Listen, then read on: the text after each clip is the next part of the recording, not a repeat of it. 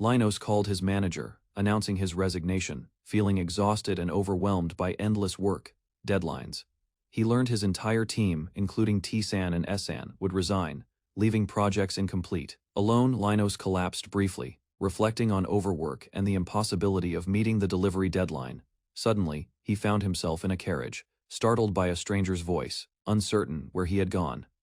On the ground, Linos saw a wounded child, realizing he must protect the helpless and start anew. Linos, still a child, noticed strange surroundings and felt confused by sudden changes in his environment. He saw people offering food, realizing the landscape was real, unlike a dream, and felt cautious. A girl warned Linos he might have died if injured badly, emphasizing the danger he faced. Linos questioned where the carriage was heading, unsure how to survive or trust the stranger's guidance. The girl revealed they were heading to the capital, showing Linos a sprawling city ahead, awe-struck. Linos stood restrained with other captives, realizing they had arrived at a slave market, terrified and helpless. He watched the crowd eagerly gather, feeling fear as the auction for slaves was about to start. The auctioneer announced bids, starting with Linos, a 6-year-old boy, leaving him confused and anxious. Dealers discussed minimum prices, dismissing him as worthless, while Linos felt powerless and trapped by fate. Bids increased, and Linos reflected on his new life, stranded, in a world unknown, facing slavery. Linos noticed 2 nobles watching him closely, while bidders lost interest during the auction. Just before proceedings ended, Lady Basim purchased Linos and ordered servants to bring him. Recognizing the woman from earlier, Linos wondered why she had specifically chosen him. The ownership transfer began, and Linos nervously extended his hand before the nobles. During the transfer, mysterious light appeared, breaking his shackles and revealing unexpected magical power. Linos noticed the auction crowd lost interest, but 2 nobles observed him, standing silently with intent. Lady Basim arrived, purchased Linos, and ordered servants to lead him carefully into her control immediately. Recognizing Lady Basim from before, Linos realized she had intentionally chosen him among all others present. The ownership transfer began. Linos extended his hand while nobles prepared the necessary formal procedures.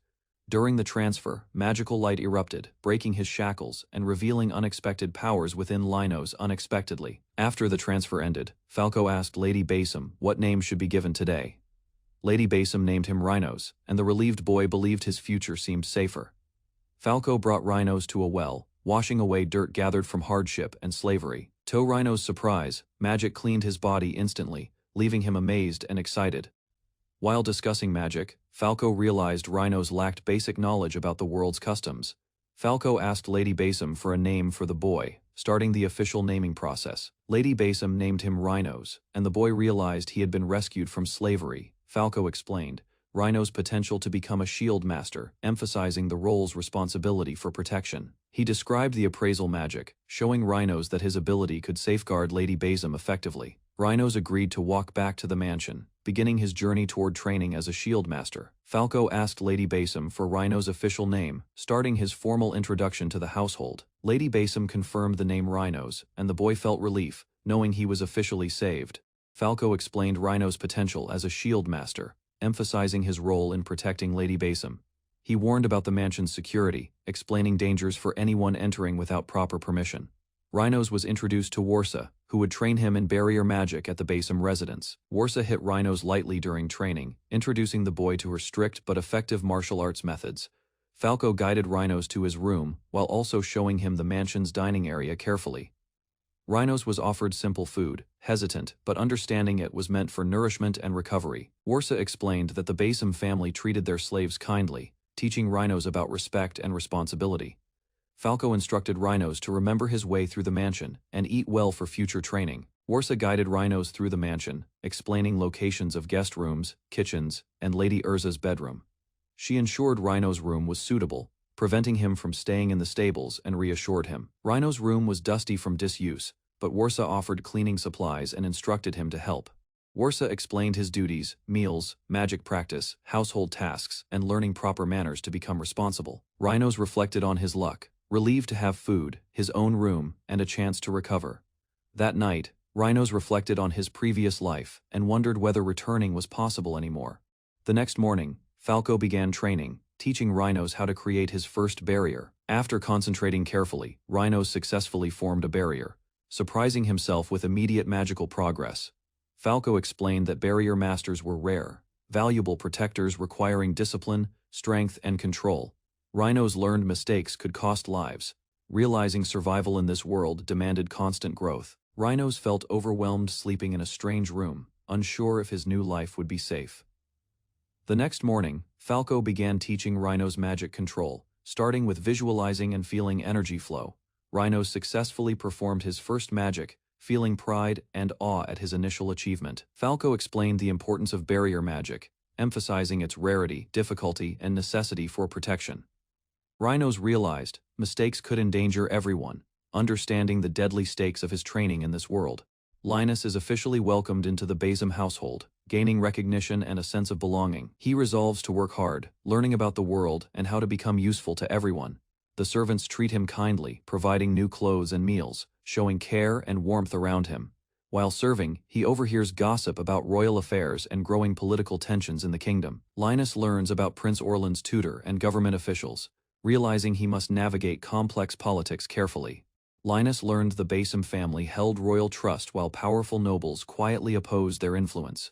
Understanding the danger, Linus carefully identified potential threats and focused on protecting his master. During preparations, Linus noticed a newly arrived visitor and became curious about her identity. The visitor was Errol, who returned home after training and warmly greeted her relatives. Linus learned Errol finished military training early, marking an important change within the household. Linus learned Errol married young but continued sword training after returning to the mansion. Errol proudly explained her training in the Jug Kingdom and vowed protecting the household. After hearing about Falco, Errol evaluated Linus and questioned his ability as guardian. Errol warned that magic alone could not protect people during dangerous times ahead. Determined to improve Linus, Errol decided harsh training would forge the strongest barrier master. Errol attacks with surprising power. Linus struggles. Elders watch cautiously, impressed yet worried about potential damage. Elders offer training, warning Linus of dangerous magic. He hesitates, fearing severe consequences of harsh practice. Training begins. Linus experiences strict lessons, balancing study, sword practice, and magical development under watchful supervision. 4 years later, Linus gains recognition, invited to the palace, now confident, his skills visibly improved and respected. Palace meeting unfolds. Discussions about the Basim family and mansion welfare continue. Elders share news shaping Linus's future. Linus trains outside the mansion, sword in hand, focused under the watchful eyes of Errol and elders. Errol attacks fiercely during practice, testing Linus's reflexes and skills against her precise magical strikes. The duel intensifies. Linus parries, dodges, and counters, gradually matching Errol's speed and strategic movements effectively. Errol prepares another strike, but Linus reinforces his barrier mid-action, demonstrating growing magical control and confidence. Falco acknowledges Linus's progress, praising his increased magical power and skill after consistent rigorous training sessions. Falco announces Linus's graduation exam, recognizing his barrier mastery after years of dedicated training. Falco reveals the test, ordering Linus to hunt a powerful Renoa forest monster alone. Linus departs for the forest, but Errol accompanies him, claiming responsibility as his bodyguard.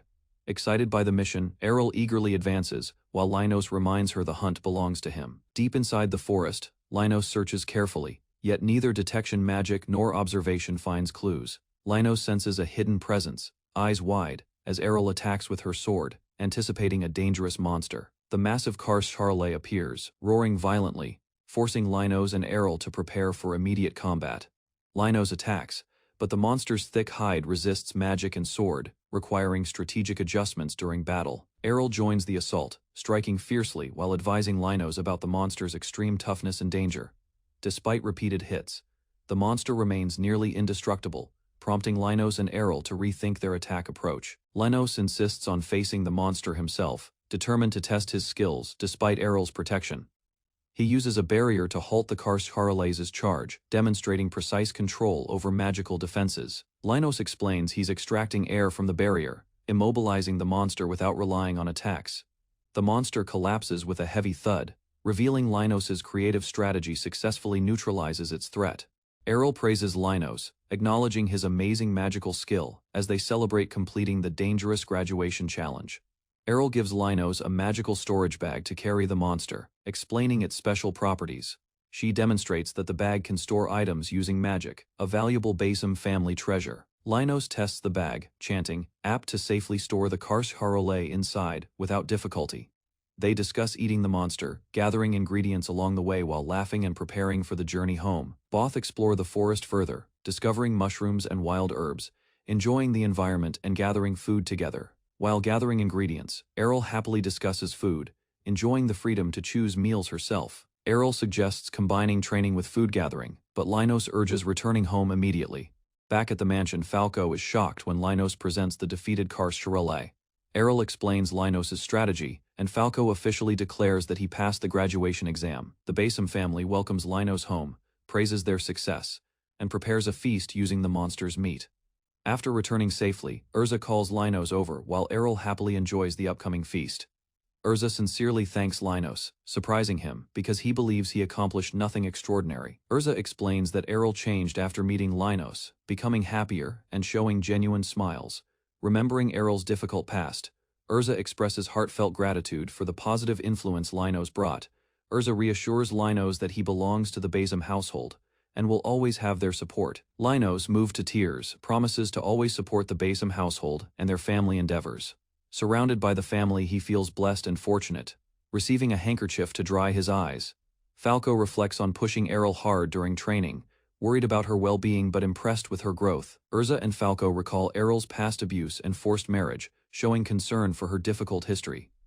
Now, Errol supports Linos like a sister, bringing happiness and comfort, while Urza observes with heartfelt emotion. Wheaton is promoted to personal butler, earning praise from the Basim family for his capable service.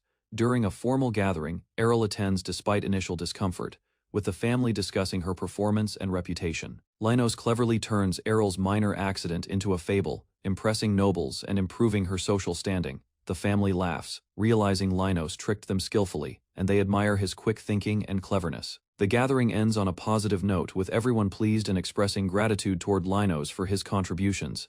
Falco looks out the window, reflecting on Linos' potential and the bright future awaiting the young boy. Errol excitedly calls Linos to continue training in Renoa Forest, and Linos responds with eager enthusiasm.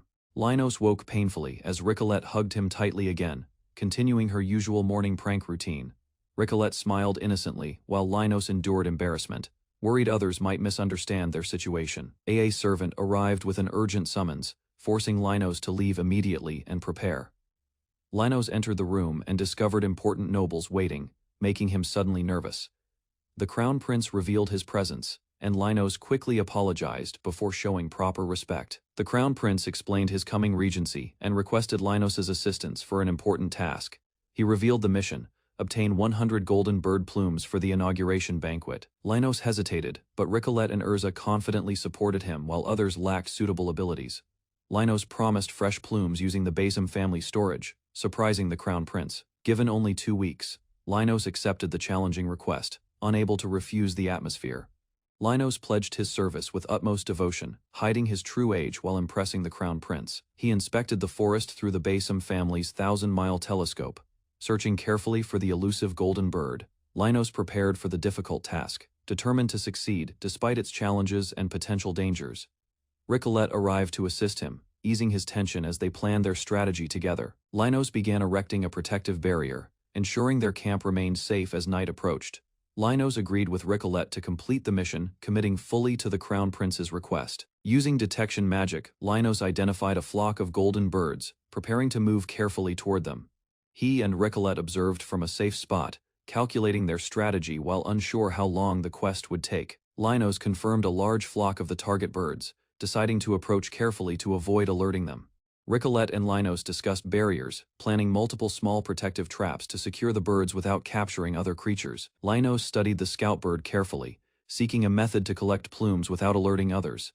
He scattered fruit nearby, observing the golden bird's feeding habits while forming a new plan. Linos activated his barrier magic, testing an unusual idea despite uncertainty about its success. He altered the barrier's environment, creating a comfortable space to convince the scout bird. The bird relaxed inside the barrier, and Linos continued adjusting conditions to gain its trust. Linos' barrier successfully calmed the scout bird, proving his unusual plan worked perfectly.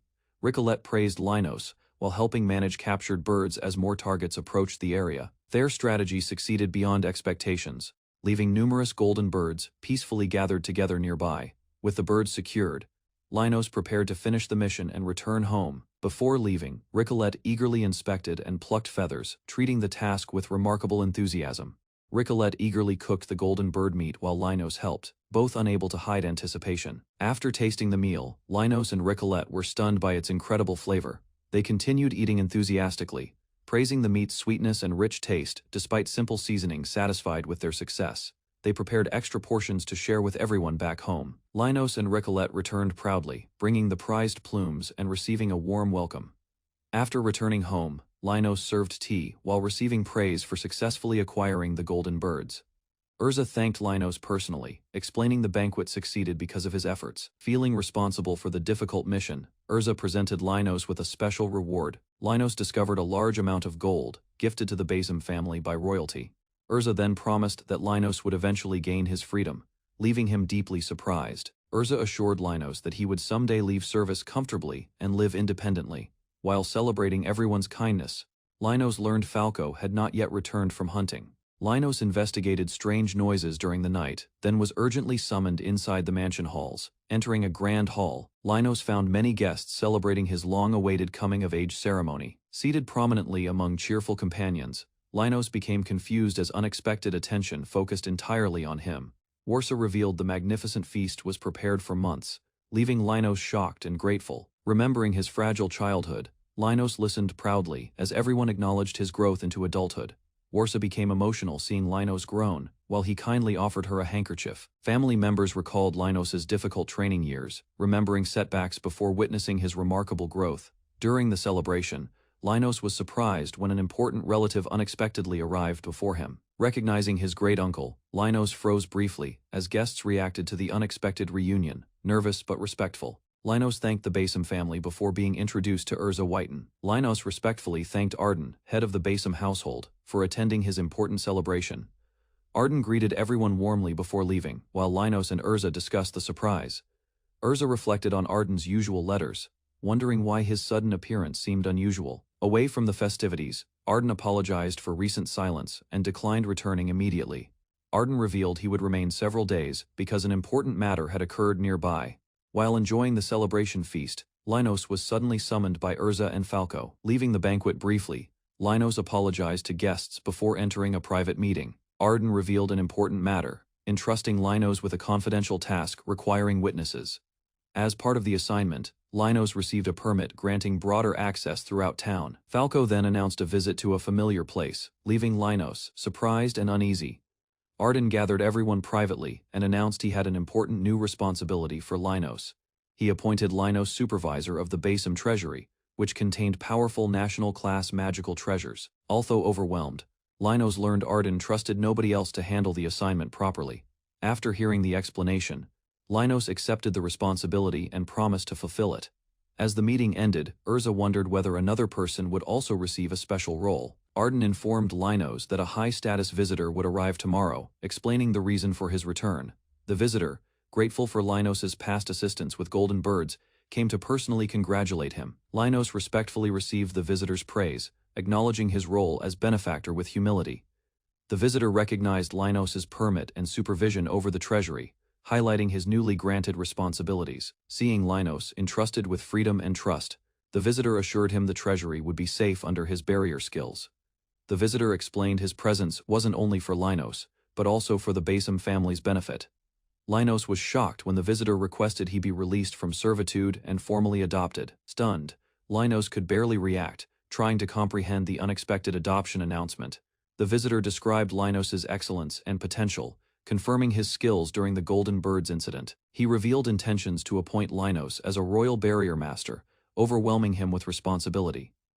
Linos agreed to wait while the visitor's family considered the adoption request, trying to remain patient. Our report confirmed Linos's return, noting his appointment as barrier master and supervisor of the Basim treasury. It was revealed he would work directly in the royal palace, with plans to erase prior servitude records. After years of waiting, Linos learned he would finally serve the kingdom as royal barrier master. An elderly instructor began teaching palace etiquette, stressing appearances and proper conduct above all. Linus listened carefully as she explained that ability alone could not ensure success. She warned that palace factions constantly competed, making trust and reputation equally important. Linus realized every ally, possession, and connection would be examined before his royal appointment. The instructor warned Linus that failure to earn trust could isolate him within court. Before departure, she encouraged Linus and granted him the honored Basim family name. A noble girl requested Linus accompany her, and preparations quickly began afterward. Linus followed her through the bustling market district, observing merchants and unusual goods. While exploring shops, she reminded Linus that palace duties would keep him away. The noble girl insisted on celebrating, but Linus struggled to think of any request. Linus explained his life had improved greatly, surrounded by comfort, freedom, and support. After hearing his gratitude, the noble girl became frustrated and searched for alternatives. Linus introduced azuki beans and shared recipes, impressing both the merchant and girl. They enjoyed the snack together, then continued shopping for clothes and daily necessities. Linus revealed he would leave in November, feeling nervous but calm about the future. The noble girl suggested he call her Errol, surprising Linus and loosening formalities. She reminded him to practice treating names casually, while he felt awkward yet compliant. Linus observed her trying on outfits, evaluating each carefully for suitability and style. Multiple friends joined, showing various clothes that fit Linus, creating a lively, cheerful shopping moment. Linus praised every outfit Errol tried, leaving her amused by his honest reactions. Despite browsing many stores, Errol found nothing special enough to satisfy her standards. Remembering the azuki beans, Errol offered Linus a small gift from gratitude afterward. Linus revealed a ribbon he had found earlier while Errol was changing clothes. Errol happily accepted the ribbon, treasuring the thoughtful gift and smiling brightly thereafter. After receiving Errol's gratitude, Linus felt embarrassed, unaware danger was approaching suddenly nearby. A loud explosion interrupted the market visit, causing panic as everyone looked upward. Linus spotted numerous wyverns flying overhead and realized they were approaching the capital. Fearing for the royal family, Linus searched desperately for transportation toward the castle. Amid fleeing crowds, Linus noticed a mysterious armored figure calmly walking forward alone. Linus noticed a man approaching calmly through the chaos, smiling, catching his and Errol's attention. The man identified them and explained the royal army had taken control, requesting their presence immediately. In Renoa Forest, Lefi discovered a natural hot spring and relaxed comfortably, enjoying the warm water alone. Iruna found Lefi beside the spring and learned she had secretly visited the location repeatedly. While resting together, Lefi described customs from her homeland, surprising Iruna with unfamiliar habits. Interested by her stories, Lefi expressed curiosity about visiting Iruna's hometown and seeing it. Iruna hesitated because his hometown was unreachable, struggling to explain the complicated truth. Lefi encouraged Iruna to journey to his hometown while relaxing in the hot spring, excited for adventure. They playfully splashed water at each other, while Lefi promised not to break her newfound promise. Lefi gazed at the full moon above the forest, eagerly anticipating the journey they would take. Lefi and Iruna confronted Lucia Madison, a military member, questioning his role in the rebellion they discovered. Lucia explained their actions aimed to guide the kingdom, confirming their intentions were honorable and protective. Iruna questioned Lucia's intentions after learning both he and Lefi had been summoned unexpectedly. Lucia revealed his true objective, admitting he had no orders to keep Errol alive. Lefi felt uneasy, as Lucia calmly discussed threats, making his dangerous intentions seem even worse. Iruna firmly declared his loyalty to Lefi, refusing to abandon his duty of protection. Understanding Iruna's resolve, Lucia decided they would be escorted to the royal palace instead. Iruna demanded Lucia prove the master's location at the royal palace.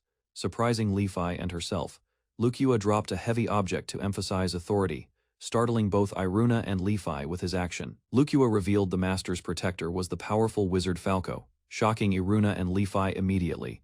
Lefi launched an aggressive attack toward Lucia, showing her determination and anger at his presence. Lefi continued her relentless assault, refusing to hold back while Lucia prepared to counter carefully. Lefi unleashed a furious attack against Lucia, refusing to accept his threats or explanations. Lucia effortlessly avoided Lefi's assault, criticizing her emotional fighting while Iruna watched anxiously. Their weapons collided directly, but Lucia maintained control and prevented Lefi from advancing. Lefi realized a protective barrier surrounded her, confirming Lucia already understood her abilities. Lucia stopped the confrontation, reminding Iruna and Lefi their priorities extended beyond fighting. Lucia threatened to starve them, ignoring Lefi and Iruna's reliance on Linos' protective barrier. Iruna acknowledged the danger, realizing the barrier couldn't prevent starvation, and considered following Lucia's instructions. Iruna prioritized the safety of others, confirming Lefi agreed while checking the severed arms situation. Lucia arranged a carriage for travel, instructing them to follow carefully without unnecessary delay. Iruna requested permission to meet the master and teacher. Lucia agreed to guide them safely. Iruna worried about a possible traitor because the mansion's barrier didn't activate against soldiers. Iruna questioned why soldiers treated him better than Lefi while observing her trembling hand. Iruna offered to exchange himself for Lefi, insisting everyone should be released safely immediately. Lefi reassured Iruna, crying softly, while he comforted her and promised the situation was under control. Approaching the palace, Iruna noticed many soldiers and sensed the increasing smell of blood ahead. Shige Karugi, Marshal of Juka, declared himself to his army, rallying everyone for battle. He announced the royal army overthrew the kingdom, intending to establish a new powerful kingdom. The soldiers were ordered to kill Karugi's enemies, terrifying Lefi, Iruna, and Lucia. The rebels shouted commands to destroy traitors, preparing to attack anyone opposing their plans. A chained royal was pushed forward while soldiers followed Karugi's orders to execute immediately. Karugi shouted to his army, declaring himself Marshal of Juka, and commanding their attention immediately. He announced they seized the throne, establishing a new kingdom, demanding the old blood be purged. Iruna realized Karugi intended to eradicate the royal family, using wyverns, shocking Lefi and himself. Lefi and Iruna witnessed the wyverns attacking, terrified by the destruction and imminent danger. Iruna prepared to create a protective barrier, knowing even children were in immediate mortal danger. Lucia warned Iruna against interfering, calmly watching civilians panic as chaos spread further. Iruna spotted Linos near the main gate, surrounded by prisoners and heavily guarded. Falco appeared injured but alive, relieving Lefi and Iruna, despite his severe condition. Iruna blamed himself for being careless, finally realizing Linos' true identity and importance. Karugi revealed he knew Linos' abilities and intended exploiting them for future protection. Iruna agreed to act, demanding Karugi release his master, teacher, and other captives immediately. Karugi threatened Iruna, warning him his execution was inevitable if he disobeyed orders now. Iruna tried negotiating, asking Linos for advice to save the captives from certain death. He admitted being careless, realizing the teacher's warnings led him to underestimate the situation. Iruna promised to shield Lefi and others using his own arm, preparing for confrontation. Karugi rejected Iruna's demands, declaring he misunderstood his powerless position within the rebellion. Following Karugi's order, Shane stepped forward immediately, calmly accepting the command without hesitation. Iruna and Lefi were shocked when they recognized Shane, realizing he was someone familiar. Young Shige Karugi visited his grandfather, eager to hear battle stories and learn heroic achievements firsthand. Inspired by those tales, Shige dreamed of becoming a soldier and strengthening his country someday. His grandfather praised Shige's determination, reminding him that true soldiers must never accept defeat. Years later, Shige excelled in studies and training, earning admiration throughout the Karugi household. As others praised his leadership and kindness, Shige looked confidently toward a promising future. Shige Karugi studied closely, noticing Basem Fan Arden, a gifted student, potentially valuable to royal support. Shige considered military training, realizing both he and Basem could strengthen the kingdom's future stability. Oz Corps commander, Shigie received a wyvern egg, preparing to use it for strategic purposes. Shigie explained plans to subjugate demons, earning respect from his soldiers and peers around him. He reflected on royal corruption and noble obstacles, determined to protect the kingdom with unwavering leadership. Shige emphasized the royal army's duty, declaring even strong monsters must be defeated immediately. Soldiers acknowledged his authority, though concerns about Prime Minister Basem's approval remained tense. Shigega planned cautiously, considering potential war against Hidata while maintaining strategic patience. He advocated attacking enemy territory for expansion, debating with advisors about timing and opportunity. Shiga reminded leaders that citizens' welfare mattered more than power, insisting national strength prioritized people's safety. Shige argued passionately in court, insisting national power required immediate military strengthening. The crown prince intervened, instructing Shige to abandon the military plan and follow royal guidance. Shigea, frustrated with weak leadership, declared a strong, enduring country required decisive and destructive action. He resolved to purge corruption and weakness, believing unyielding force ensured the nation's survival. Shane Whiten, commander of Royal Intelligence, appeared, formally introducing himself to Linos after a long separation. Shigi pressured Linos to speak publicly, placing the barrier master under intense political scrutiny. Shane suddenly activated a magical device and ordered Linos to kneel before everyone. The spell took effect instantly, leaving Linos shocked while nearby witnesses watched in confusion. Under compulsion, Linos revealed painful memories about slavery and punishment from his former supervisor. A furious woman confronted the situation as another man demanded obedience, escalating tensions dramatically. Under questioning, Linos revealed hidden abilities, forbidden magic knowledge, and concerns about mansion security. Shane admitted, entering the barrier was painful, crediting Linos' skills while maintaining outside contact. Overwhelmed by guilt, Linos blamed himself and believed helping everyone was no longer possible. Shane disclosed brutal interrogations, where captives were burned to uncover passwords and secret locations. He explained the torture continued until information emerged, ultimately exposing Linos' whereabouts to enemies. Linos pleaded desperately while a determined woman vowed to protect their aunt despite danger. Ignoring their emotions, Shige demanded the barrier password and ordered Linos separated immediately. Linos struggled, refusing to reveal the forbidden password under intense pressure and threat from powerful nobles. His captors pressed harder, astonished at the strength of slavery magic and his unwavering resistance. Linos sank to his knees, determined not to betray his master's secret, holding on to memories. The surrounding nobles and guards grew furious, frustrated that he would not comply despite their dominance. The commanding officer gave the order to dissolve barriers and eliminate everyone within the area immediately. Chaos erupted as the barrier started to waver, and Linos' allies screamed, warning him of danger. The executioners moved to carry out the lethal command, prepared to kill without hesitation. In the midst of violence, Linos watched helplessly as enemies fell violently around him. He stood frozen, witnessing the destruction and feeling the weight of responsibility for his companions. The death of his great aunt shattered him emotionally, cementing his resolve for future vengeance and strategy. Linos examined the mysterious magic circle appearing in his hand, wondering about its true purpose. He struggled to control his body, desperate to act quickly and save those around him. The mark of the slave contract began to glow, signaling the activation of forbidden magic. The nobles were shocked as Linos moved unexpectedly, breaking their assumptions and control completely. A wounded ally apologized, sacrificing herself to protect others, and ensuring her actions supported Linos. Linos realized her sacrifice was a final gift, inspiring him to act with renewed determination. Family members screamed in despair, mourning the loss of loved ones amid chaos and violence. A wyvern appeared, threatening those who remained lying helplessly on the ground.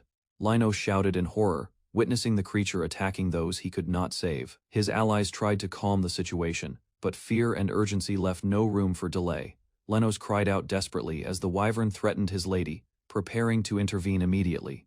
His companion leapt toward the wyvern, determined to protect everyone and shield the innocent. The lady shouted emotionally, urging the return of her precious people and safety for all. Linos realized he had to protect her directly, preparing a barrier to control the battlefield. The wyvern attacked, killing one ally as Linos and others tried to stop the creature. Linos faced the terrifying creature, his resolve strengthening despite witnessing the suffering around him. The wyvern continued its assault, breaking the earth and endangering everyone standing in its path. Miraculously, the lady survived, smiling faintly even in the chaos, inspiring courage in Linos. Linos activated his magic, determined not to forgive the perpetrators who caused such destruction. He vowed to make enemies regret their actions, focusing all energy on protecting allies relentlessly. Linos watched the ruined castle, confused why the nobles laughed, despite devastating losses everywhere. Standing among rubble, Linos swore vengeance against those responsible for murdering his beloved companions. His barriers spread silently, surrounding enemies and wyverns while he selected his next targets. Linos explained the barrier's effect, trapping heat inside bodies and triggering deadly reactions. The wyvern screamed in agony as internal damage spread throughout its massive body. Linos remembered his loved one's suffering, believing the monster's pain remained insufficient punishment. Thinking of Greta's final moments, Linos coldly asked whether the creature feared death. Consumed by grief and rage, Linos delivered a merciless command and sentenced it. A violent explosion engulfed the wyvern while nearby nobles watched the terrifying destruction unfold. As dust settled, Linos confronted Marshall, determined to challenge everything they once believed. Linos pointed at Marshall, declaring the dream of rebuilding would end with his death. Surrounded by allies and enemies, Linos accused them of killing everyone supporting his future. His voice echoed across the ruins as he condemned them for destroying his family. A massive barrier covered the palace, preventing commands and control from reaching Linos anymore. Remembering Greta and his master, Linos manipulated rubble through barriers to attack relentlessly. Realizing the danger, Marshall ordered Whiten and the remaining forces to evacuate immediately. Whiten leapt through collapsing debris, rushing toward Marshall while searching for an escape. A blinding light erupted from the center, swallowing the battlefield and freezing everyone. From above, the city witnessed an enormous crystal-like formation rising from the palace. When the light faded, confused citizens checked survivors, wondering what unimaginable event occurred. Linos collapsed to the ground, exhausted and defeated, while villagers stared at the sky, witnessing the castle vanish without a trace. The enormous remnants of the castle rained down from the sky, and debris crashed around Linos as he struggled to comprehend the destruction. He approached the rubble and touched a fallen wall, feeling its cold, rough surface as if searching for answers to the sudden disaster. Linos lifted his head and saw fragments suspended in the air, recognizing the magical barrier holding the castle pieces intact, emanating powerful energy. Linus stared at the fallen creature, determined to intervene, refusing to leave the threat unresolved. Figures from the mansion and the royal family appeared, reminding Linus of those he must protect. Linus extended his hands, planning to conceal the entity before anyone could notice or interfere. He unleashed a sweeping barrier technique, dispersing energy across the battlefield to hide the creature completely. Linus realized time was short. He needed to vanish before the castle town discovered his actions. He ran past familiar streets, recalling faces of servants and allies from the mansion waving him goodbye. His steps quickened as he pushed forward, determined to uncover truths about the situation's dangerous developments. Linus paused, glancing at the fortified castle, remembering the lady who had been beside him earlier. He reflected on his first arrival in this world, tracing the path he had once walked carefully. Resolute, Linus continued forward, knowing only by moving ahead could he confront challenges and protect those important. Linus felt overwhelmed by his ignorance, realizing many things remained unknown and left him helplessly confused. He approached the mansion gates cautiously, observing the grand walls and empty courtyard surrounding the estate. Shock struck Linus as he discovered the estate entirely abandoned. Realizing those he sought were gone, he called out for Miss Warsa and everyone else, his voice echoing through the silent ruins. Kneeling, Linus attempted to use detection magic, hoping to locate even one surviving person inside. He repeated his desperate pleas, scanning the area, but no response answered back to his cries. Linus investigated carefully, noting every sound, aware it might be the wind or small animals moving. He entered the partially destroyed mansion, observing that no signs of fighting or blood were present. Linus walked through the halls, noting the servants' room had vanished, feeling responsible for its destruction. He encountered other servants still alive, but sorrow lingered. He reflected on losses and ongoing responsibilities. Linus cautiously checked the dining room fireplace, confirming it was secure and free of hidden threats. The elderly caretakers instructed Linus to take the treasures if anything unfortunate happened to them. He followed their guidance to access a hidden compartment, a stone reacting only with granted permission. Linus learned the secret password from the caretakers, a safeguard to protect the mansion's most valuable items. He struggled to understand the significance of the password, realizing the complexity of responsibilities placed upon him. Linus retrieved the heirloom he had seen during his training, feeling the weight of past teachings. He examined 2 swords and a piece of cloth, questioning whether preserving them justified everyone's previous sacrifices. Linus planned to clean up scattered debris from the battle, ensuring no signs of the conflict remained. He carefully inspected the kitchen and dining room, preparing to restore order in the aftermath of destruction. Upon encountering the servants, Linus was reassured.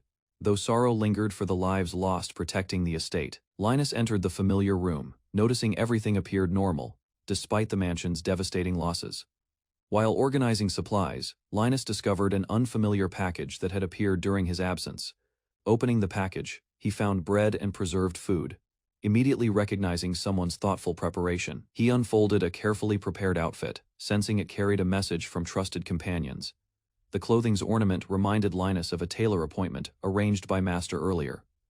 Realization struck him suddenly: the survivors had protected this area to deliver the package. Memories of the mansion staff surfaced, reminding Linus how kindly everyone had treated him. Unable to contain his emotions, Linus wept, wishing the servants had escaped safely instead. He concluded their sacrifice and memories were far more valuable than any treasure preserved. Remembering their smiles, Linus found strength again, determined to honor everyone moving forward. While strengthening a barrier around the mansion, Linus noticed several townspeople approaching cautiously nearby. The townspeople saw his injuries and moved closer, hoping to offer assistance and support. Their concern quickly turned into panic, causing them to retreat from Linus in fear. Confused, Linus watched them shout warnings, unable to understand why they feared him. The crowd insisted a monster stood before them, claiming danger hid beneath human appearance. Hearing their accusations, Linus froze in shock and questioned why they called him a monster. Linus sits under a massive tree, reflecting on being called a monster by terrified villagers. He examines his body and clothes, finding no physical transformation or blood despite his fears. Deep inside Lunoir Forest, he realizes no demons appeared. Yet he wonders why he survives alone. Memories of his family and friends fill him with longing. They are no longer present. Loneliness and sadness weigh on him, frustration building as he misses everyone he once cherished. He stares into a small fire, eventually succumbing to exhaustion and falling asleep quietly nearby. In sleep, he wishes the events were only a nightmare, avoiding the painful reality surrounding him. Awakening, Linus notices a group of familiar faces standing before him, their arrival unexpected but comforting. Shock hits him as he sees his master and companions alive, contradicting memories of destruction. Relief floods Linus as they celebrate his survival, laughter, and gratitude, replacing the dread from before. Linus hesitates, expressing concern. The others react warmly, relieved that he survived and returned safely. He bursts into tears, overwhelmed with relief seeing everyone alive. Finally confronting the fear inside himself. The group stands together beneath the trees, exchanging polite words, acknowledging the long journey and their tiredness. They sit around the fire, sharing a moment of rest, warmth, and camaraderie after their trials. Linus offers to prepare a treat from his homeland, surprising everyone with his thoughtfulness and care. His companions react with shock and curiosity, wondering about the unusual concoction he plans to cook. One of the elders calls Linus over, indicating a private conversation, creating a sense of tension. He faces gentle questioning about his worries, realizing his companions notice his unease, despite his calm.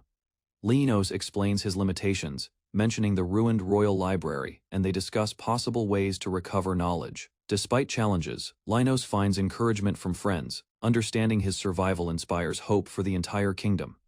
Linus listens as his companions laugh, discussing starting anew as an ordinary man, feeling relieved and excited. They remind him he is no longer a slave, embracing him warmly, affirming his new freedom. His master encourages him to live fully, assuring treasures and guidance will support him on his path. The group explains the hidden vault, its supplies safe, and how lucky coincidences protected them. Linus receives the treats personally prepared, feeling gratitude for their thoughtfulness and careful planning behind it. He prepares zenzei, the warm dish from his homeland, and everyone appreciates the comforting familiar flavor. Linus receives playful guidance about remembering family flavors, sharing laughter while enjoying the meal with companions. He learns the significance of his name, given with love and intended as a lasting legacy. His adoptive family expresses hope he will carry both their name and identity proudly in life. Linus kneels respectfully, vowing to treasure the names and the love they symbolize forever in heart. Linus questions why his companions reveal such personal thoughts now, sensing their deep care and concern. They urge him to wake, guiding him gently toward action, as dawn begins to break nearby. The group expresses pride in his strength, encouraging him to live freely as he desires always. Linus protests, worried about his friend's safety, yet they reassure him about treasures and their protection. He learns about hidden supplies and safe food, appreciating their careful planning to ensure his survival. Errol emphasizes gratitude, reminding him the efforts reflect the faith and love they placed in him. He cries, unable to control his emotions, realizing the depth of care surrounding him constantly. Linus recalls moments of separation, understanding their presence watches over him, even when unseen guidance. Errol questions him about his abilities, reminding him that his skills reflect the love of others. He acknowledges the connection, realizing each act he performs carries pieces of everyone who protects him. Errol embraces Linus, reminding him to never forget their care and the promise they shared. She urges him to do his best, reassuring Linus she will always support and protect him. They promise to meet again, laughing and smiling, sealing a heartfelt bond that transcends distance. Errol explains a ritual for promises, linking their fingers, giving the act a meaningful tradition. The gesture feels romantic and warm, leaving Linus surprised yet deeply touched by Errol's sincerity. They cheer together, fired up, ready to face challenges, despite overwhelming odds and dangers ahead. Errol waves goodbye energetically, leaving Linus alone, but the warmth of her presence lingers. He awakens alone, realizing it was a dream, yet the emotions and memories remain vivid. Lenos feels the warmth of the linked finger, reminding him of Errol's care and love. He contemplates living freely, inspired by her guidance, ready to face tomorrow with newfound resolve. Lenos watches beasts, fighting, contemplating using minimal magic to intervene, unsure if half-asleep calculations affect his power. A sudden lightning strike surprises Lenos, causing him to reconsider his own abilities while processing the chaotic scene. A small, joyful creature thanks Lenos for saving it, highlighting the impact of his actions on others. Lenos reacts with shock and curiosity, trying to understand the significance of the events and the creature's gratitude. Lenos discovered a small fox speaking unexpectedly after he rescued it from danger nearby. The frightened fox misunderstood Lenos's intentions and feared becoming a meal for him. Lenos quickly explained that his magic accidentally caused trouble while helping the fox. After calming down, the fox allowed Lenos to examine and heal its wound. Lenos used healing magic carefully, restoring the fox's strength and earning trust. Grateful for help, the fox introduced an injured unicorn hidden among trees. As they traveled together, Lenos learned animals in this world could speak. The fox revealed it was a 200-year-old spirit, blessed with human speech. Lenos approached the wounded unicorn gently, recognizing its condition and preparing treatment. The unicorn panicked from pain, but the fox reassured it while Lenos continued healing. Lenos approached the unicorn carefully, apologizing for startling it and preparing healing magic. As his hands glowed, Lenos imagined healing all those he had lost in his past life. Memories of his friend's encouragement reminded him of the joy of helping others selflessly. He instructed the unicorn to move slightly, confirming the wound no longer caused pain. The fox noticed Lenos's emotional response, realizing he was crying quietly despite the calm scene. Memories of his family and friends cheered him onward, filling him with warmth and determination. The fox affectionately pressed against Lenos's face, comforting him silently and lifting his spirits. Lenos felt the fox's tiny heartbeat, appreciating its warmth and the connection they shared.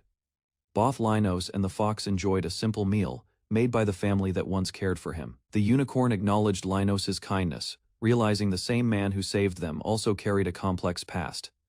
The fox explained that Lenos's powers frightened others, creating accumulated curses over time. The curse manifested from the heavy burden of deaths he caused and guilt he carried. Lenos reflected on the people in the castle town, realizing some may still fear him. The fox reminded Lenos that his assumptions might not be true, encouraging hope and perspective.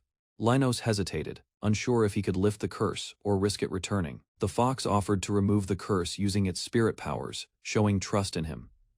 Lenos acknowledged the offer, considering the weight of the fox's help carefully and respectfully. The fox assured Lenos that despite grudges, his actions proved him a kind person. The fox encouraged Lenos to lift the curse and start living for atonement now. Lenos felt motivated, imagining a life where his deeds honor the people he cherishes. The fox asked whether Lenos intended evil, and his sincere smile answered everything. Following the fox's instructions, Lenos extended his hands and accepted the curse removal.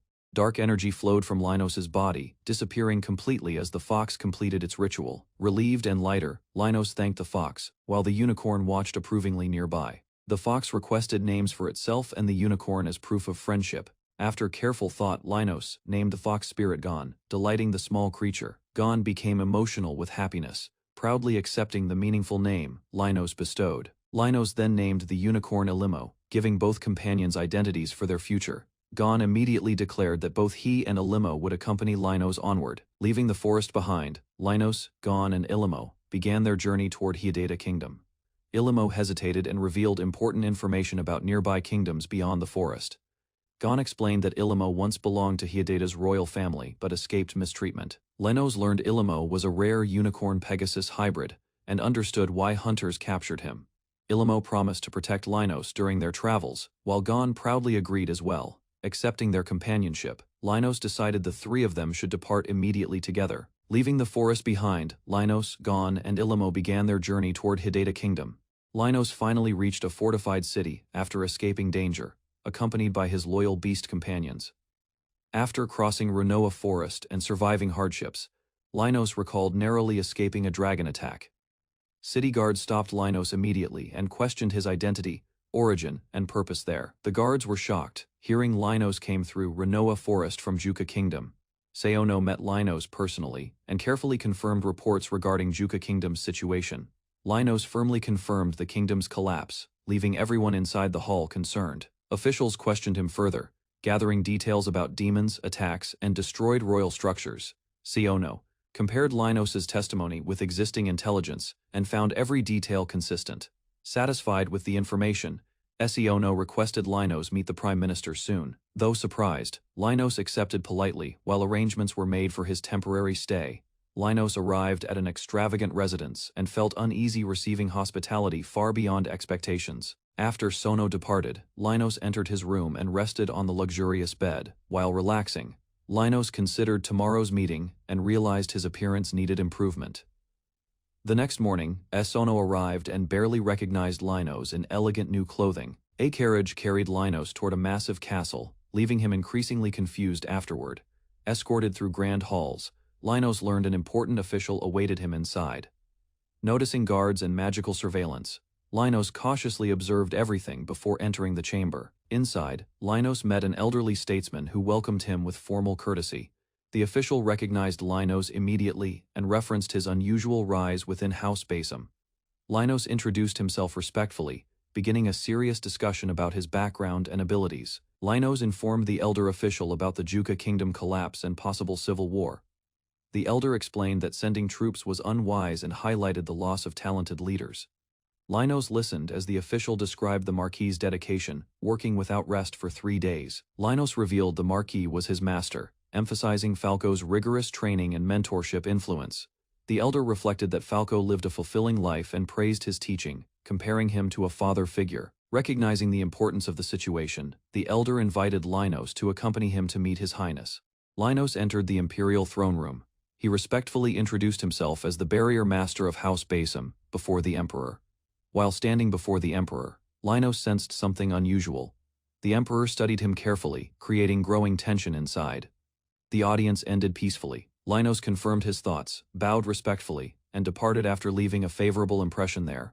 Outside the palace, Linos relaxed immediately. Siono approached him and kindly offered to guide him around town. As they prepared to leave, Siono informed Linos about a dinner invitation from an important noble authority. Walking through the capital, Linos observed the city's layout. He noticed its districts differed from neighboring kingdoms. Siono explained important landmarks, including residences, the university, and the theater. Linos appreciated the organized environment during their tour. Linos considered local customs and governance. The kingdom appeared stable, prosperous, and carefully managed. They later visited shops together. While examining materials, Linos unexpectedly remembered Errol and wondered about meeting again. After shopping, Linos returned with many purchases. Seeing his supplies, he felt confident about remaining comfortably longer. Back in his room, Linos reviewed the day's events. He planned to discuss future employment opportunities during dinner tonight. While waiting, Linos considered possible discussion topics. He expected the Prime Minister might simply revisit connections from earlier. At Dida, Linos met Prince Vilas of Hitadida. The unexpected royal arrival immediately changed the atmosphere completely. Prince Vilas apologized for arriving late. His friendly attitude surprised Linos, who wondered about the prince's intentions. The Prime Minister explained their relationship and revealed a request. They wanted Linos to protect royal family members. Vilas described growing political tensions. Princess Ricolette's influence attracted ambitious nobles, seeking greater control over government affairs. The prince explained that several incidents had already occurred. Even people close to him suffered from conflicts. Wanting stability, Vilas asked for assistance. The Prime Minister clarified they hoped Linos would guard both princes. Linos felt honored but hesitated. He had only recently arrived and questioned whether he deserved such trust. The Prime Minister reassured him calmly. Linos's reputation, lineage, and connection to Falco made him highly qualified. The Prime Minister laughed warmly, showing passion for the kingdom. Linos noticed the atmosphere felt similar to Basim House. Linos firmly accepted the request. As Falco's disciple and Basim House member, he promised to protect the royal family. Excited, Linos arrived at his new house. His animal companions, Gon and Elimo, followed him eagerly, marveling at the mansion. The property offered space and resources. Linos reflected on nervousness while hoping to quickly start working as a bodyguard. Approaching the mansion, Linos explored the exterior. Nature surrounded the property, providing both beauty and practical defense against monsters. Inside, Linos discovered various amenities: bath, kitchen, stables, and a lounge. He marveled at the functionality and size. He counted bedrooms and guest rooms. Though not like Basim House, he felt satisfied with privacy and livability.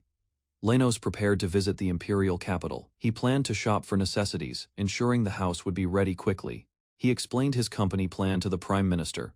Linos intended to use barrier magic for practical business purposes. Excited, he asked about naming the company. He envisioned future workspaces in the imperial capital, combining magical skill with entrepreneurial ambition. Linos named his company Date Company. He and Gon prepared to establish a business using his barrier powers immediately. He explored the imperial city streets. The lively environment featured shops, people, and vibrant energy from early morning activities. Princess Ricolat observed the red light district. She noted the area's surprising activity so early. Drawing concern from her two allies, discussed operational plans. They intended to arrest employees and control illegal establishments efficiently in an hour. Ricolet argued against immorality. She emphasized that the sale of bodies was unacceptable and needed to be eradicated completely. Her companions agreed. They reported potential disturbances at these locations and planned careful monitoring to preserve public order. Linos located the intersection for his business. He followed a map carefully, preparing for the official setup of Date Company. Arriving at the site, he identified the main entrance. He planned the first floor as reception and second as office space. He outlined his service plan. Linos intended to provide protection for both people and goods, with barrier magic and swordsmanship. With confidence, Linos readied the company. He prepared a bodyguard service leveraging training from Falco and Errol, ensuring full readiness. Linos prayed for Date Company's prosperity. Gon looked on confused, unsure about the purpose behind the ritual or prayer. A scream echoed suddenly. Linos was startled, signaling an urgent or dangerous event unfolding in the city nearby. He observed chaos outside. Soldiers attacked the brothel, causing violence despite being frequent customers, and citizens looked worried and helpless. Linos reflected. He realized he must act immediately for the country's safety, understanding the responsibility placed on him. Princess Ricolet coordinated the operation. She highlighted the moral and legal reasons for controlling illicit activities, reinforcing public order. Linos tried to stop the disturbance politely. He argued that brothels would naturally cease if customers and demand disappeared. He emphasized a practical perspective. Protecting people's choices would naturally lead to closure of immoral businesses without extreme force. Linos continued giving guidance. He instructed the customers to stop frequenting these establishments, reducing illegal activity without unnecessary punishment. He spoke firmly to ensure clarity. Linos aimed to balance enforcement with the rights of civilians and the kingdom's moral standards. Linos's approach showed strategy and fairness. Even during a crisis, he implemented long-term solutions to maintain order while respecting people. The angry soldiers surrounded Linos and threatened him. Calmly, he demonstrated barrier magic, bending metal and warning them. Intimidated by Linos's power, the soldiers retreated. They promised to report everything to Ricolet and Shooter afterward. The workers celebrated Linos's intervention. Grateful for his protection, they crowded around him and expressed heartfelt appreciation. Elsewhere, Shooter and Ricolet discussed the incident. Both agreed Linos was unusual and worth paying attention to. Ricolet questioned her actions briefly. Shooter reassured her, believing the people would eventually understand her intentions and decisions. Linos's barrier shop attracted a huge crowd. Visitors lined up outside, submitting requests while staff organized schedules and destinations. Inside the shop, satisfied customers thanked Linos for previous services. The growing reputation brought even more visitors daily. After the rush slowed, Linos finally rested and ate lunch. Despite exhaustion, he felt pleased with progress. A strange visitor arrived unexpectedly. The small cat-like figure demanded attention immediately, surprising Linos and nearby customers. The visitor introduced himself as Hero Willis. He complained loudly about receiving poor treatment despite his status. Willis presented an important request. His party wanted Linos's barrier abilities to help defeat the feared Demon King. After reviewing the proposal, Linos politely refused. He lacked interest in joining unknown adventurers on dangerous campaigns. Once Willis departed, Linos discussed recent events with companions. Conversation shifted toward politics and the imperial princess. The group analyzed rumors surrounding the princess. Linos learned about a scholar named Shooter influencing investigations. While considering the information carefully, Linos remained uncertain. He decided to seek the Prime Minister for answers. The imperial princess studied endlessly, hoping to become useful to her father. Recent events left her frustrated and uncertain. While walking through the palace, Lady Ricolet searched for her family. Their absence deepened her growing loneliness. Ricolet noticed her parents speaking privately with her older brother. Their serious expressions worried her greatly that day. Servants gently redirected Ricolette away from the meeting. Though obedient, she sensed important matters were being hidden. Feeling neglected, Ricolette wondered whether her family valued the future emperor more than they valued her. Later, news arrived that a personal tutor would teach her. Ricolette was surprised by the unexpected decision. The tutor introduced herself as Kurumu Fal. Ricolette immediately showed enthusiasm and eagerness to learn everything possible. Kurumu accepted the role and began lessons. She admired Ricolette's determination despite her young age and burdens. Day after day, Ricolette studied tirelessly. She believed knowledge and effort could make her truly valuable someday. Even when exhaustion brought tears, Ricolette continued learning. She hoped her achievements would eventually earn recognition and acceptance.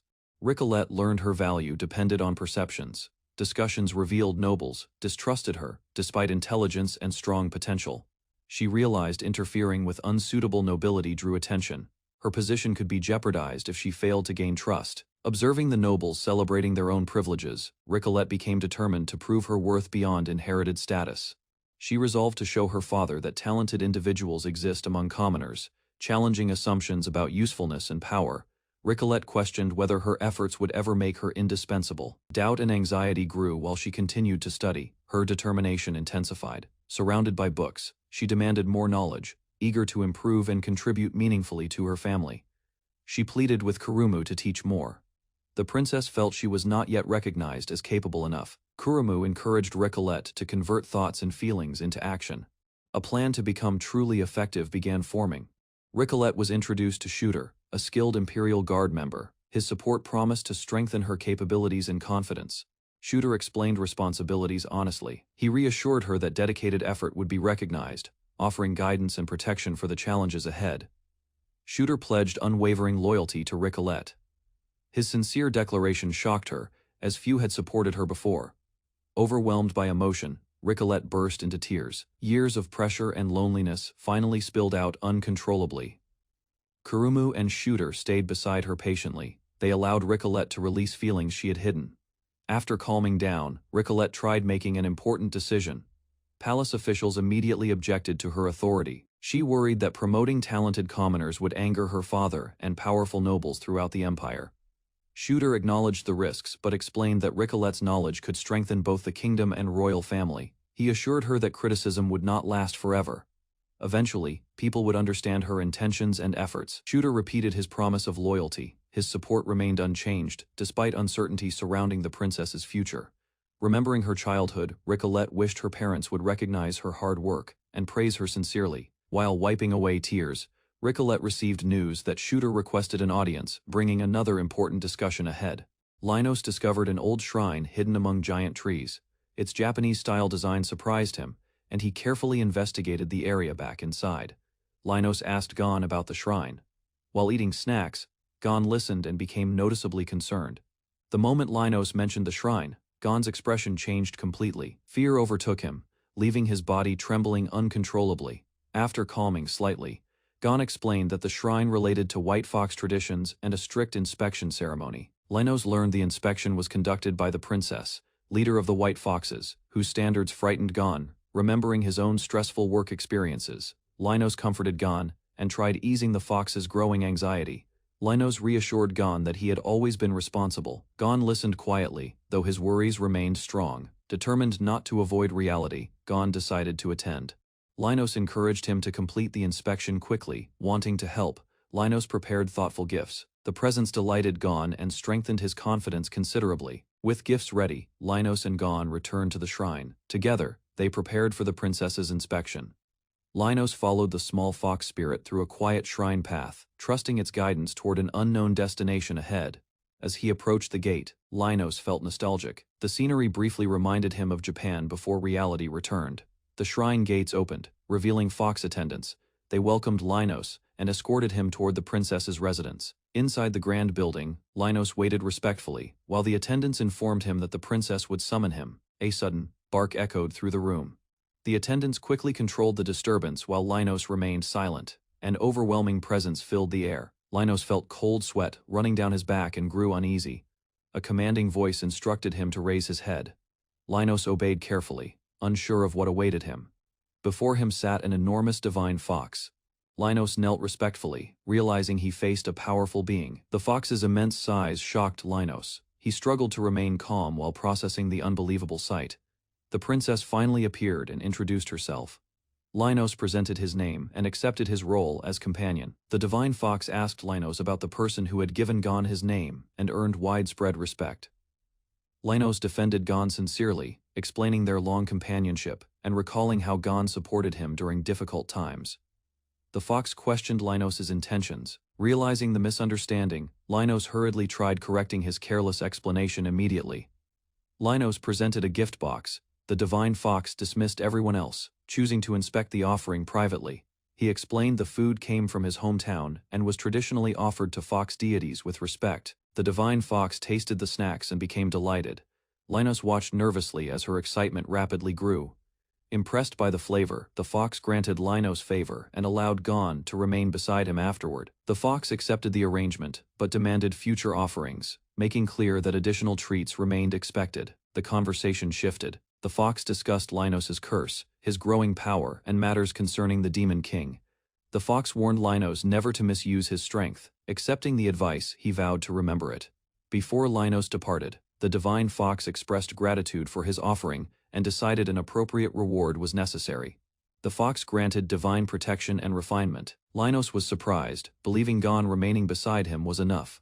Linos learned the blessing's effects. Excited by refinement, he hoped to speak with the unicorn again. As Linos prepared to leave, the fox reminded him not to forget future offerings and gifts. The meeting ended abruptly. Linos and Gon found themselves outside, still stunned by the sudden farewell.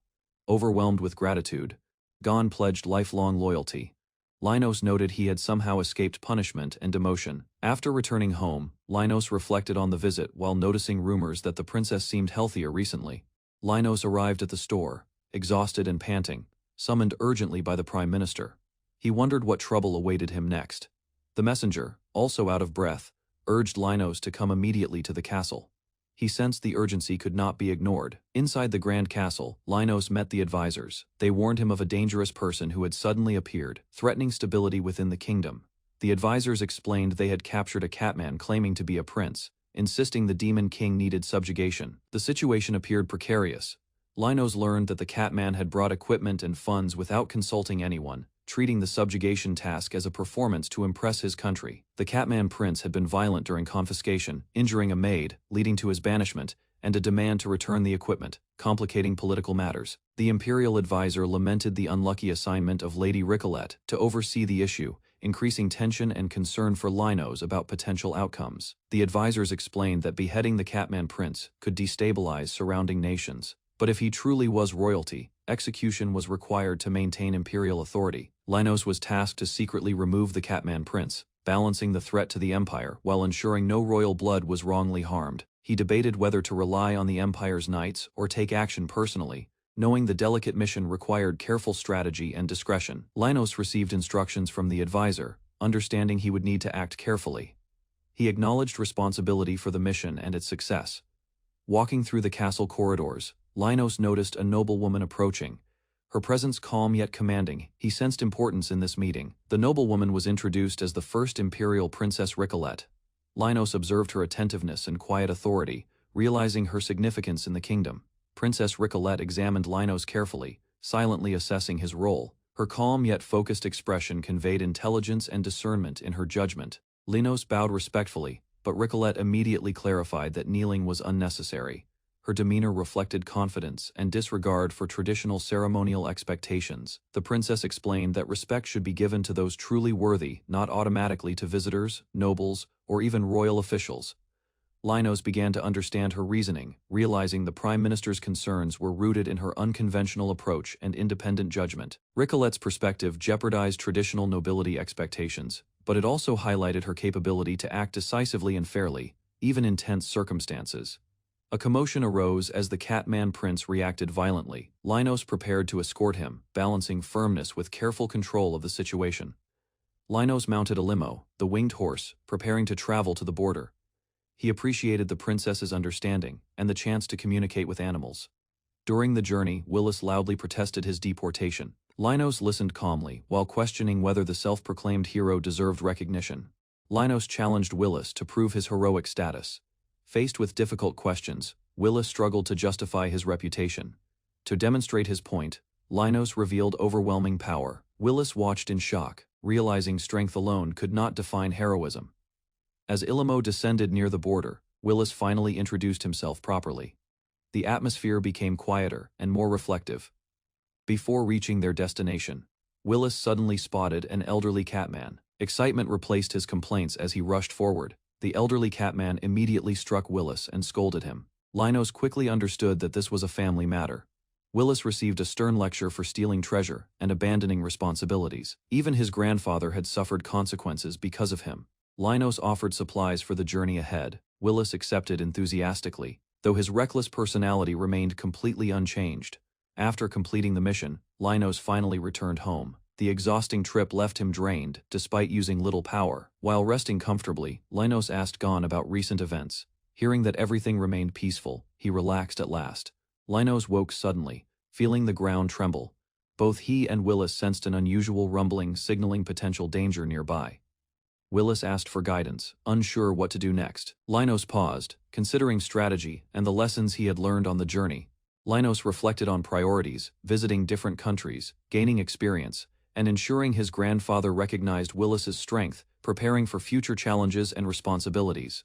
Linus senses an unusual rumbling around the forest, recognizing it comes from the edge of his barrier, signaling approaching danger.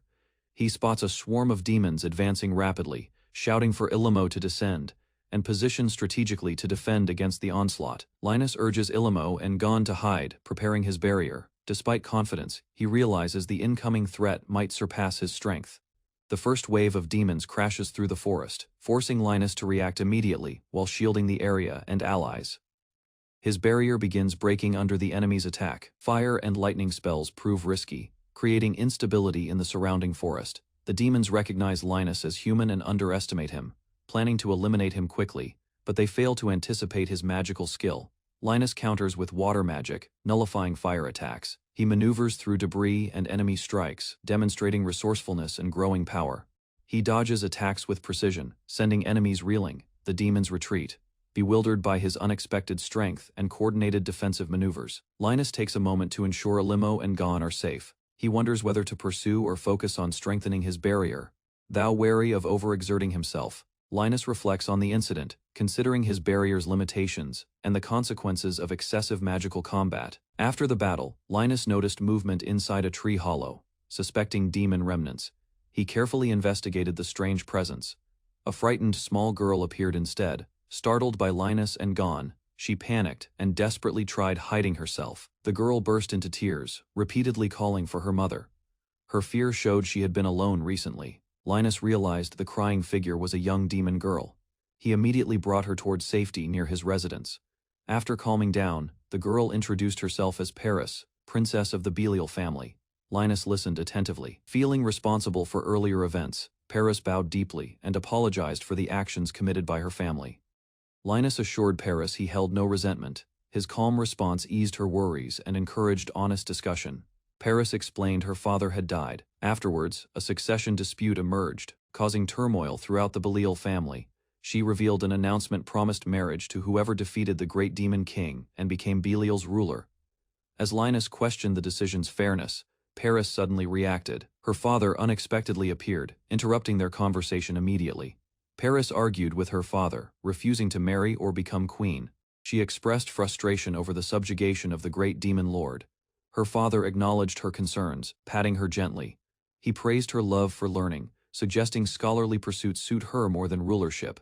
Paris reacted with surprise, realizing her father valued her freedom. She asked why he encouraged her to understand the world independently. He explained his intention: to teach her to see things for herself, understanding responsibilities while gaining personal autonomy despite family expectations.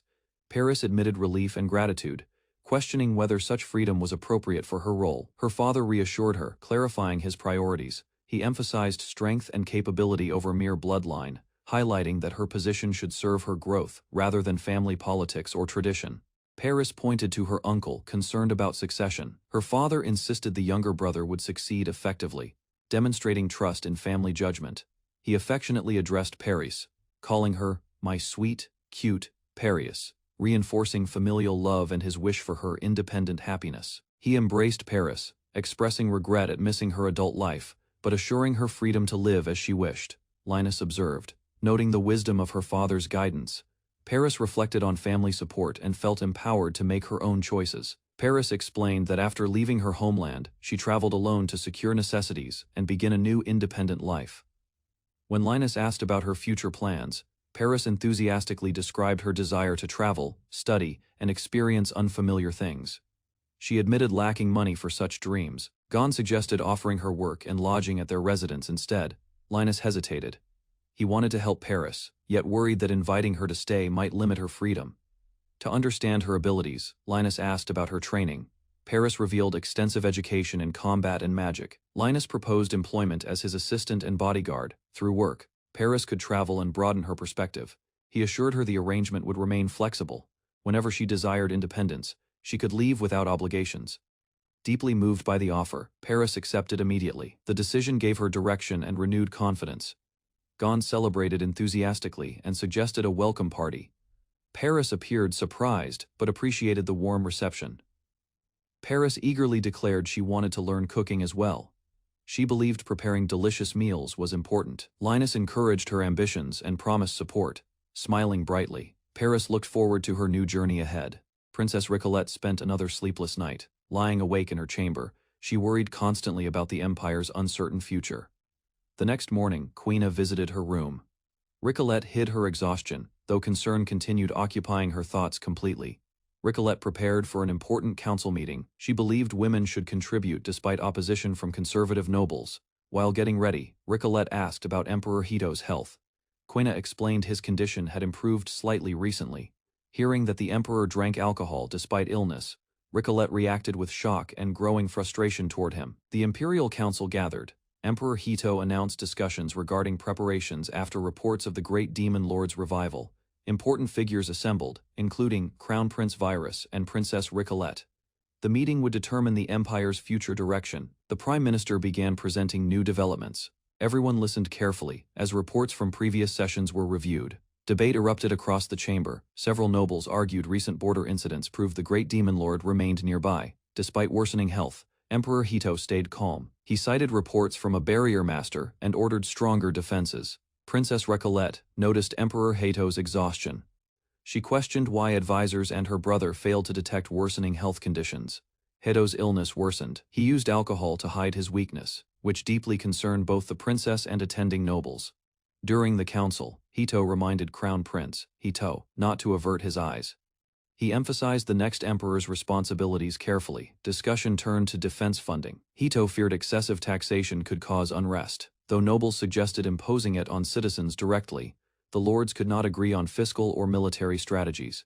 Ricolette intervened to guide the council toward rational decisions.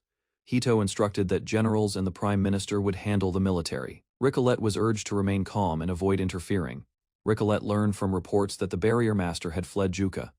She realized the empire needed urgent, decisive protective measures immediately. Hito emphasized the emperor alone must decide. He understood his failing health worried everyone, yet he insisted on leading for stability. The emperor resolved to protect the kingdom. Personally, he could not withdraw, fearing widespread panic and loss of morale across the nation.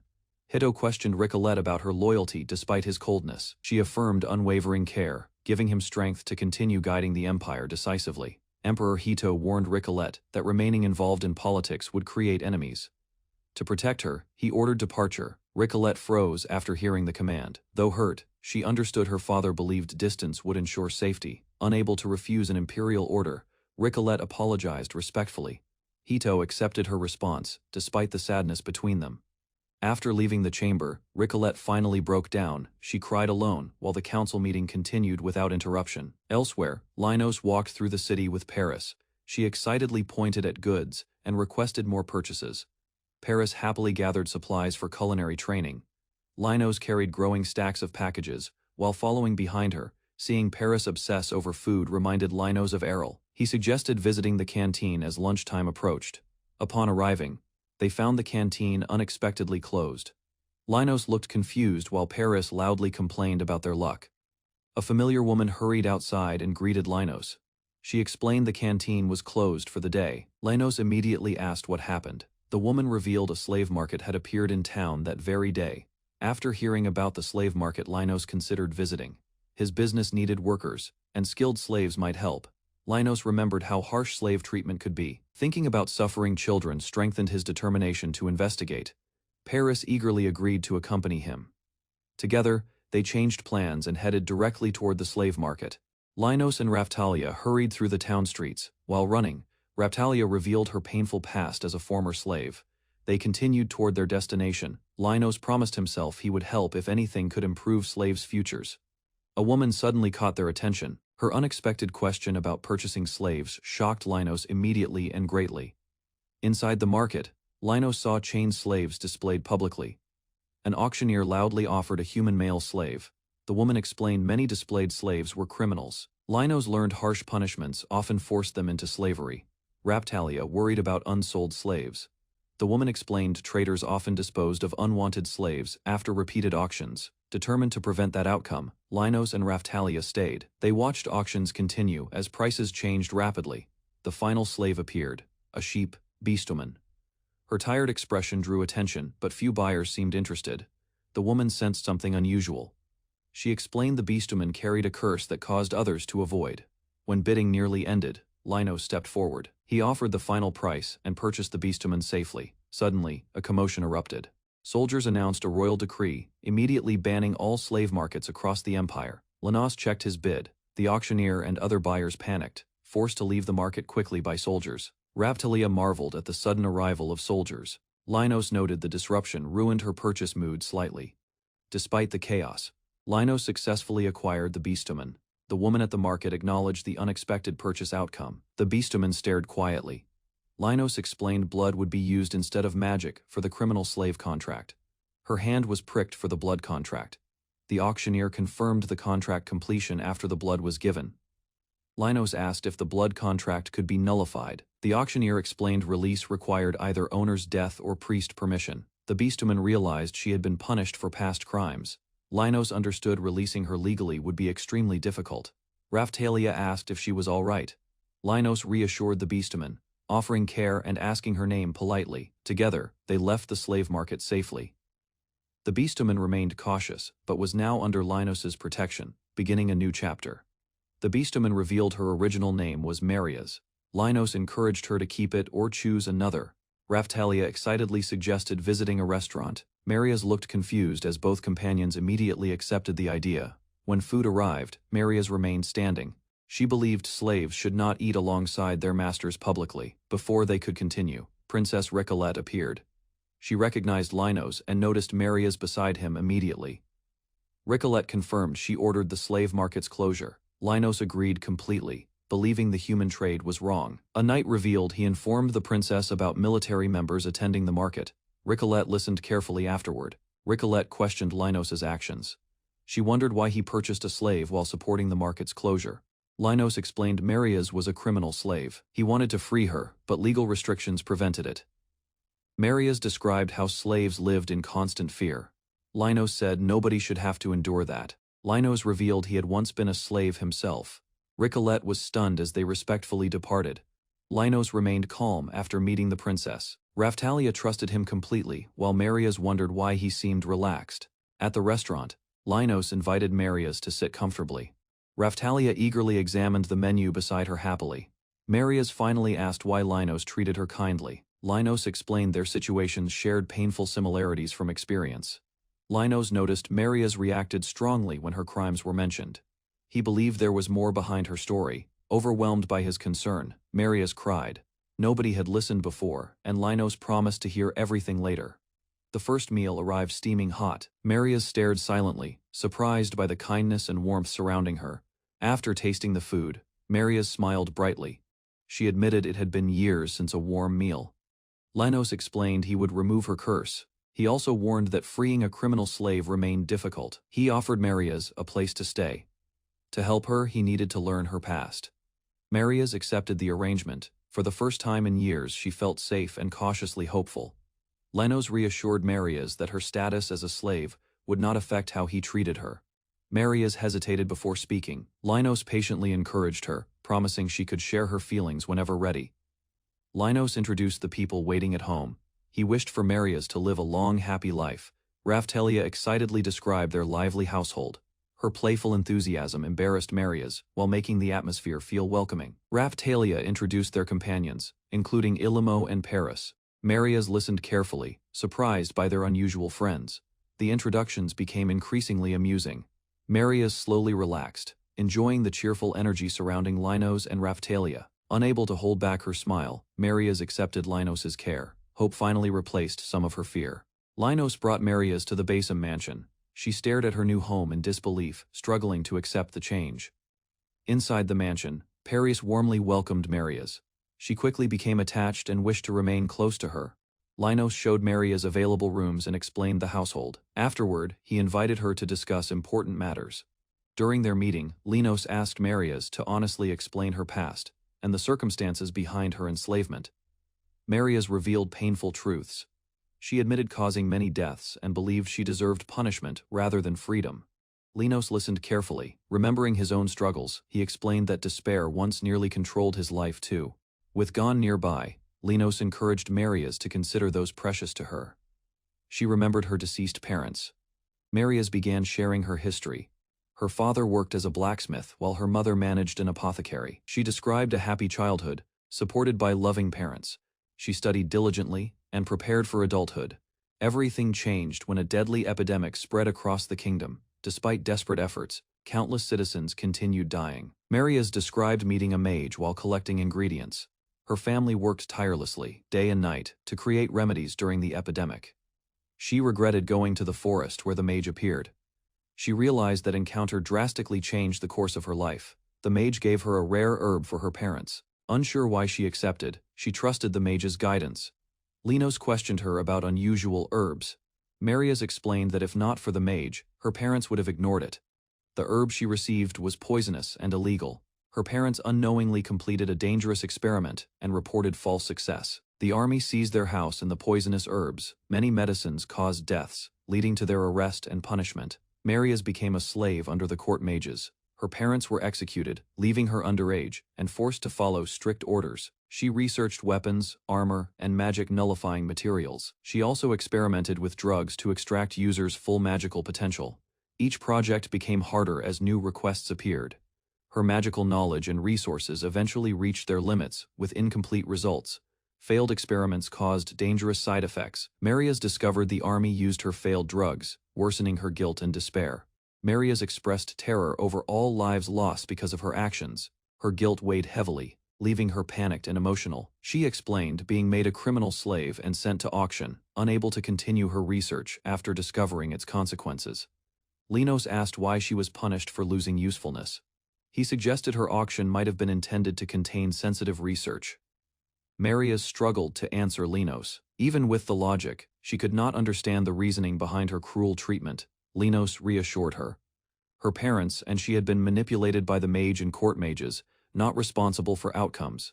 He explained her proper disposal of dangerous drugs, even incomplete, justified removing the curse. Marias considered the possibility seriously. Linos emphasized choice. She could accept her criminal slave status or live and make amends. The decision was hers entirely. Marias listened, realizing Linos' intentions were to ease her suffering. He only wanted to provide her more control over life. She expressed doubt, claiming her life had been too harsh for mere curse removal to matter. Linos insisted on helping. Finally, she accepted. Tears streamed down her face as she reached out. Linos began the process to dispel her curse. Marias nervously held Linos' hands while Gon prepared the ritual. Embarrassment briefly interrupted the tense atmosphere between them. A mysterious light surrounded Marias. As Gon worked, her curse weakened, and her body gradually relaxed. The curse disappeared, but Gon sensed something unusual remained. Marias thanked them while Linos grew concerned. Gon admitted the remaining problem exceeded his abilities. He suggested consulting Ohai-sama, who possessed greater knowledge. Before they could continue, a sudden disturbance interrupted them. Linos immediately sensed something important happening outside. Hearing Ilimo's voice beyond the barrier, Linos rushed outside. Marias and Gon quickly followed behind him. Outside, a mysterious figure appeared. Marias recognized the visitor and called him sensei in shock. The rabbit-like mage confronted Marias calmly. He claimed her actions had forced him to personally intervene. Linos quickly understood the situation. He identified the mage as the one responsible for enslaving and selling Marias. Linos noticed Piu warning him about a dangerous Pusai. Marias became frightened when her former teacher suddenly appeared nearby. The Pusai introduced herself as Marias's teacher. Linos realized illusion magic was involved and carefully observed the situation. The teacher confirmed her suspicions about Marias. After learning secrets were exposed, she decided to eliminate both witnesses. Instead of attacking immediately, Linos requested answers. He pretended weakness and curiosity, hoping to uncover hidden truths. Amazed by his attitude, the teacher mocked Linos. She agreed to answer questions before carrying out plans. The teacher revealed experiments involving cursed equipment and immortality research. Marias became an unintended victim of failures. Linos questioned why Marias was enslaved. The teacher explained she expected Marias to die and exploited her. She admitted planning to sell Marias for influence. The scheme would expose weaknesses and strengthen political connections. When Linos asked about her goals, the teacher confessed overwhelming ambition. She desired control over everything beneath her. The teacher explained how outside interference ruined her operation. Linos purchasing Marias disrupted plans and exposed secrets. The teacher revealed she would exploit more children. She planned to manipulate and sell them like Marias for profit. Marias recognized the method. The teacher reminded her of the incomplete drug used before. Shock spread through her. The teacher appeared, fully cloaked, showing her true intent. She confirmed that her previous actions were deliberate and premeditated. Marias was forced to face her past. The teacher offered items that could be useful, twisting intentions into manipulation. Pao pointed out Marias's realization of betrayal. The teacher reminded Marias she had orchestrated everything since childhood. The teacher accused Marias of being dull and naive. She planned another illusion to sell Marias, prolonging her suffering. The teacher attacked surrounding allies first. Linos and Marias struggled to protect themselves while preparing counteractions. Linos defended Marias from the initial assault, trying to shield her with magic while evading lethal attacks. The teacher explained that barriers would not save them. Linos's protective spells were ineffective, and danger escalated further. Linos combined illusion and offensive magic. He disrupted the teacher's attacks, revealing that her fire was an illusion. Linos used spatial magic to bypass the teacher's barrier. She realized teleportation allowed him to exploit her weak points. Pao noticed an unusual smell. Linos quietly prepared, using magic to affect the surrounding environment subtly. The teacher attempted to put Pao to sleep. Linos countered, rendering her attempts ineffective against their defensive measures. Carnivorous bugs emerged nearby, attracted by scent. Linos quickly recognized the threat and positioned himself to protect Marias. Linos instructed Marias to use her magic to eliminate the bugs before they could attack. She complied cautiously. The teacher lost her flames and control over illusions. Linos exploited her weakened concentration to reduce her offensive pressure. Pao and Marias noticed the teacher behaving oddly. Linos took advantage, limiting her actions, preventing further manipulation or attack.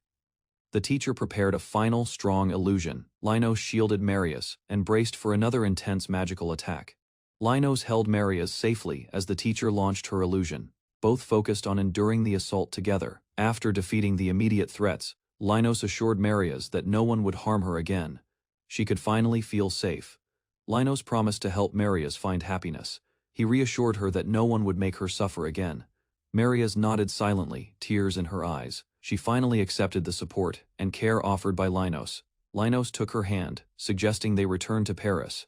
They needed to reunite with allies and ensure safety. Marias noticed a sword. Linos explained it was his creation, kept instead of burying, containing powerful magic potential. He described how the sword was designed to grow stronger with magic. Soldiers had failed to use it effectively. Marias held the sword carefully. Linos reminded her it had never fully reached its potential, even in the past. Linos gripped the sword alongside Marias. They shared determination, understanding the weapon's power could be used responsibly. Patterns began appearing on the sword blade. Linos was surprised, and Marias admired its beauty and magical strength. Linos admitted he might have overdone it. Marias praised his magic as astonishing, realizing its full potential together. Marias and Linos prepared to return. They decided to eat with everyone, embracing normal life and a hopeful future. Linos walked through the bustling town, glancing at the tall buildings and narrow streets.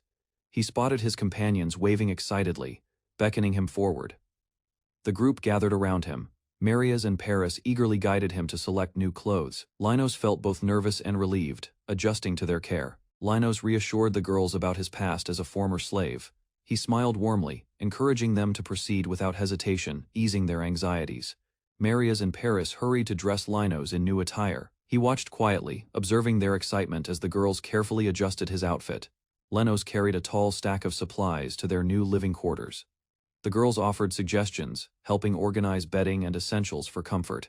They discussed sleeping arrangements. Linos explained how beds for horned races differ from humans. The girls understood and helped stack pillows appropriately. The group celebrated finishing preparations. Linos smiled, feeling satisfied as everyone expressed joy over their progress and the comfort of their shared space. They visited the marketplace to gather ingredients. Linos observed the lively environment, noting the quality of produce and how the girls navigated the stalls confidently. Marius and Paris selected fresh ingredients from familiar vendors. Linos supported them, ensuring they acquired everything needed while remaining attentive to their reactions. Back home, the group enjoyed preparing and sharing their meal. Linos observed them smiling, grateful for the warmth, teamwork, and companionship surrounding him. After dinner, Marius happily carried the dishes away. Paris encouraged her warmly, and Marius felt increasingly accepted within the household. Linos asked about Marius's new clothes. She proudly showed them off, pleased with their comfort and grateful for choosing them. While cleaning together, Linos spoke. Honestly, he wanted companionship built on trust and cooperation, rather than service and obedience. Marius became overwhelmed by Linos's kindness. Tears streamed down her face as she struggled to express her gratitude and happiness. Later, Marius presented a handmade scabbard. She had worked carefully on it and hoped Linos would find it useful. The two examined the sword together. Linos noticed changes within the blade and listened carefully to Marius's observations. Marius explained that her mana had strengthened the weapon. The sword felt purer, sharper, and capable of harming evil spirits. Linos asked whether she truly enjoyed smithing and medicine making. Marius confidently answered that she had found purpose. Paris joined the discussion and eagerly embraced Marius. Both girls expressed interest in accompanying Linos on future trips. Remembering unfinished errands, Linos mentioned several gifts they still needed to purchase. The group prepared plans for tomorrow. Linos visited the shrine and spoke with the fox spirit. Curious about Marius, he sought answers regarding her unusual condition. The fox spirit examined the matter carefully. Linos waited patiently while Gon watched nervously, anticipating an important explanation. Using information gathered through Gon, the fox spirit identified the issue. Marius possessed a hidden power called self-restraint. The spirit explained that self-restraint suppressed personal growth. Marius unconsciously limited her own abilities by constantly denying herself. Linos listened seriously. Realizing the problem was emotional rather than physical, he understood helping Marius would require patience. The fox spirit then revealed another secret. Linos could eventually learn powerful teleportation magic through continued improvement of barrier techniques. The spirit explained that teleportation and barriers shared similar principles. Properly combining them would unlock entirely new possibilities. Following detailed instructions, Linos learned the basic process. Visualization, magical energy, and a destination were all required. Linos quickly understood the theory. However, the fox spirit warned that teleportation only worked for places already visited. Thanking the fox spirit for the guidance, Linos promised to return with more gifts. Afterwards, he headed toward the capital. Princess Ricolette was reviewing documents with Shooter when she noticed unusual noise outside. Both immediately sensed something serious.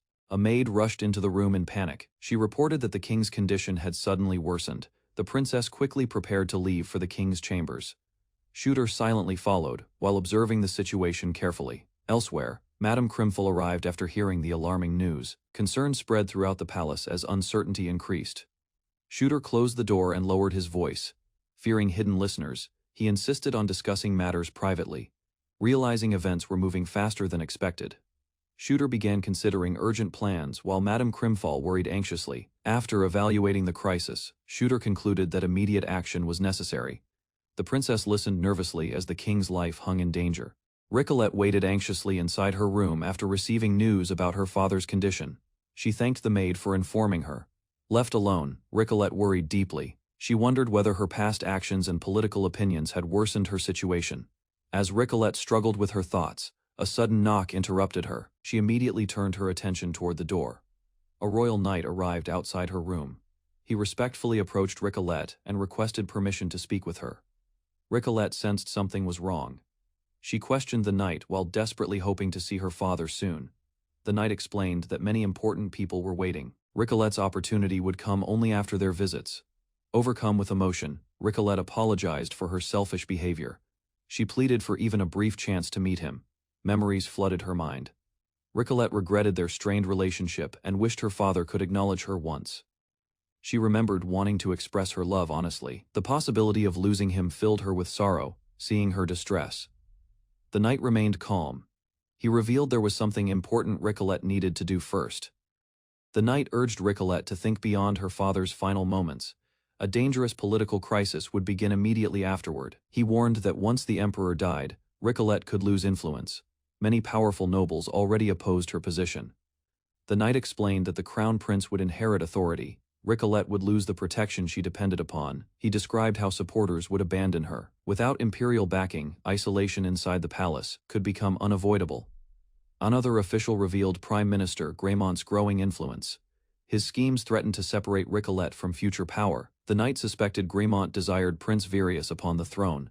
Success would place tremendous authority under his control. Ricolette doubted such accusations.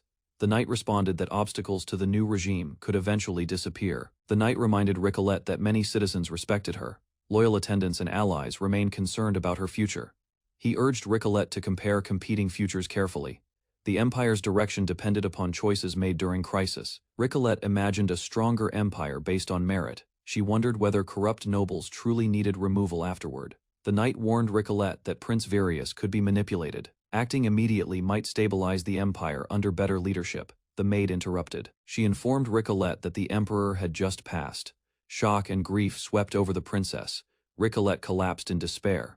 The knight reminded her of urgency, insisting action must be taken before the succession chaos spread. He presented an official order. It authorized temporary imprisonment of corrupt nobles to stabilize the empire without resorting to killing them. Ricolette hesitated, struggling with moral conflict.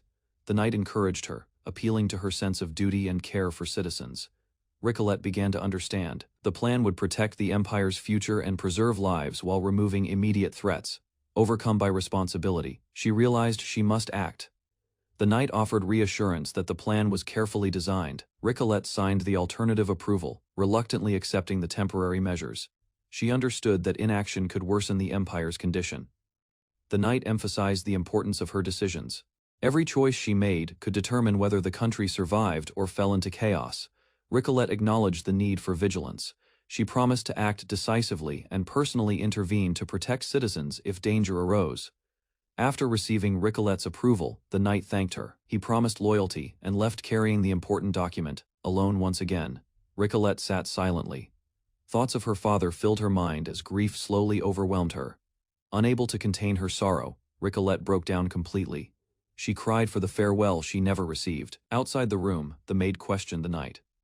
She realized Ricolette had refused to sign the original order. The knight calmly revealed the document. He encouraged the maid to examine it carefully before making assumptions. A hidden magical alteration appeared on the paper. The maid suddenly realized the document had been changed. The knight admitted manipulating the order beforehand. Knowing Ricolette's character, he expected she would reject his proposal. With the forged approval secured, he ordered immediate action. His allies departed quickly to carry out the plan. Far away, Linos was relaxing at his residence. Unexpected visitors arrived and requested that he accompany them immediately. Linos noticed nobles instead of soldiers waiting outside. Suspicious of the unusual summons, he questioned their true purpose. The captured nobles attacked Linos with insults and threats. They accused him of serving Prime Minister Greymont blindly. Linos calmly questioned their motives. He explained that his death would only benefit corrupt figures seeking greater power. The nobles claimed Greymont intended to seize control through Prince Virius. Linos found their accusations difficult to believe. As he considered their words, Linos realized the emperor's death might already have changed the political situation completely. Linos wondered whether Ricolette had ordered the arrests. The possibility worried him more than the nobles expected. Pretending agreement, Linos kept the nobles talking. Meanwhile, they unknowingly fell asleep under one of his barriers. After securing the prisoners, Linos prepared to leave. His companions informed him about urgent developments at the castle. Linos armed himself and considered the situation carefully. Reports suggested Ricolette may have already taken decisive action. While heading toward the capital, Linos reflected on Ricolette's ideals. He doubted she would support ruthless political measures. Determined to uncover the truth, Linos rushed forward at full speed. He arrived ready to intervene immediately. As Linos arrived, several attackers rushed forward. He instantly overwhelmed them, preventing further violence and protecting everyone nearby. The rescued nobles thanked Linos. They explained assassins had targeted them and claimed the emperor had already passed away. The accusations against Grimont reached Crumfall. Rather than becoming angry, he dismissed the claims as completely absurd. Crumfall identified the captives as lesser noble sons. Their connection to Ricolet suggested deeper political motives behind everything. Analyzing the situation, Crumfall suspected a mastermind close to Ricolet. The captives appeared to be mere followers. Linos realized Crumfall had taught Ricolet since childhood. This relationship made the unfolding conspiracy even more troubling. When asked whether Ricolet knew about the plot, Crumfall admitted it was unlikely she remained unaware of events. Crumfall delivered a harsh conclusion. If responsibility reached Ricolet, political forces would likely demand her execution afterward. Linos attended a meeting about a recent attack. Officials discussed executing Ricoletta, but evidence remained incomplete and uncertain. The Prime Minister rejected assumptions about the princess. He believed another figure, Crumfall, stood much closer to events. Investigators discovered an arrest decree and a secret target list. Evidence suggested Crumfall's followers had planned operations. A witness explained that the guard captain questioned the suspicious list. Shortly afterward, attackers launched an organized assault. Linos examined inconsistencies carefully. The messenger lacked authority, and the decree never remained with the royal guards. The princess appeared unlikely to order violence directly. Her personality and position made such reckless actions improbable. Linos concluded someone manipulated the princess or trapped her within a larger conspiracy. The investigation continued immediately. The Prime Minister decided to investigate Crumfall personally. Linos agreed to strengthen castle security throughout the night. Determined to prevent injustice, the Prime Minister vowed to find proof. Ricoletta's innocence had to be established. Later, Linos rested uneasily in his room. Concern over Ricoletta's fate prevented him from finding peace. Linos lay awake, considering conspiracies. He realized some officials used forged evidence to justify removing the princess and consolidating power after. Touring the empire, Linos reflected on its people. Despite recent chaos, he recognized kindness and strength throughout the population. He pondered the Juka kingdom's lost potential. Even intelligent leadership could not prevent internal conspiracies, and corruption stained every nation. Exhausted, Linos drifted toward sleep, determined to protect allies. He feared losing more people amid ongoing political turmoil. Sasano arrived early, waking Linos. The young man quickly recovered, signaling readiness for urgent matters concerning imperial security and protection. Linos followed Sekino to meet the new emperor. Officials arranged his clothing, assuring privacy and formality during the crucial audience. Entering the throne room, Linos observed the emperor seated with advisors. All had awaited his arrival, signaling the urgency of their request. The emperor requested Linos's assistance in casting a protective barrier for Crown Prince Heath, emphasizing the growing threats and need for security. The Crown Prince, uneasy but obedient, questioned Ricoletta's motives. Linos reassured him of her innocence and the likelihood of manipulation by conspirators. The prince agreed reluctantly, trusting Linos's judgment. He began the protective barrier, taking cautious steps while officials observed, ensuring the empire's safety. Linos hurried through palace halls, completing the protective barrier quickly. Officials thanked him, noting urgency as the coronation approached. He explained a prior conspiracy. Crumfall's students had plotted an assassination, though it failed, highlighting dangers still hidden within the kingdom. The prince learned the princess's mansion was empty. Officials continued searching for Crumfall, needing to prevent further conspiracies or sudden attacks. The prince insisted on speaking with Ricoletta personally. Linos and aides tried to restrain him, citing her manipulative words as dangerous. He argued that with the barrier's protection, he would remain safe. His determination forced the aides to reluctantly allow his choice. Advisors warned of possible harmful words from Ricoletta. They emphasized the prince's vulnerability, though he felt compelled to understand her motives.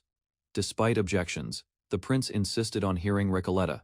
Linos asked him to keep the conversation confidential, balancing safety and information. He became impatient, demanding reassurance of the barrier's strength. Officials confirmed the protection, though tensions remained high regarding unforeseen dangers. Linos reassured the prince, explaining the barrier's reliability. The prince reluctantly stayed, understanding precautions, but anxious about pending confrontations. Finally, palace guards arrived with Ricoletta.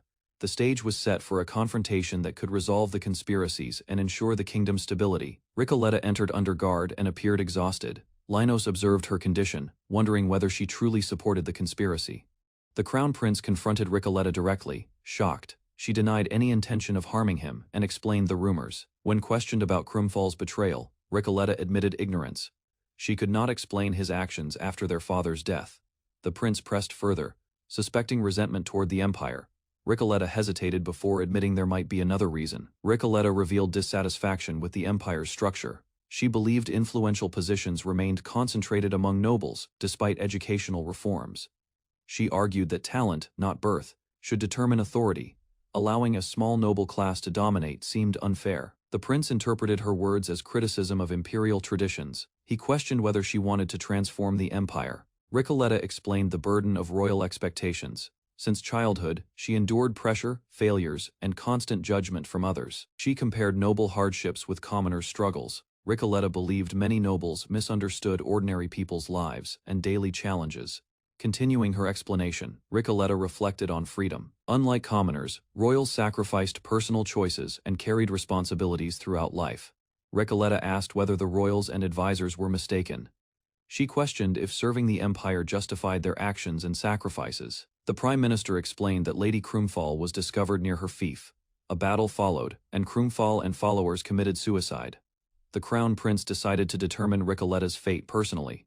He ordered her capture and forbade her from leaving her room. Soldiers escorted Ricoletta, securing her room. She wondered what had occurred since her father's death and why the empire changed. Ricoletta realized her brother assumed she had participated in conspiracies. She worried about misunderstandings and the consequences of imperial suspicion. A palace guard, Shooter, arrived at her door. Ricoletta prepared to receive him, knowing his visit was crucial to the ongoing investigation. Princess Ricolette remained confined inside her room under guard. Linos arrived quietly, assuring her safety while observing unusual circumstances. Linos revealed troubling developments. The guards had been subdued with magic, and Krumfall's sudden death deepened suspicion surrounding. Ricolette became frightened as accusations spread throughout the palace. She realized investigators might consider her involved somehow. Linos considered the information carefully. Another suspect had vanished, worsening the crisis and placing Ricolette in danger. Recognizing events were accelerating rapidly, Linos requested Ricolette's assistance. His calm demeanor concealed a serious intention. Linos suddenly presented a shocking proposal. Ricolette stared at him, unable to immediately understand his true meaning. The princess hesitated in confusion. She clasped her hands tightly, struggling to process Linos's unexpected request. Linos repeated his proposal while drawing a blade. Ricolette sensed something dangerous behind his composed expression. His explanation became clear. If Ricolette died there, everyone would believe she orchestrated the regicide conspiracy. Linos exposed his ambitions and manipulation. After exploiting Krumfall and gaining influence, he mocked Ricolette's weakness openly. Ricolette realized Linos had nearly manipulated her entirely. His plan had almost succeeded, leaving her shaken and reflective. Linos boasted about using her to secure wealth and influence, showing he had anticipated exploiting her status and connections. Ricolette confronted him, questioning the authenticity of everything he had claimed. Linos mocked her, revealing his complete deception. He threatened to use her as a stepping stone for further schemes, intending to recruit a compliant noble for his plan. Ricolette, desperate and conflicted, acted suddenly, striking him physically to resist his manipulation and reclaim control. The strike left Linos staggered, but he laughed, claiming her actions had inadvertently enriched him further and strengthened his position. Meanwhile, Linos's subordinate arrived, concerned about movement in the palace, signaling the plot's reach was wider than previously known. They discovered a potential suspect, someone not yet apprehended, prompting the group to prepare for investigation and containment. Linos requested permission to investigate directly, aware that his involvement might be crucial in managing the escalating situation effectively. The team agreed to follow his lead, readying soldiers to accompany him, while uncertainty grew about who might be behind the continuing chaos. Linos hurried through the corridor after sensing danger nearby. Ahead, a suspicious noble approached Ricolette, while hiding hostile intentions. The noble blocked Ricolette's path and delayed her escape. Linos felt increasingly uneasy and rushed forward without hesitation. Ricolette lay trapped and frightened. Remembering Shooter and their shared experiences, she struggled to remain conscious despite fear. Linos finally arrived and spotted Ricolette beside the noble. Seeing the situation clearly, he immediately prepared to intervene. Relief appeared on Ricolette's face when she noticed Linos. The noble remained calm, confident that nobody could stop him. The noble mocked Linos and acted familiar, Linus ignored the provocation and focused entirely on Ricolette's safety. Fury erupted within Linus.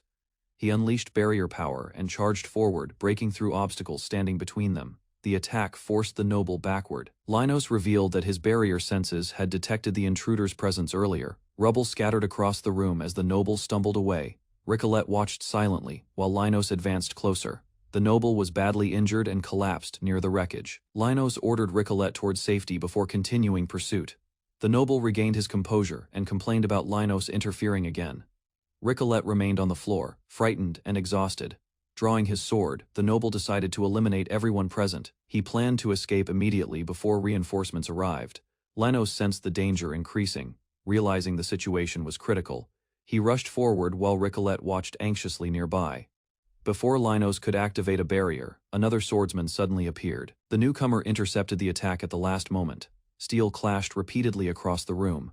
The noble was surprised that Linus possessed swordsmanship in addition to barrier techniques. The noble struck fiercely and wounded Linus. Despite the pain, Linus maintained his footing and continued resisting, ignoring the danger around him. Linus moved toward Ricolette. He focused on treating her injuries and calming her. Enraged by their actions, the noble launched another attack. He intended to cut down both Linus and Ricolette. Linus suddenly froze as sharp objects appeared around him. The unexpected threat left him unable to react immediately. The noble seized Ricolette and discovered a hidden item she possessed. Understanding its value, he revealed his true objective. Ricolette shouted at the noble, demanding her mother's ring back.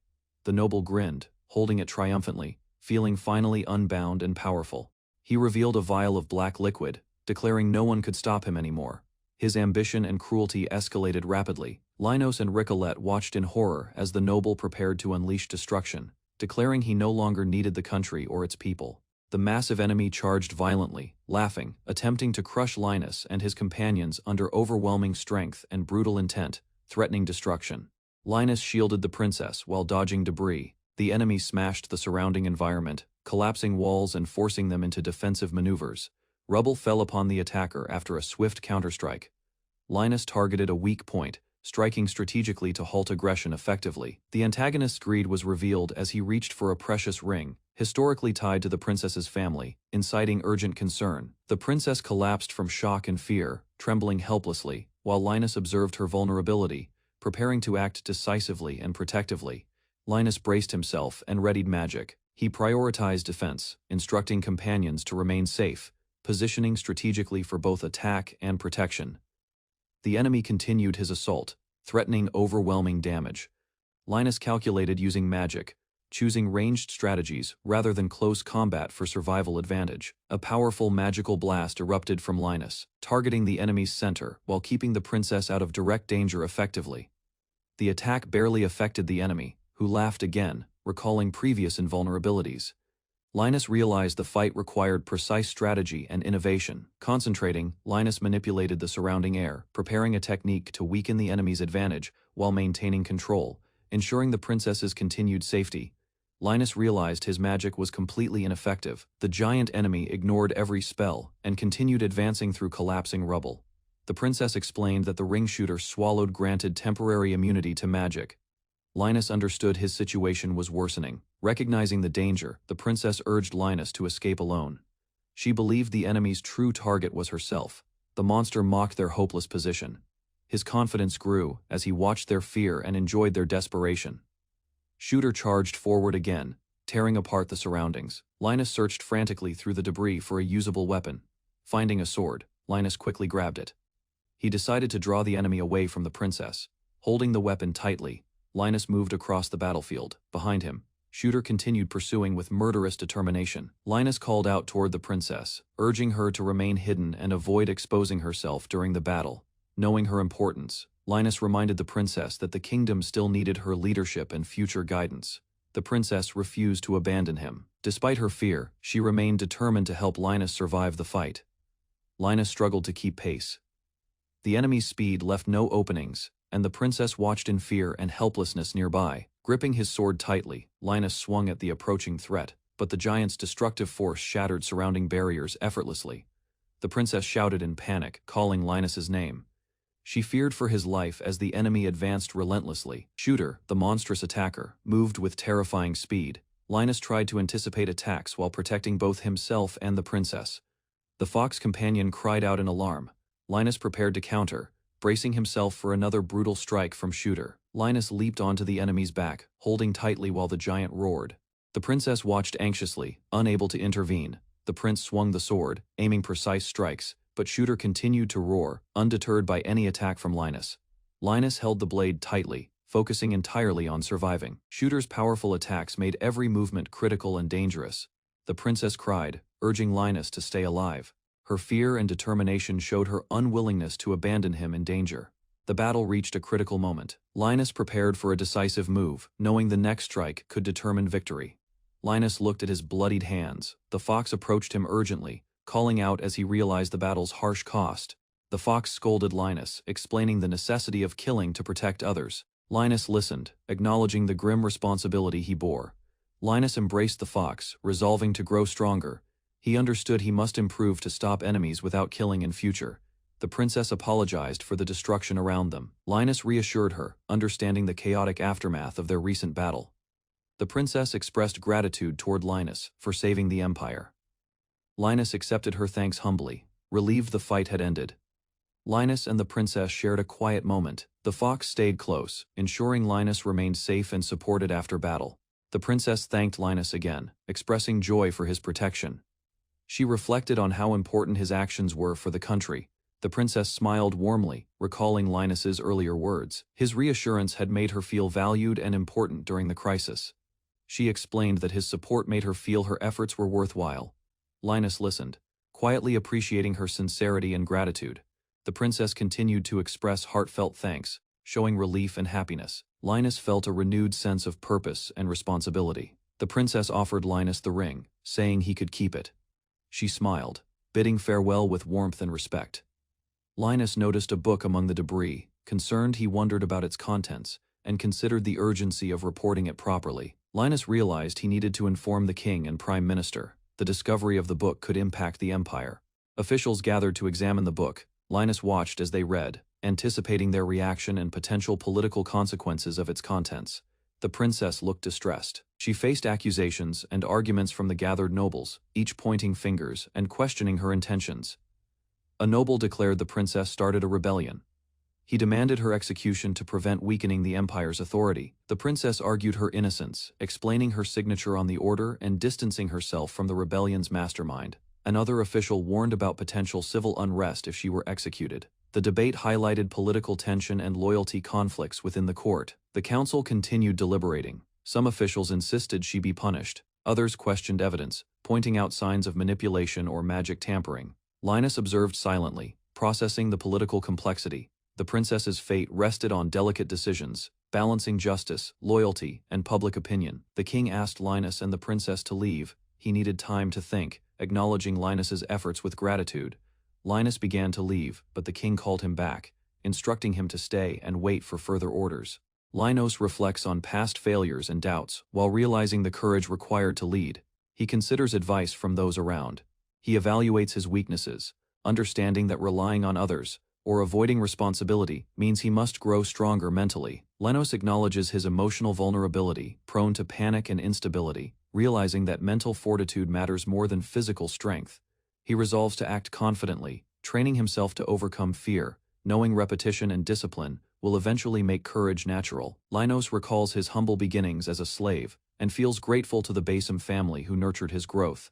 He believes the Basim family's guidance works, recalling their connections to influential leaders, and gains determination to fulfill his duties. Since childhood, Linus had studied many subjects for the throne, but he realizes personal lessons of courage were never taught.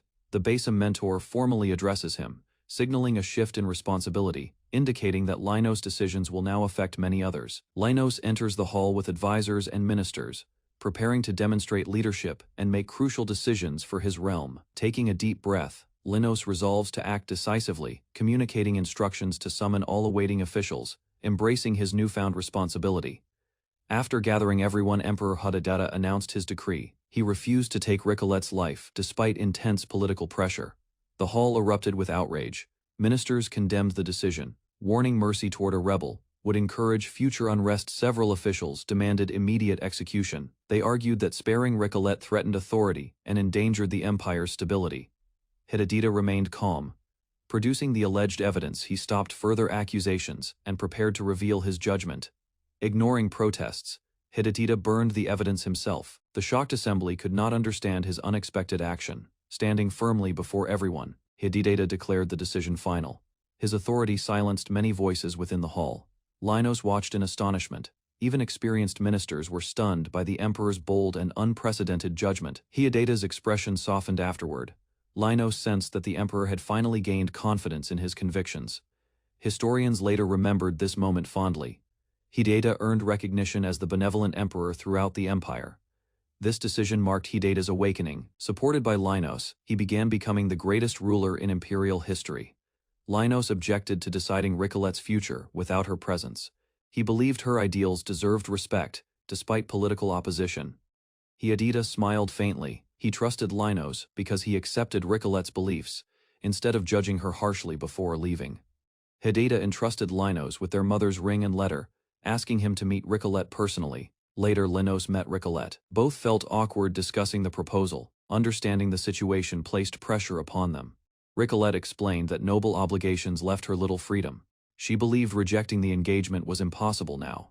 Linos carefully questioned her feelings. Ricolet admitted neither of them had much choice in the matter. An uncomfortable silence followed. Both struggled to express honest thoughts while considering the consequences of their future.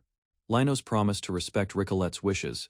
He offered support and vowed to help with whatever she desired. Ricolet listened quietly. For the first time, someone sincerely considered her feelings rather than political expectations. Linos shared his painful past. Despite losing everything before, he learned that hope remained while living forward.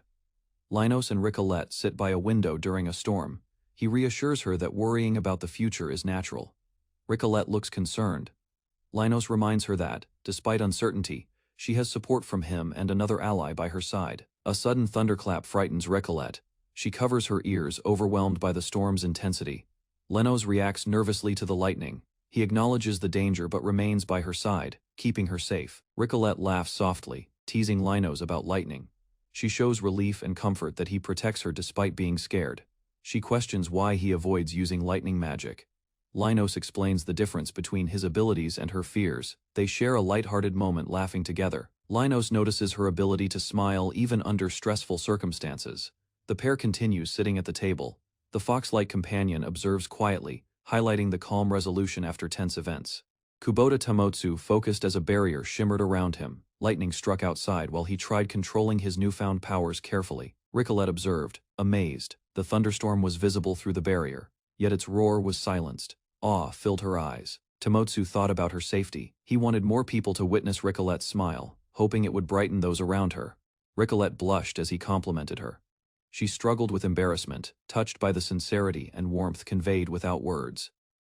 Her voice faltered in surprise. Tamotsu remained steady, noting her uniqueness. She was the only one who responded so genuinely. Ricolet reflected on his advice. She considered the importance of defending her ideas and the value of encouragement in foreign lands. Memories of supporters filled her mind. People who valued her opinions had given her strength to continue, inspiring hope and persistence. She recalled painful experiences. Her parents had never assisted her. Their indifference contrasted sharply with the kindness shown by Tamotsu and others.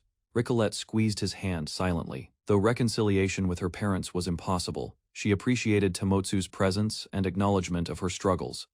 A gift arrived from the emperor through an attendant.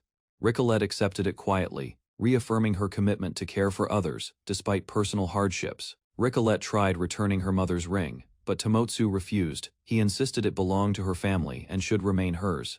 Holding the ring awakened a forgotten memory. Young Ricolet admired it, believing its brilliance surpassed every star above. Her mother smiled warmly and promised the treasured ring would become Ricolet's when she eventually married someday. Curious, her mother asked why she liked it so much. Ricolet answered that seeing it meant seeing her mother. When her mother mentioned death, Ricolet panicked. She cried desperately, valuing her mother's presence more than any treasure. Her mother comforted her gently and promised to remain beside her.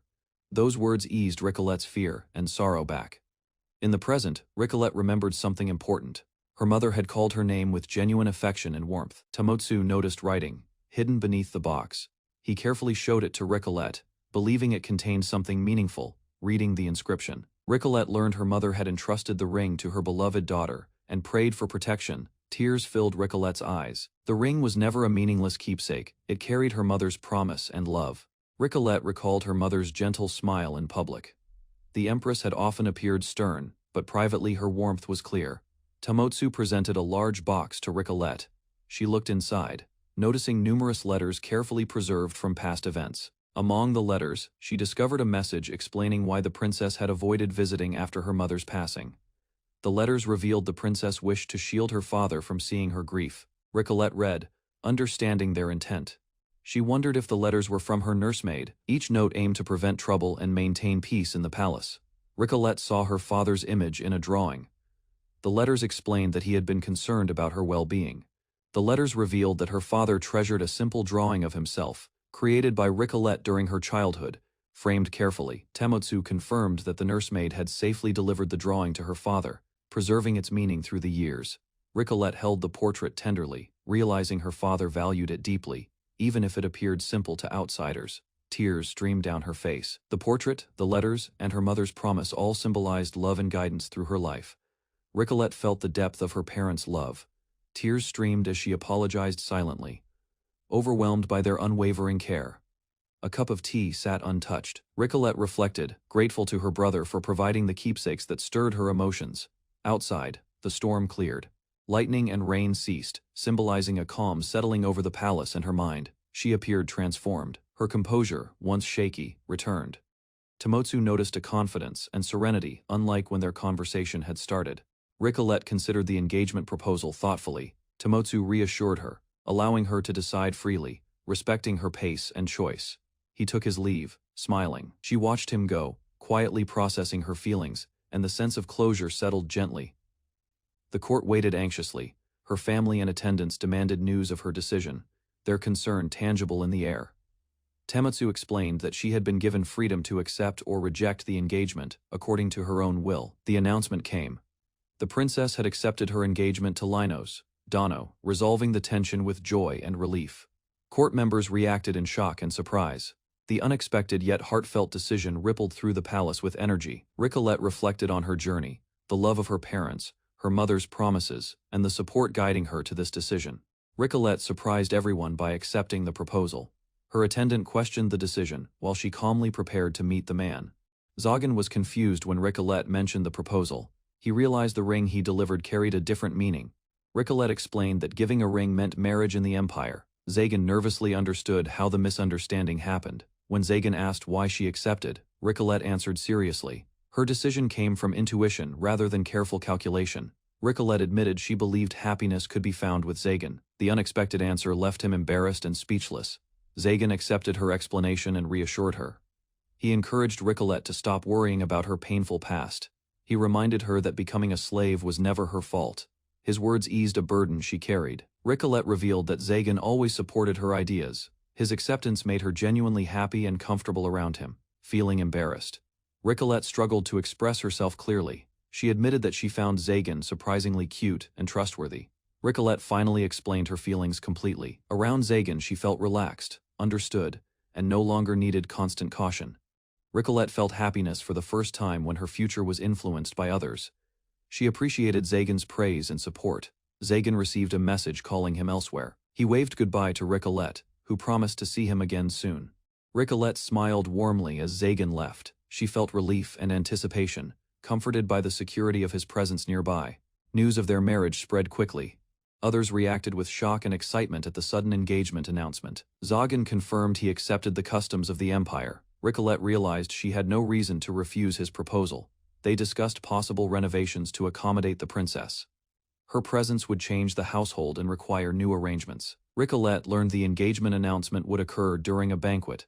She felt anxious about being away most of the day. Marias noticed Ricolette distracted. She reassured everyone she was fine despite the sudden news and upcoming changes.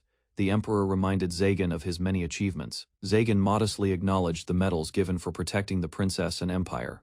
Zagan held a ceremonial gift, reflecting on his responsibilities. Ricolette watched with admiration and anticipation for the life ahead. During the grand banquet, Basim called Zagan forward. Standing before the gathered nobles, Zagan answered confidently and awaited judgment. Zagan stepped into the center of the hall. The nobles watched closely as he formally responded to Basim's summons. The Empire recognized Zagan's achievements and noble character. Basim announced his elevation into the nobility before everyone present. After praising his accomplishments, Basim revealed another matter.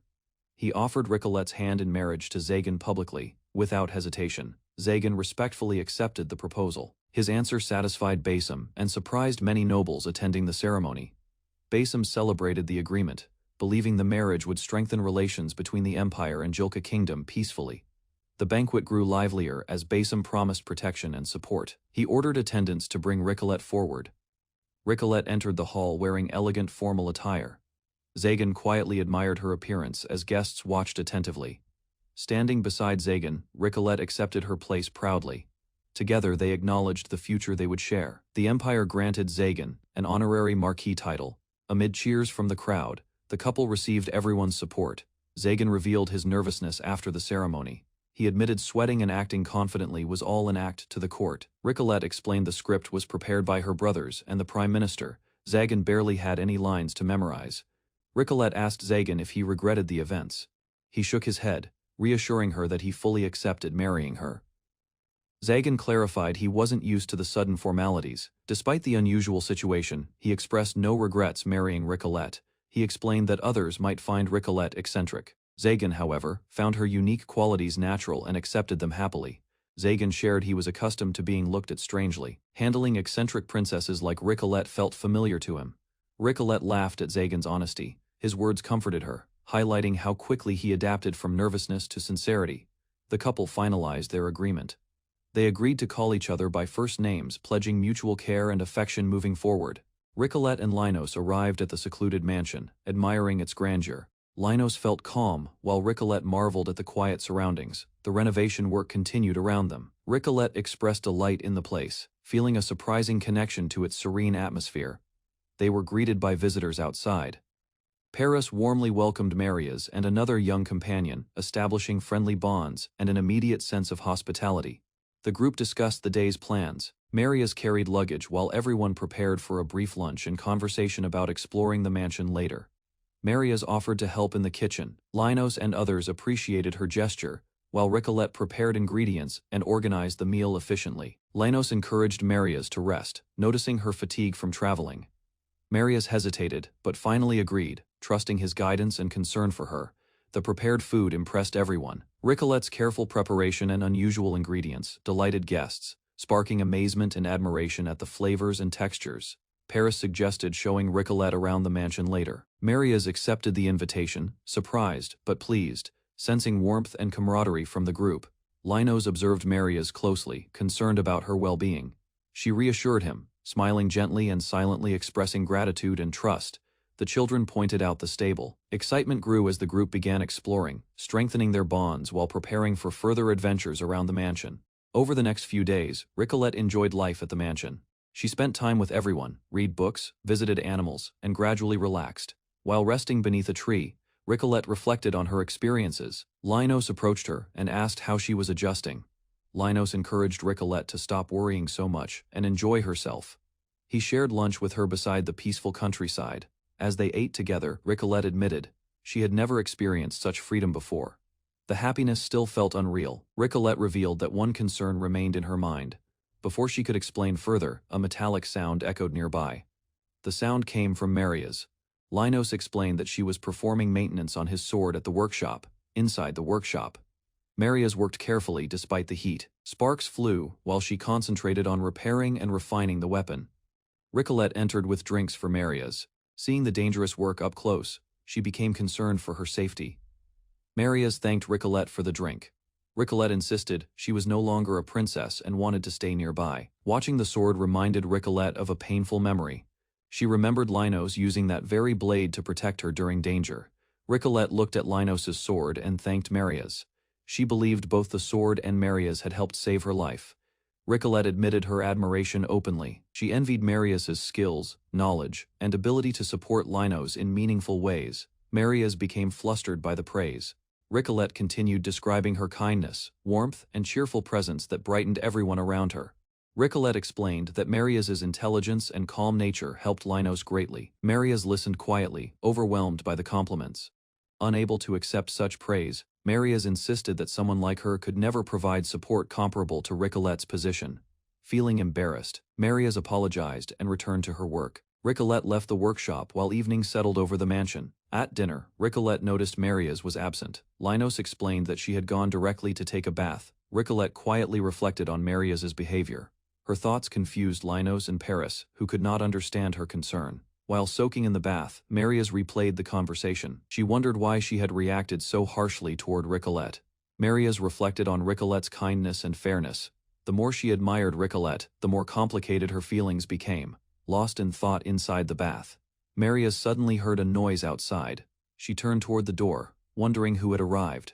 Paris entered the bath, carrying supplies. Seeing another girl bathing unexpectedly, she froze briefly before realizing who stood before her. Feeling embarrassed, Paris explained her visit. She wanted to help with bathing duties, though she lacked experience herself. The room became quiet. Paris waited nervously, worried she had intruded, while the other girl carefully considered her intentions. After receiving permission, Paris gently washed her hair. She apologized repeatedly, determined to avoid causing discomfort or trouble. While bathing continued, Paris noticed expensive soaps nearby. She explained they were provided because she personally liked them. The pleasant scent filled the room. Paris listened as the girl reflected on her peaceful life after rescue. The girl admitted hearing about Linos's marriage had unsettled her unexpectedly. She had believed happier days would continue. Paris remained silent and attentive. She understood the feelings were complicated, even though nothing around them had changed. The girl revealed she often wondered about Linos's future wife. Those thoughts caused uneasiness until Paris arrived. Wanting to understand completely, Paris continued helping with the bath. She listened carefully as deeper feelings surfaced. Maria's admitted her pain openly. Whenever Linos showed kindness, happiness should have followed. Yet guilt always remained. Remembering Linos's warmth and consideration, Maria's realized her admiration had deepened. The realization only intensified her self-doubt. Paris finally understood the truth. Maria's had unknowingly fallen in love with Linos, long before recognizing those feelings.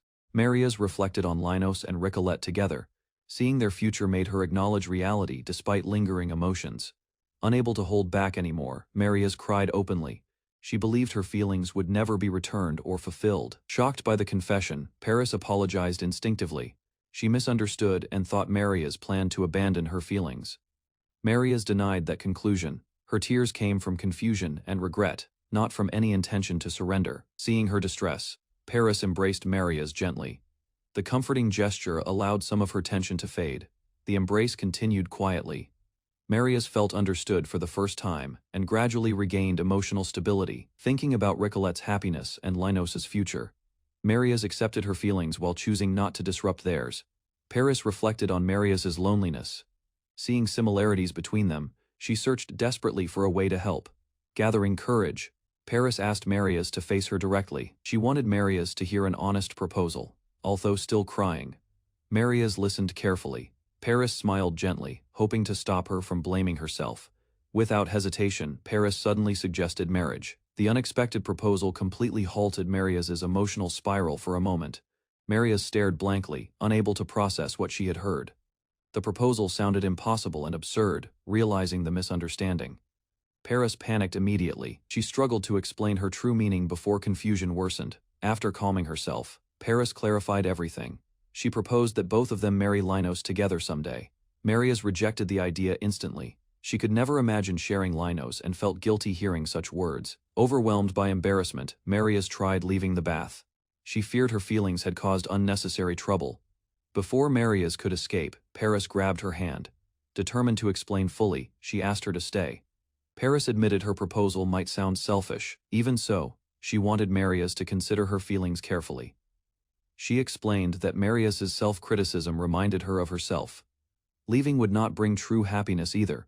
Maria's still hesitated. She believed Linos and Paris would live happier lives without her involvement. Smiling warmly, Paris revealed another reason. During their time together, she had grown genuinely fond of Maria's. Paris wished for everyone she loved to be happy. To her, that desire felt completely natural. She invited Maria's to seek happiness together. Rather than suffering alone, they could support one another moving forward. Marius cautiously asked whether loving Linos was still acceptable. Paris immediately encouraged her not to abandon those feelings. Finally, Paris asked Marius to support Linos alongside her. Through tears, Marius accepted and agreed wholeheartedly. Linos sat nervously after hearing an unexpected marriage proposal. Gon watched beside him while he struggled to understand the situation. Ricolette and Marius faced Linos across the table.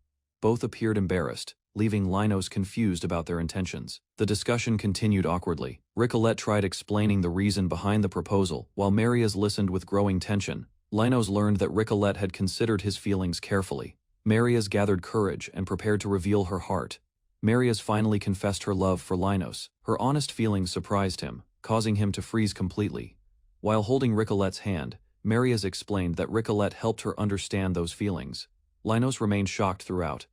The two women explained previous discussions together. Ricolette had even considered leaving the house for harmony. Ricolette explained she valued everyone close to her. She refused any decision that would separate important companions. Wanting everyone happy, Ricolette asked Linos to marry Marius too. Marius supported the request with sincerity. Linos silently reflected on everything that happened before Ricolette arrived. Faced with overwhelming emotions, he considered their proposal. Marius expressed admiration for Linos. She emphasized his kindness, care, and willingness to protect everyone beyond his skills or knowledge. Linos remembered helping injured companions. Marius noted his care and apologized for unintentionally causing minor accidents during her recovery. Despite understanding his efforts, Marius felt jealous. Linos smiled, acknowledging her feelings, though their history and shared memories were stronger. With Ricolette, Linos questioned if her feelings were gratitude because he had rescued her from slavery. Marius considered the sincerity of her love carefully. He expressed self-doubt, saying others were more remarkable. Marius insisted her feelings were genuine, not dependent on his past actions or abilities. Ricolette and Marius held hands. They reflected on their lives in the household and the support they had received from others. Linos admitted his limited world experience. Marius reassured him, explaining that her feelings stemmed from meeting him and sharing special moments. She explained that falling in love with someone was special, regardless of where life or the world might take them in future. Both women requested to be with Linos. Marius asked to stay by his side, and Ricolette requested he marry her as well. Linos, surprised, admitted he had not expected such insistence. The room reflected warmth and trust as he considered their heartfelt requests. Linos hesitated, worrying about political consequences. Marius and Ricolette urged him, insisting he should marry both without hesitation. Ricolette reassured him. She confirmed that she had carefully thought and would convince her brothers, supporting whatever Linos truly desired. Marius promised future support. She explained that if burdens became too heavy, she would share them and stay alongside him. Ricolette emphasized that sharing hardships together would make everything more manageable. Holding hands, the two women reassured Linos with commitment. They described how life's happy and fun moments would be amplified with both Marius and Ricolette by his side. Linos finally understood their sincerity.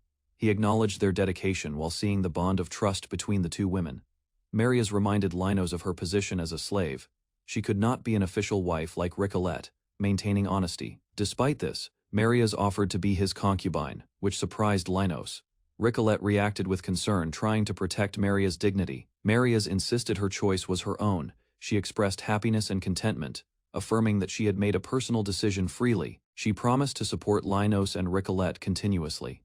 All three prepared for the future together, forming a balanced household with mutual trust. Marius happily agreed to stay by Linos' side officially. Her expression reflected relief and excitement, solidifying her devotion. Ricolette embraced Marius joyfully. Both women expressed happiness and emotional relief, while Linos observed, smiling at their bond. Linos reflected on the moment. Seeing the women's happiness, he thought the situation almost resembled them getting married together, deepening mutual trust.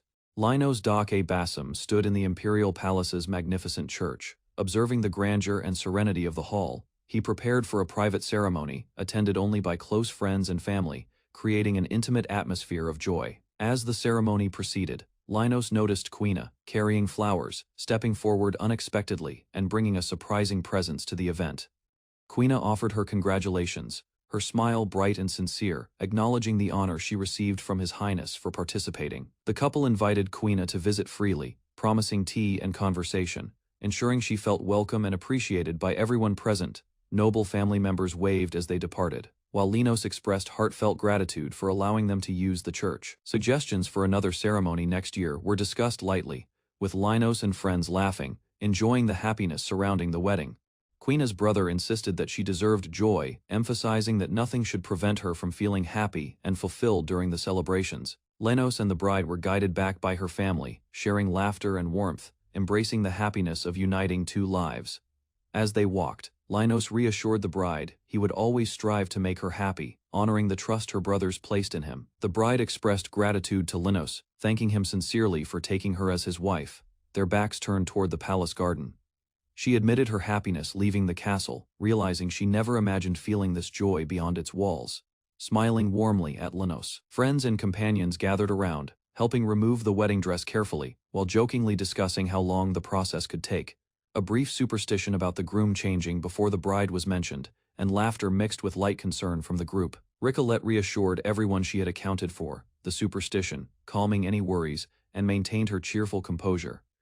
Maria stepped forward, offering to assist, and Linos observed the group coordinating, seeing the bride surrounded by care and attentiveness. Preparations continued, with Quina and others making sure every detail was ready, ensuring the bride would feel comfortable and appreciated.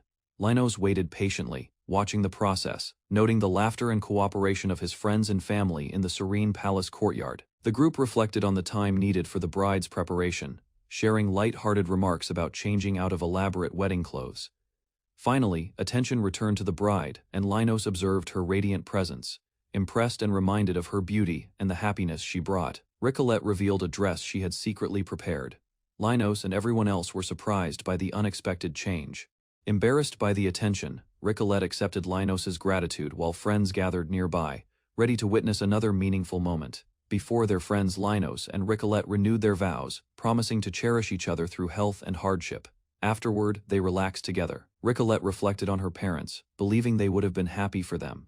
Linos served tea and shared memories from the Basim household. Ricolette enjoyed the drink and peaceful atmosphere. As evening approached, Linos suggested resting. Ricolette suddenly became flustered, realizing what spending the night together meant. Both became nervous. Neither knew how to respond naturally, and the conversation turned awkward despite their sincerity. After finishing their tea, they quietly headed toward the bedroom, carrying equal amounts of anticipation and uncertainty. Lying beside each other, silence filled the room. Their racing hearts made it difficult to find words. Wanting to ease the tension, Ricolette asked about Linos's time with the Basim family, beginning a calmer conversation. Linos agreed to share his story, though it was difficult to recall, beginning from the day he was put up for sale at the slave market. He described how his master and magic teacher were present that day, observing the chaos and the surprising discovery about Miss Errol's personality. Linos reflected while lying down. His retelling brought comfort and nostalgia, and he smiled at the memory of those unexpected moments. Ricolette, exhausted from the day's events, fell asleep beside him, her breathing calm and serene, bringing quiet to the room. Linos thought about the past, hoping everyone who had influenced him was watching over him somewhere, sharing in his peaceful moment. He imagined how his parents would have celebrated this day if alive, and felt a mixture of longing and gratitude for their guidance. Simone gently called for him, interrupting his thoughts, reminding him that he needed to wake up and rejoin the present. He noticed the concern of friends around him, ensuring he was all right, and acknowledging that today had been overwhelming yet joyful. Linos received congratulations from his friends and family, reminders that he was now a married man with responsibilities and happiness ahead. The news spread quickly. Linos had married 2 wives. Laughter, shock, and celebration filled the room as the story concluded. Errol reminded Linos that both Ricolette and Marias depended on him.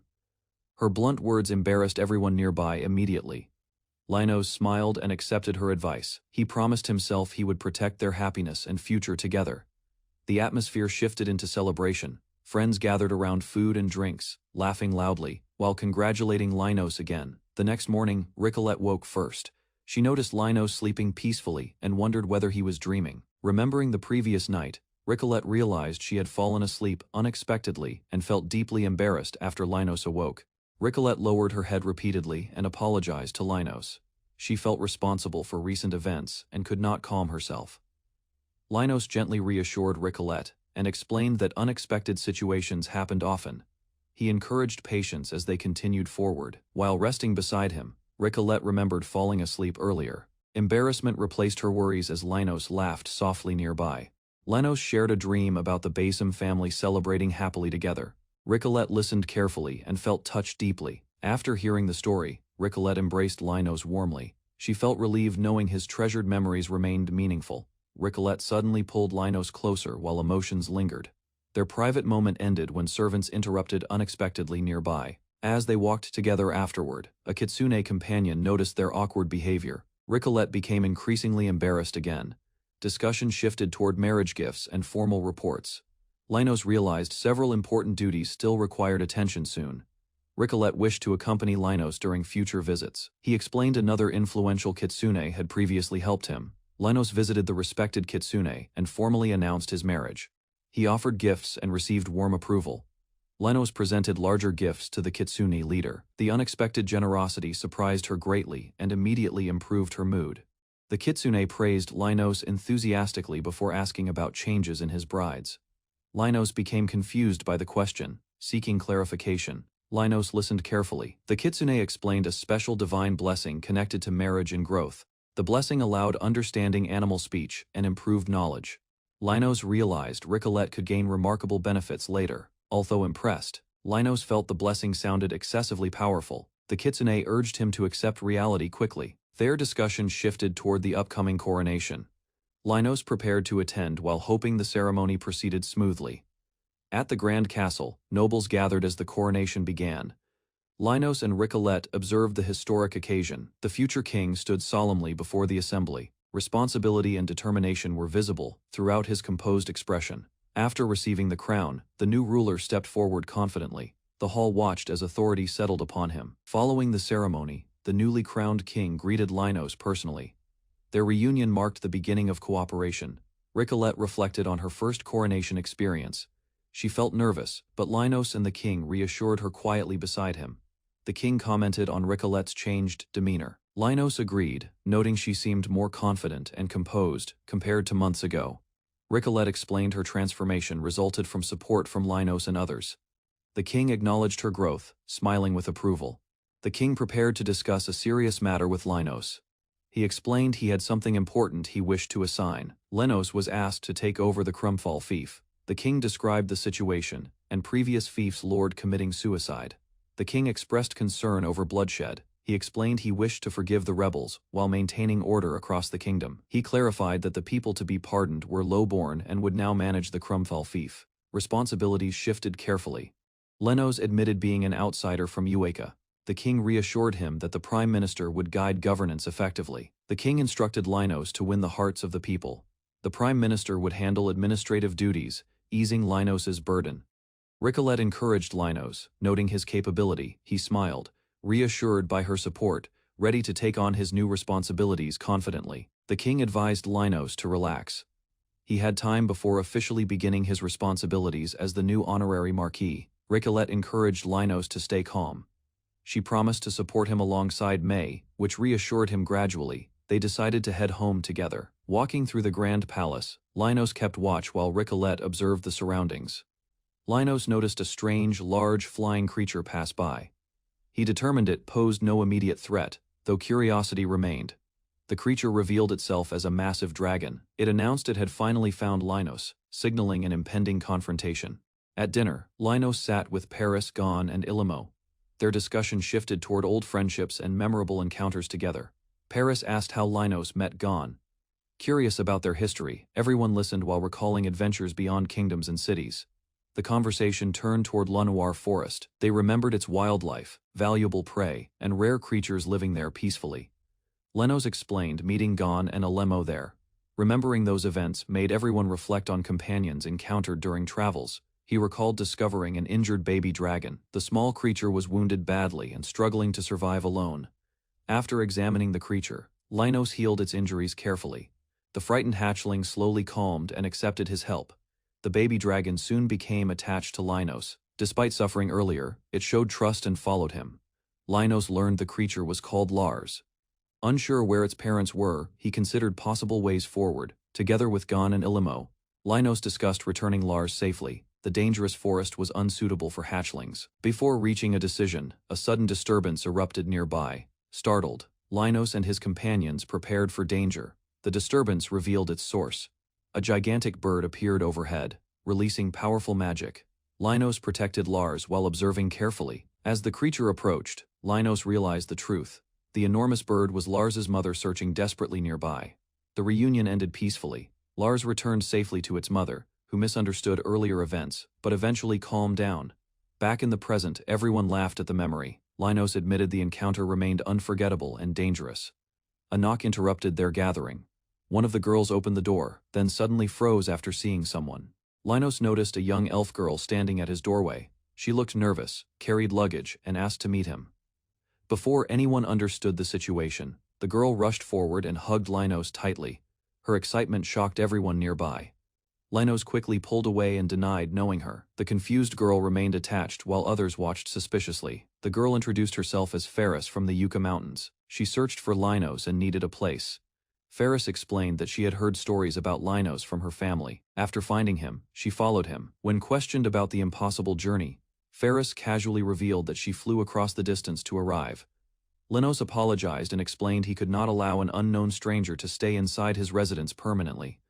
Ferris finally realized Linus truly did not recognize her. Her hopeful expression faded into confusion and disappointment. Linus kindly offered to help her return home, despite the inconvenience. Ferris immediately burst into tears. While crying, Ferris revealed she had worked hard learning human language and manners. Suddenly, her stomach growled loudly. Ferris devoured food happily, finishing an enormous amount. Her excitement surprised everyone while Linus and Paris tried to contain the situation. Paris scolded Ferris for eating all the food. Linus apologized to his wives, realizing the situation was escalating rapidly. Linus introduced his wives to Ferris. She wiped her mouth, observing them curiously, unsure how to react to their presence. Linus allowed Ferris to stay for the night since it was late. He explained she could not live permanently there. Ferris felt betrayed when Lars lied to her. Tears streamed down her face, revealing her emotional turmoil and confusion. Ferris learned she was Lars's older sister. The revelation shocked her, while Linus tried to process the dragon-sibling connection. Linus asked everyone to calmly discuss Ferris staying. The group deliberated carefully. Acknowledging Ferris's arrival changed their household dynamics significantly. Paris, Linus, and the others debated whether Ferris could stay. Everyone worried about consequences, yet some recognized her childlike innocence and vulnerability. Linus expressed his desire for Ferris to remain. He considered her presence meaningful, connecting with her personality and efforts to adapt. Ferris happily accepted her new role. She reminded the group of herself, learning to enjoy cooking, interacting, and settling into the household. Ferris reflected on leaving her hometown. She felt uneasy leaving family, but considered herself fortunate to stay with Linus. Paris hoped Ferris could feel at ease living with them. Linus's wives shared understanding from their own experiences. Paris suggested apologizing together to Ferris for scolding her. Ferris felt conflicted, wondering how to respond after her mistakes. Linus explained having a friend her age would benefit both Ferris and Paris. Everyone considered the household dynamics carefully. Ferris impatiently urged Linus to hurry. She eagerly anticipated joining the group, excited to interact and participate in household life. Ferris apologized and prepared to leave. Linus, Paris, and the others tried to reassure her, showing patience and understanding. Ferris tearfully apologized for barging in and causing chaos. She promised to repay for food and disruption. Ferris reflected on meeting Linus after leaving the village. She felt a sense of familiarity and happiness at progress. Ferris discovered her bag was missing. She looked confused and worried while holding another object, unsure what happened next. Ferris grabbed her bag back, holding hands with Paris. The two girls laughed, bonding and forming a closer friendship. Linus reminded Ferris to eat less. She blushed and promised to control herself, planning to need less food after transforming. Ferris cheerfully claimed strength and her ability to fly in her true form. Linus smiled, acknowledging her enthusiasm and excitement. Ferris thanked everyone for letting her stay. The group laughed together, anticipating lively days ahead, planning rides, and buying more food. Linus received troubling news from Marquess Basim about the Crumfall fief. The land was declared uninhabitable, leaving Linus concerned. Greymont explained Crumfall was a coastal fief with a port town. Linus realized the challenges his new responsibility entailed immediately. The damage came from salty sea winds and pirate attacks. Farmland was destroyed, and the fishing industry collapsed across Crumfall. Linus and Rico questioned the fate of the soldiers. All previous military expeditions had been wiped out, leaving the fief defenseless. Marquis Basim admitted information was incomplete. He urged caution, suggesting Linus could act faster than the army to assess the situation. Greymont announced a forthcoming amnesty for those who attacked. Linus and Rico were instructed to wait while the decision was formalized. Officials clarified that those loyal to Ricolet would be released, but they could not remain in the capital. Linus understood the delicate politics. Marcus Basim advised patience. Reinforcements and officials would be sent soon, ensuring the fief would not remain in chaos indefinitely. Linus and Rico expressed gratitude. They prepared to observe the situation carefully, realizing the responsibility awaiting them in Crumpfall. Villagers and soldiers gathered, awaiting orders. Linus, as the new barrier master, would oversee rebuilding efforts and secure the fief against further threats. Linus and Rico arrived at the fief and were greeted by the villagers. Everyone was amazed to see them, showing relief and joy. Ricolet personally welcomed the villagers, expressing happiness that all who were pardoned had survived. The community felt safe and grateful. She recognized specific villagers, including Parton, Popia, and Bias. She noted some were hurt or thinner, but relieved they were alive. Linus reassured Ricolet and the villagers that he would help protect them. Bias, who had guarded her since childhood, introduced himself. Linus suggested discussing future plans over a meal. Villagers felt relieved and excited, understanding they owed no immediate gratitude for their safety. Everyone enjoyed a feast. The villagers expressed joy at the food, and Linus appreciated the chance to gather and plan. Linus explained he had been tasked with managing the Crumpfall fief. Villagers listened carefully, understanding the importance of his role and guidance. Linus outlined priorities for rebuilding and securing the fief. The villagers prepared to take action while enjoying their meal together. He asked for volunteers to help with rebuilding. The villagers agreed willingly, motivated by gratitude and determination to restore their home. Ricolet encouraged careful planning and teamwork. She reminded everyone of the lessons learned and expressed hope for a difficult but successful future. The villagers immediately volunteered to follow Ricolet. Their loyalty moved her deeply, and tears filled her eyes unexpectedly. Parton advised everyone to recover their strength first. Ricolet thanked them sincerely, while Linus scheduled their reunion 1 month later. The gathering ended with cheerful toasts. Spirits rose as everyone celebrated their new future and shared renewed hope together. Preparations began quickly. Supplies, wagons, and provisions were organized carefully, while Linus praised the villagers for their efficiency. A familiar woman suddenly appeared near the caravan. Ricolet recognized Quina, her former maid, and greeted her warmly. Quina explained that Crumpfall was her hometown. Wanting to help its recovery, she obtained permission to join. With preparations complete, the group assembled beside the wagons. Linus confirmed everyone was ready, and cheers followed. Linus Dake entered the quiet town, observing empty streets and abandoned stalls. The village showed signs of neglect and fear. Carriages rumbled through snow-covered roads. Linus noticed the town gate guarded. Some villagers had fled, leaving only a few behind. Linus and Ricolet surveyed survivors, noting their anxiety. They aimed to reassure townsfolk and maintain order amidst lingering tension. They reached the Crumpfall mansion. Servants formally welcomed them, bowing in deference. The building symbolized authority and refuge amidst chaos. Officials inside updated Linus and Ricolet on the general situation.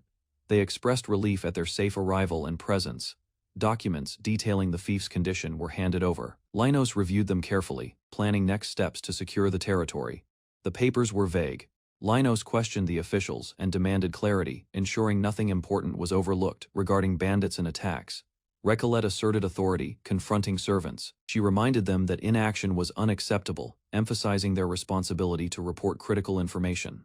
They recounted the town's devastation: buildings burned, dead scattered. Linus understood immediate action was required to prevent further disaster. Reports indicated roughly 100 bandits encamped west of town. Linus and Ricolet prepared strategies to defend villagers and the area. The officials abruptly departed, leaving the fief entirely under Linus's control. Responsibility for defending the troubled territory became his. Some residents feared abandonment after the army's withdrawal. Linus remained calm, assuring everyone the situation could have been worse. Ricolet organized the townspeople immediately. Volunteers accepted various tasks, preparing supplies, camps, and support systems for coming challenges. While reviewing maps and reports, Linus focused on the bandit threat. Ricolet reminded him to eat properly. Late into the evening, Linus studied documents and terrain. He requested Ricolet's help to formulate an effective plan. Comparing information carefully, they estimated enemy numbers and monster activity. The unusual situation suggested a capable leader. Linos proposed investigating the forest directly. He believed observing conditions firsthand would reveal opportunities unavailable through reports alone. The following day, Linos traveled toward the forest carrying maps. He examined routes, terrain, and strategic locations carefully. Several companions joined the expedition. Linos explained that swift action was necessary before the bandits strengthened their position. Confident in his barrier abilities, Linos advanced deeper into the wilderness. The group prepared to confront looming dangers. Linos predicted the bandits would lower their guard while marching. He decided to strike their base during the opportunity. Some companions expected a simple ambush. Linos instead proposed targeting the ambushers first and reducing enemy numbers strategically. After studying movements, the group realized the bandits were advancing toward the army. They hurried to intercept events. Riding through narrow paths, Linos and his companions suddenly spotted enemy forces ahead. Surprise spread across the group. Linos immediately activated a large barrier technique. Thick fog spread across the battlefield, concealing movements and confusing enemies. The allies charged through the mist. Linos instructed everyone to focus on eliminating bandits while searching for their leader. One bandit produced a strange item and used it without hesitation. His appearance began changing unnaturally before them. The transformation completed, creating a gigantic muscular figure. The sudden appearance shocked Linos and the surrounding fighters. The monster-like leader revealed himself openly. Both allies and enemies recognized him as the true commander of the bandits. Realizing the danger, Linos ordered everyone to retreat. He stepped forward alone, determined to confront the powerful leader. Linos confronted the transformed leader directly. The monster boasted about destroying villages, showing no regret for the suffering caused.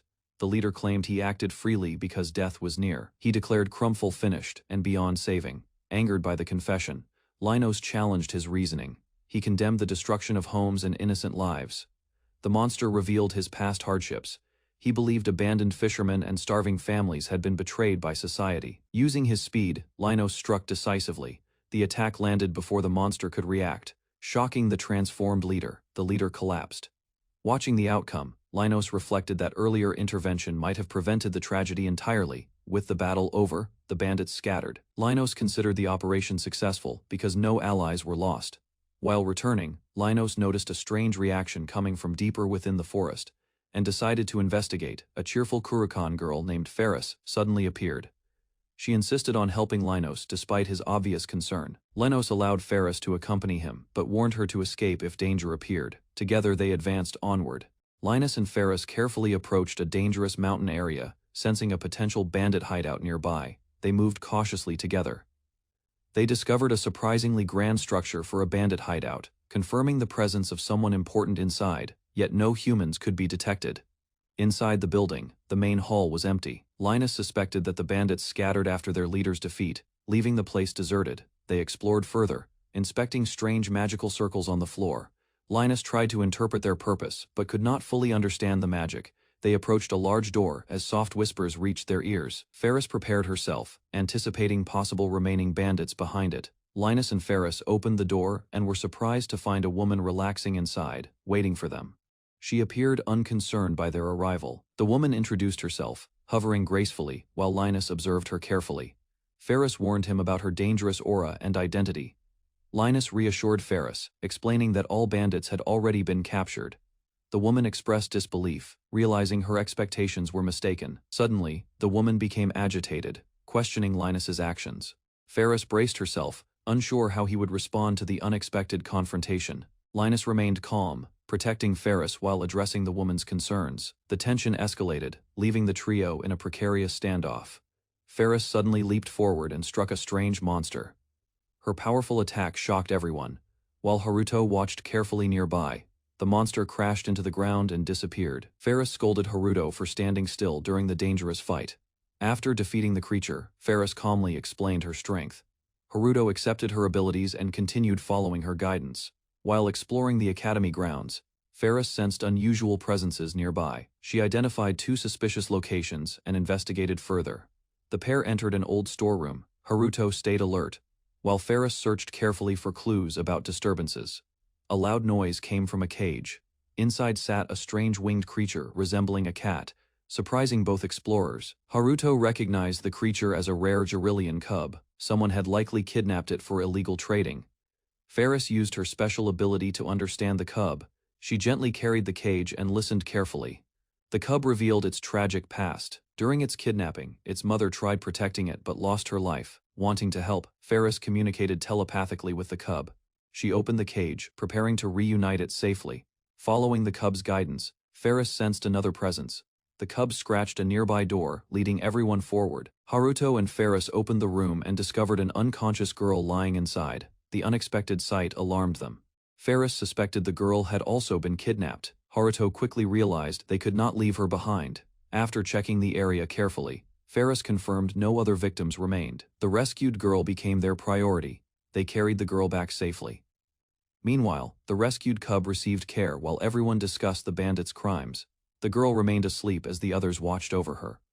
Ferris wondered whether she was a beast folk. After resting comfortably, the girl finally woke up. Haruto and the others felt relieved by her recovery. Haruto introduced himself and explained how they found her. The girl listened carefully but remained cautious. Instead of expressing gratitude, the girl questioned their actions. She doubted whether strangers deserved her trust. The rescued girl demanded answers before sharing anything. Her guarded attitude hinted at a difficult past ahead. Continued, acting rude toward her rescuers. Ferris suddenly stepped forward, grabbed her and prepared to teach respect. Ferris delivered a strict punishment. Terrified, Ruara repeatedly apologized and promised to cooperate with everyone from now on. After calming down, Ruara finally introduced herself. She revealed she was the daughter of Poseidon, king of the seas. Linos listened as the princess explained her identity. The discussion revealed she was connected to Poseidon, the ruler of oceans. The princess clarified she was not kidnapped. After reaching land, she encountered a succubus and followed unexpected events. Linos noticed her avoiding details. She shifted attention elsewhere, admitting hunger, while delaying the explanation everyone expected. The investigation continued carefully. Linos asked about her connection with the succubus, while others observed her reaction closely. The princess explained she met the succubus accidentally. She accepted an invitation and became involved with hidden activities. She described a large fish school she controlled. The succubus likely saw value in using those creatures. After hearing the explanation, Linos and his companions criticized her actions. The fish had caused serious trouble. The princess admitted her control remained weak. Returning the fish safely proved difficult after reaching the shore. A companion offered tea and reassurance. Linos redirected the discussion and asked why she left home. The princess revealed her reasons. Burdened by royal duties, she became curious about land and traveled there alone. The princess admitted she had run away from home. She openly confessed that she truly hated her assigned duties. She explained her responsibility as a priestess. Her role involved offering songs and dances to the ocean god. Embarrassed by the topic, the princess hesitated. The others waited patiently while she struggled to continue explaining. Unable to hide it anymore, she loudly confessed. Singing was her greatest weakness, and she disliked it intensely. The revelation surprised everyone. Instead of mocking her, the group became curious and wanted to hear her voice. After repeated encouragement, the princess reluctantly agreed. She prepared herself and finally began singing before everyone. Her song echoed through the room. Linos noticed the melody resembled a style he remembered from Japan. Recognizing the similarity, Linos demonstrated a traditional enrollment performance. The unusual singing immediately caught everyone's attention. The companions listened with amazement.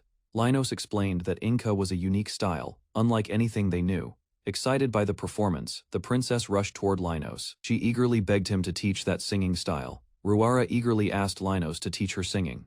Rico agreed, but only if Ruara accepted responsibility first. Rico proposed a condition. Linos immediately understood the idea and listened carefully to her suggestion. Linos declared that he would teach Ruara. In return, she had to apologize and help rebuild the damaged town. Ruara protested at first, feeling the demand was unfair. Linos calmly waited for her final decision. After struggling with the choice, Ruara finally accepted. She agreed to take responsibility for the trouble caused. The group discussed the affected town called Kairik. Linos asked Rico for information about the location. Rico recalled hearing one important detail. The village chief there was said to be a member of the Sea Folk. When Linos asked Ruara about the Sea Folk, she admitted she knew nothing about them, despite her origin. Ferris reassured Ruara that she would not travel alone. Linos decided everyone would accompany her to Kairik together. Linos arrived in Kairik with Quora and their companions. The streets seemed unusually empty, revealing the town's declining condition. As they walked further, Linos learned many residents had left. Economic problems had weakened Krumfall fief significantly recently. Looking across the town, Linus noticed a large mansion. He realized it belonged to the gatekeeper mentioned earlier. The group entered the mansion and met a servant. Nearby residents watched cautiously, distrusting the fief lord's authority. Inside, Linus met Marcel, Kyrique's mayor. Marcel formally introduced himself and welcomed the newly appointed interim lord. Marcel expected representatives instead of Linus himself. Nevertheless, Linus requested direct information about the town's current situation. Linus explained reports alone were insufficient. He preferred examining conditions personally before making decisions regarding future improvements. Marcel observed Linus carefully and sensed responsibility within him. Both understood continuing inaction would only worsen problems. The discussion shifted toward dangerous Asura fish.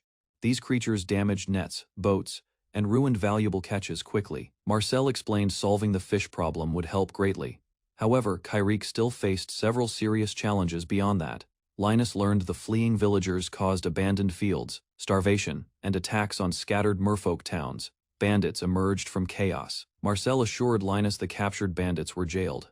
Linus realized that abnormal fish had caused internal fights amongst residents. The mayor explained bandits were a constant initial problem. Linus understood controlling crime was the first priority for the town. Linus and companions prepared to leave the mansion. They were guided to see first-hand conditions and understand the town's hardships. Linus wanted everyone to witness damage caused. The group moved cautiously, preparing to inspect the affected areas around Kyrique. He emphasized responsibility, saying facing consequences and not fleeing was the first step. Companions silently acknowledged Linus's resolve and leadership. Linus reassured them that forgiveness depended on others, but facing problems directly was essential. Quara and the maid followed determinedly. The trio stepped outside. Linus promised support beside them as they walked together, preparing for the town's difficult inspection journey. Ruara was shocked as they approached the harbor. The sea appeared unusually dark and ominous, reflecting the ecological damage nearby. Marcel warned the group to stay back. The water was black due to the overwhelming number of Asura fish. Linus and companions realized the sheer number of Asura prevented fishing, threatening the ocean ecosystem and worsening the town's food crisis. Ruara reflected on responsibility. Accepting consequences was necessary, but she feared forgiveness might not come from those affected. Ruara admitted her fault. The Asura had gathered due to her actions. She apologized sincerely to Linus and Marcel.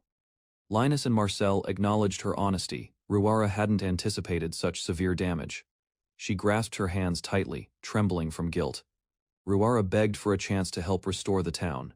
She vowed to do her best and take responsibility fully. She bowed deeply, repeatedly apologizing. Linus and Marcel observed her determination, seeing her commitment to correct the harm caused. Linus insisted she was one of them. He encouraged collaboration, emphasizing restoring the town together as friends and responsible leaders. He asked if she had a plan. Linus made a heartfelt request for her to help, despite knowing it was bold. Linus asked Marcel if gathering people could succeed. He admitted uncertainty but urged trying and requested the mayor's assistance. Linus promised support. They could provide food, pay, and shelter to volunteers. Marcel would coordinate through his connections efficiently. Marcel spread requests across the region and used store connections to recruit workers. Everyone agreed to use every available resource. Linus learned Don had been interviewing many residents for months. Those investigations revealed problems only specific local experts understood. One merchant offered 10 trusted workers immediately. Linus and his companions were shocked by the unexpected amount of support. After gathering enough volunteers, Linus celebrated enthusiastically. Their recruitment target had been achieved, marking an important first success. As crowds gathered in town again, residents noticed unusual activity. Linus prepared his next plan while momentum continued growing. Lino served freshly cooked Asura to the gathered residents. The unusual dish surprised everyone and attracted immediate attention today. The townspeople carefully tasted the meal. Its flavor impressed them greatly, while Linos observed their reactions with satisfaction. As discussions continued, Linos explained that more Asura remained.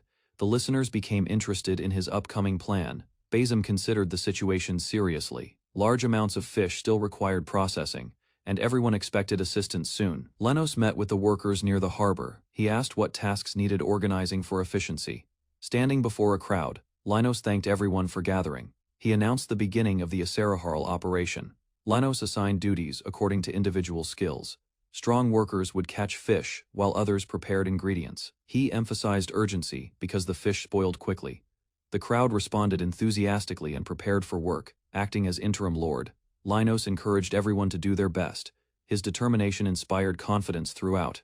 After organizing the workforce, Linos revealed sealed fire magic explosives. They would help eliminate Asura efficiently and safely. Linos prepared to depart with Ferris. He encouraged confidence and reminded the team that failure was acceptable, just proceed carefully. Linos instructed Ferris to fly over the ocean. He planned to throw the fire magic spheres into the deep waters.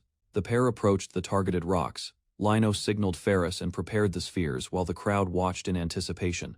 Linos began tossing spheres into the sea. Ferris ensured flight stability, keeping the objects aimed accurately toward the designated spot. Sealed fire magic spheres exploded in the water. Basim instructed the townspeople to start collecting fish, displaced by the blasts, immediately. More explosions followed. Residents scrambled to gather Asura from the sea, amazed at how quickly the fish were being driven ashore. Children helped alongside adults. Ferris carried spheres, while Linos coordinated distribution, ensuring the townspeople could keep up with the rapid pace. Linos managed the operation efficiently. Everyone worked together, throwing and gathering spheres, maintaining rhythm, and keeping safety in mind during chaos. Basim observed, impressed by the teamwork. The citizens started believing that this complicated plan might actually succeed without major problems. Linos identified Ulrain approaching. He quickly warned the townspeople, ensuring everyone evacuated the water to prevent danger from the enormous fish. Basim led fishermen onto boats. Linos prepared magic support, while everyone focused on capturing the dangerous Ulrain together. Ferris eagerly descended toward the sea. Linos noticed Marcel San joining the operation, carrying equipment and helping the fishermen.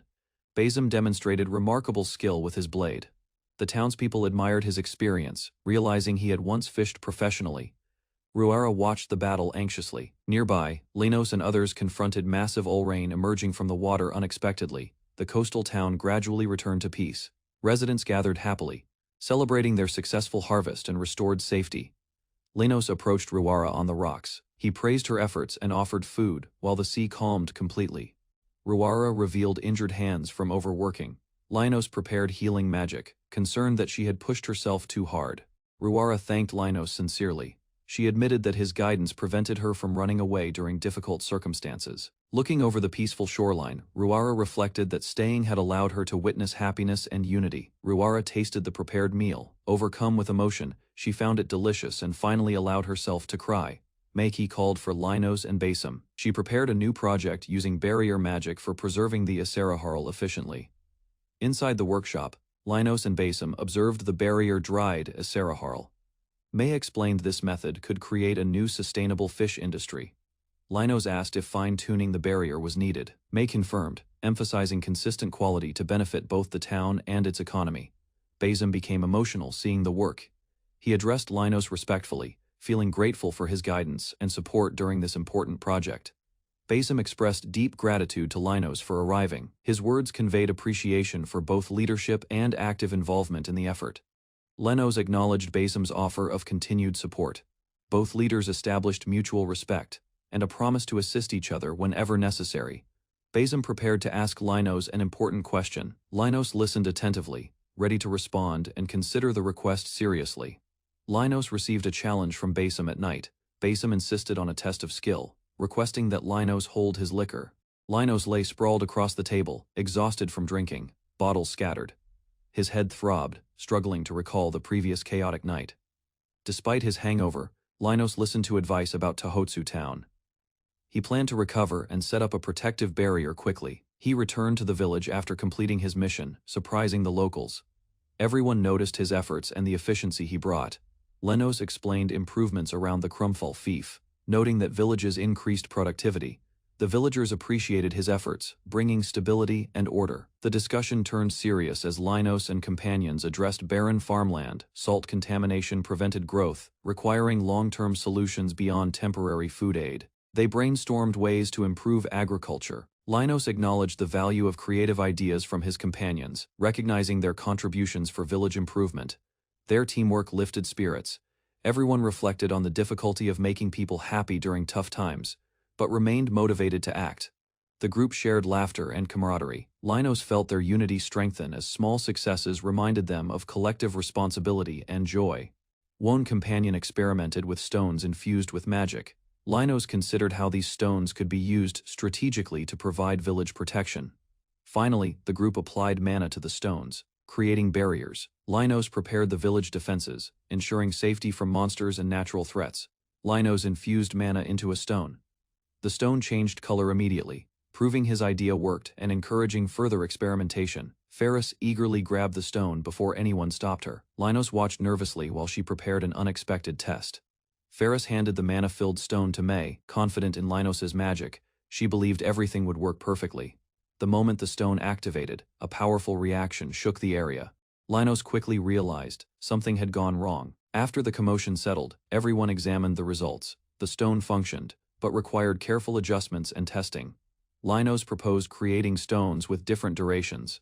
Such products could be sold and provide practical benefits throughout towns. Later, Rico returned to the earlier discussion concerning the future development plans for the Krumfall fief. Linos explained that conversations in Tohotsu village inspired a new strategy. His companions carefully listened to every detail. Instead of waiting years for farmland recovery, Linos planned economic expansion that could create jobs and growth. The proposal impressed many villagers. May imagined the town becoming stronger while opportunities increased for local families. Linos presented his plans to the ruler. Approval was given to manage the fief, aiming to transform it into a paradise. He proposed building a hotel near Kairik, using distant, peaceful beaches. This would attract visitors and encourage tourism effectively. Linos added plans for local cuisine and port expansion. These steps aimed to support both trade and hospitality growth. The ruler expressed full confidence, leaving Linos to implement his vision. Permission included both management and creative control over strategies. Discussions continued regarding the sale of magic stones. Support was granted, while ensuring food and basic needs would be maintained. With approval, Linos felt responsible yet confident. Careful planning would maximize benefits for the fief economy and citizens simultaneously. Attention shifted to administrative oversight. Observing the fief's operations would ensure policies were followed correctly, while Linos executed other duties. The castle felt dull in comparison to the busy villages. Mei and companions eagerly anticipated seeing results from the stones. Linos quietly left the castle to inspect the first customers. Villagers eagerly gathered, curious about the magical stones and their effects. The day ended successfully. The Krumfall house felt alive again. Linos reflected on the tiring work but appreciated the progress made. Linos and companions returned to the village, calling out cheerfully, unaware of the emergency awaiting them inside. Linos realized a serious problem. Kairik and Tohotsu villages had been attacked by monsters, demanding immediate action. Linos learned that powerful monsters were attacking Kairik and Tohotsu. The barrier was damaged, and he worried immediately greatly. The report identified the monsters as Geryuan. Hundreds attacked both towns, confirming the threat was serious and dangerous. Linos investigated possible causes. The unusual coordinated attack suggested the Geryuan shared a purpose and clear objective. Realizing the danger, Linos decided to visit Tohotsu first. The recently rebuilt town needed protection and reassurance. Before leaving, Linos entrusted house matters to Lila. He promised to rest later after resolving matters. After arriving in Tohotsu, Linos and Marcel met Carl, the town chief, who welcomed them anxiously there. Carl thanked Linos because the barrier prevented casualties. Linos apologized, but Carl appreciated his efforts greatly. Wanting stronger protection, Linos immediately requested permission to reinforce the barrier while reviewing the attack scene. Carl explained that 100 Geryuan attacked together. Emergency measures protected residents, but resources remained limited. Marcel revealed Kairik faced an even larger assault. Despite severe barrier damage, preparation prevented devastating losses. Linos confirmed that only Geryuan attacked both towns. He realized careful preparation was not enough. Barrier needed further reinforcement. He considered why so many Geryuan gathered. Linos suspected unusual coordination and intelligence behind their attacks on Kairik. The team discussed possibilities. The Asura were likely responsible indirectly, linking the attacks to recent events and unusual occurrences. Processing Asura and fish products may have reached the Geryuan habitat. This explained their sudden movement toward nearby towns. Linos examined a glowing map, showing Geryuan locations the monsters moved toward Kairik, requiring immediate action to drive them away. Time was critical. Linos instructed Carl to come along. They began strategizing to manage the incoming threat effectively together. They arrived at Kairik. Residents recognized Linos and Marcel, preparing defenses. Immediate action was necessary as the Geryuan approached. Linos supervised preparations, gates closed, bridges raised and fires lit. He noticed the monsters were intelligent and moving in formation. The largest Geryon led the pack. Linos realized it was their leader. He planned to reinforce and strengthen the barrier for defense. Linos rushed forward, commanding Marcel and Carl to protect townsfolk. He braced to harden the barrier, preparing for the Geryuan assault. The Geryuan leader charged at incredible speed. Linos narrowly avoided the attack, realizing the monster was far stronger. The leader used magic against him. Linos countered with barrier magic, preventing the beast from approaching Kyrique. More hidden Geryuan suddenly appeared nearby. Linos understood the monsters had prepared an ambush around the battlefield. Remembering Geryuan resembled cats, Linos created a catnip barrier. The monsters immediately became calm and distracted. Only the giant leader resisted completely. While the others relaxed, the massive Geryon continued watching Linos carefully. Linos strengthened his barrier further and confronted the leader directly. The beast's attacks could no longer threaten him. Standing atop the leader, Linos realized communication was possible. He offered mercy and requested the Geryon surrender. To everyone's surprise, the leader spoke. It admitted defeat, explaining that Geryon were intelligent creatures, despite appearances. The leader introduced itself and questioned Linos. The surrounding Geryon stopped fighting, waiting for their leader's decision. Impressed by Linos' strength, the Geryon pledged loyalty. The leader promised peace and informed nearby brethren accordingly. After gaining the Geryon leader's trust, Linos asked why they attacked towns, despite never causing similar incidents before. The leader explained that delicious food scents drifted from town daily, unable to resist. The Geryon approached repeatedly. Marcel and the others agreed. Sharing some fish was acceptable. They preferred cooperation, rather than continued conflict. The leader admitted cooked food aromas were impossible to find through hunting. The unique scent attracted every Geryon. The next day, Linos welcomed them to hunt nearby. However, he never expected such a large gathering. Following directions from the town chief, numerous Geryon arrived at Linos' residence, leaving everyone shocked and confused. Linos learned that Errol had made an agreement with nearby Geryon monsters. They would stay peacefully near the estate. The fishing industry improved steadily. Errol cared for the monsters, while Linos explained their behavior and future usefulness. With fishing profits increasing, Linos focused on solving farmland problems. Errol eagerly wished to inspect the affected lands. Linos noticed Errol's interest immediately. Remembering her thoughtful nature, he decided she should accompany the upcoming inspection. Encouraged by Linos, Errol gladly accepted. She promised to contribute useful observations and support the investigation carefully. The group traveled toward distant villages. Farmers explained that seawater had flowed upriver, damaging fields for years. Villagers described earlier hardships, failed leadership, rebellion, and departures weakened the community before recent assistance arrived there. Approaching the farmlands, Linos observed salt covering the ground. Even among mountains, traces of seawater remained. From a higher viewpoint, the group finally saw Nitsuka village's farmland. Vast areas appeared pale and damaged. Studying the devastated fields, Linos and Errol gathered information carefully together. They prepared plans to restore productivity. Linos observed the farmland's extent. The salt damage covered the entire area, leaving the ground white and unproductive for planting. The villagers expressed concern. They had tried many methods, but the soil remained unworkable, begging Linos for guidance and a solution. Linos explained the first step: breakwaters would stop seawater, and irrigation channels needed blocking to prevent further contamination upriver. He pointed to a map. A new river channel would be dug from a clean water source near Taipan village. Linos divided the villagers into teams. One built channels, one dug reservoir pits, and one constructed breakwaters to protect farmland. Errol and Linos coordinated the work. Villagers were motivated to contribute, knowing that their efforts would restore productivity to their fields. The next day, reinforcements arrived. Linos greeted them, including the Geryon allies, ready to assist with heavy labor efficiently. Errol helped distribute fertilizer and manage preparations. The unusual companions, including magical creatures, made the work faster and more organized. Linos led efforts in moving soil for breakwaters. Despite the cold and strenuous labor, the team worked energetically together. After hours of effort, the salt removal was nearly complete. Linos encouraged the villagers, ready to oversee the final stages carefully. Linos unveiled the final stage of his plan. Using barrier magic, he created artificial rainfall to soak the fields. Throughout the night, rainwater gathered and spread across the farmland. Villagers watched hopefully as the restoration progressed steadily. While resting, Linus discussed the village's future.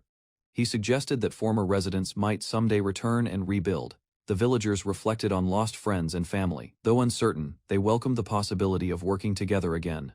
Several days later, Linus and Errol inspected the fields. A farmer carefully examined the soil's changing condition. The farmer held fresh earth in his hands. The salt was gone, and fertile soil had returned. Joy spread through the village immediately. Families celebrated, grateful that crops could finally be grown once more. Linus accepted their thanks modestly. He reminded everyone that recovery would take time, despite the successful restoration. Linus proposed working together for a great harvest festival. The villagers gladly agreed and shook hands with him. The restored farmland stretched across the valley. With renewed hope, the village looked forward to a prosperous future. Linus inspected the harvest and found unusually large vegetables. He realized the village fields had produced far beyond expectations. The villagers gathered happily around the crops. Thanks to everyone's effort, the harvest promised prosperity and a festival. While celebrating the success, Linus suddenly heard that King Linus had arrived. The unexpected visit caught him off guard. The king explained that he came to inspect the newly completed hotel. Linus hurried over, surprised by the visit. Beside the king stood a young noblewoman. Seeing her presence, Linus froze briefly while trying to understand. The king noticed Linus acting strangely and looked confused. Linus quickly regained composure and welcomed the important guests. Inside the hotel, Linus explained how support from the empire helped accelerate construction and improve the project. The visitors praised the development. They were pleased that tourism plans progressed smoothly and looked forward to exploring. Linus humbly credited others for the achievement. The guests appreciated his attitude and enjoyed the comfortable atmosphere. When asked about special treatment, Linus refused politely. He preferred treating the king and companions like normal guests. Linus guided the emperor and princess through Crumfall. They were surprised by how lively and prosperous the town appeared.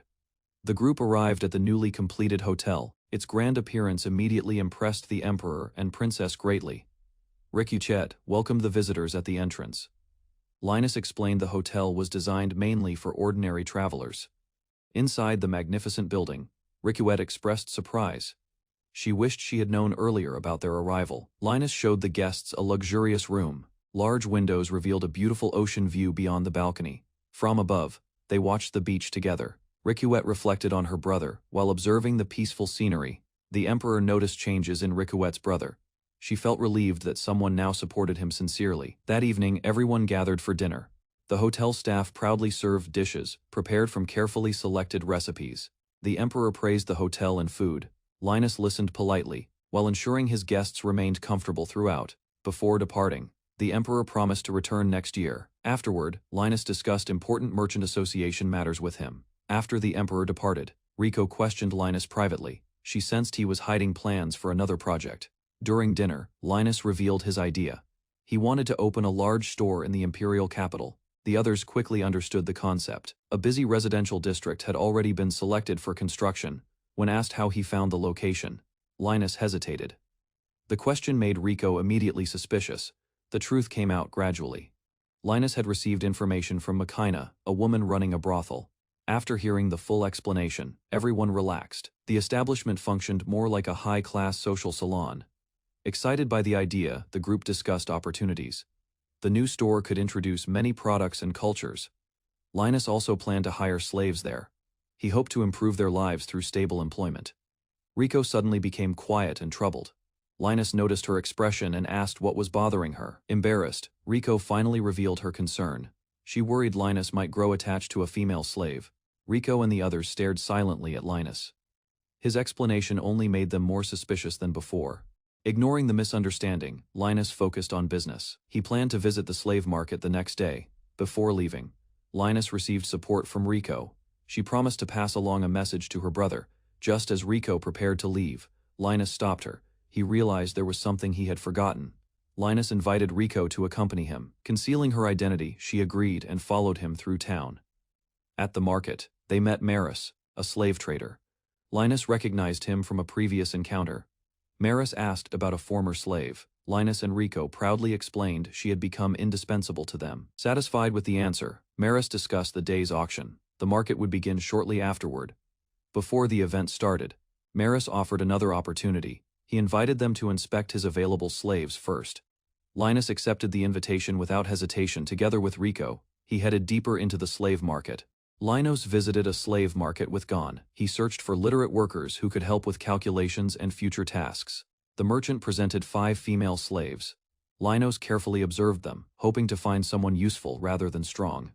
Among them, Linos noticed a rabbit folk mother and daughter. Their unusual situation immediately caught his attention and concern. After hearing their background, Linos became interested. He approached the rabbit folk pair and prepared a simple test. Linos handed the daughter a math problem. The young rabbit folk calmly read the paper and began solving it. The girl finished quickly and correctly. Linos praised her efforts, while the adults watched with surprise and admiration. Impressed by her abilities, Linos decided to buy both mother and daughter. The merchant happily announced the price. The merchant demanded 50,000 gold. Linos immediately questioned the amount and began negotiating for a better deal. The merchant lowered the price to 25,000 gold. Linos continued bargaining, refusing to accept the offer immediately. While the merchant worried about losing profit, Linos pushed further. The negotiation continued as both sides sought agreement. After persistent bargaining, Linos reduced the price to 10,000 gold. The merchant reluctantly accepted and completed the contract. The rabbit folk introduced themselves as Sonia and Ange. Linos welcomed them, while Ricolette rewarded the merchant generously. Before leaving, the merchant suggested visiting the main auction hall. Curious, Linos agreed to take a look. Linos left Sonia and Angie waiting safely. He followed the merchant toward the larger auction area nearby. The merchant explained that criminal slaves were being auctioned. Linos listened carefully while approaching the crowded hall. Inside, Linos saw 3 catfolk displayed for sale. Their appearance immediately caught his attention and concern. As the auction continued, Linos noticed the catfolk seemed familiar. He began observing them more closely. Linos considered leaving, but Ricolette encouraged him to stay. Reluctantly, he remained to watch the bidding. The bidding started at 5,000 gold. Linos focused on the catfolk while evaluating their situation carefully. When the price increased, Linos unexpectedly joined the auction. He raised his bid to 10,000 gold. Linos won the auction for 10,000 gold. The 3 catfolk immediately recognized him and felt relieved. The catfolk excitedly reacted to Linos's appearance. They believed their difficult situation had finally come to an end. Linos reminded them he was now their owner. Embarrassed, the catfolk quickly behaved more respectfully toward him. The 3 introduced themselves as Uriel, Willis, and Shira. They thanked Linos for purchasing and rescuing them. Everyone moved to an inn and shared a meal. Linos listened while Willis began explaining their journey. Willis traveled widely seeking experience and approval. Along the way, he faced dangers, monsters, and dishonest people. The group eventually accepted jobs in a town. Each catfolk worked hard and earned recognition from locals. Willis described their occupations and achievements. Linos and Ricolette were impressed by their efforts and abilities. The story reached its turning point. Willis revealed a conflict with a lord who targeted Shira unfairly. After hearing everything, the group praised Linos's kindness. The catfolk were surprised to learn Ricolette was his wife. Ricolette quietly revealed part of her noble background. The catfolk listened carefully, while Linos remained thoughtful about it. After the meal, Linos explained the work he planned. Everyone listened attentively, ready to support his business. The catfolk eagerly accepted their responsibilities. Sonia and Angie also volunteered to help with sales and customers. Linos showed them their future workplace. He explained the living arrangements and assured everyone they would be comfortable. The group arrived at the plaza. They admired the large building and the market stalls prepared nearby. Ricolette suggested matching uniforms for the catfolk. The idea excited the group and boosted their enthusiasm. Willis thanked Linos for changing their lives. As they discussed future goals, everyone looked forward to new opportunities. Baron Grogoriel urgently informed Baron Jono that something extraordinary had happened in Krumfall, shocking everyone gathered there. Grogoriel explained that Krumfall's ruined land had somehow transformed into a vast and productive granary almost overnight. He further reported that visitors increased greatly, new buildings appeared, and the town looked completely different. Now as Grogoriel continued describing busy streets and opening shops, Jono realized the Krumfall they knew was gone. The nobles fell silent before discussing Barsam's activities, fearing their people would suffer if ignored longer. Learning residents were relocating, Jono proposed taking Krumfall's harvest and territory before conditions worsened further. Confidently, Jono revealed he already had a plan and prepared to explain it to everyone. Jono visited General Lafayette, presenting himself politely while seeking military assistance for his upcoming scheme. To gain sympathy, Grogoriel claimed bandits attacked him during travel and threatened future journeys through forests. Gragoriel exaggerated the danger, while Lafayette promised investigations and stronger security before making any decisions. General Lafayette agreed to lend soldiers for only 3 days. Jono and Gragoriel happily accepted the limited support. After leaving the meeting, Jono and Gragoriel celebrated their success, while Lafayette remained suspicious of their intentions. Meanwhile, Linos visited a shop and checked on Sonia, who was managing work smoothly without difficulties. Sonia impressed Linos with her sales skills, while her daughter helped attract customers and promote products. She carefully recommended a barrier stone that matched the customer's needs, despite the customer's limited budget. Sonia explained that the barrier stone provided affordable protection, making it a better investment than hiring mercenaries. The shop continued prospering. Sonia happily reported that customers appreciated their purchases and business remained successful. Seeing their dedication, Linos believed they would soon become trustworthy enough to gain their freedom.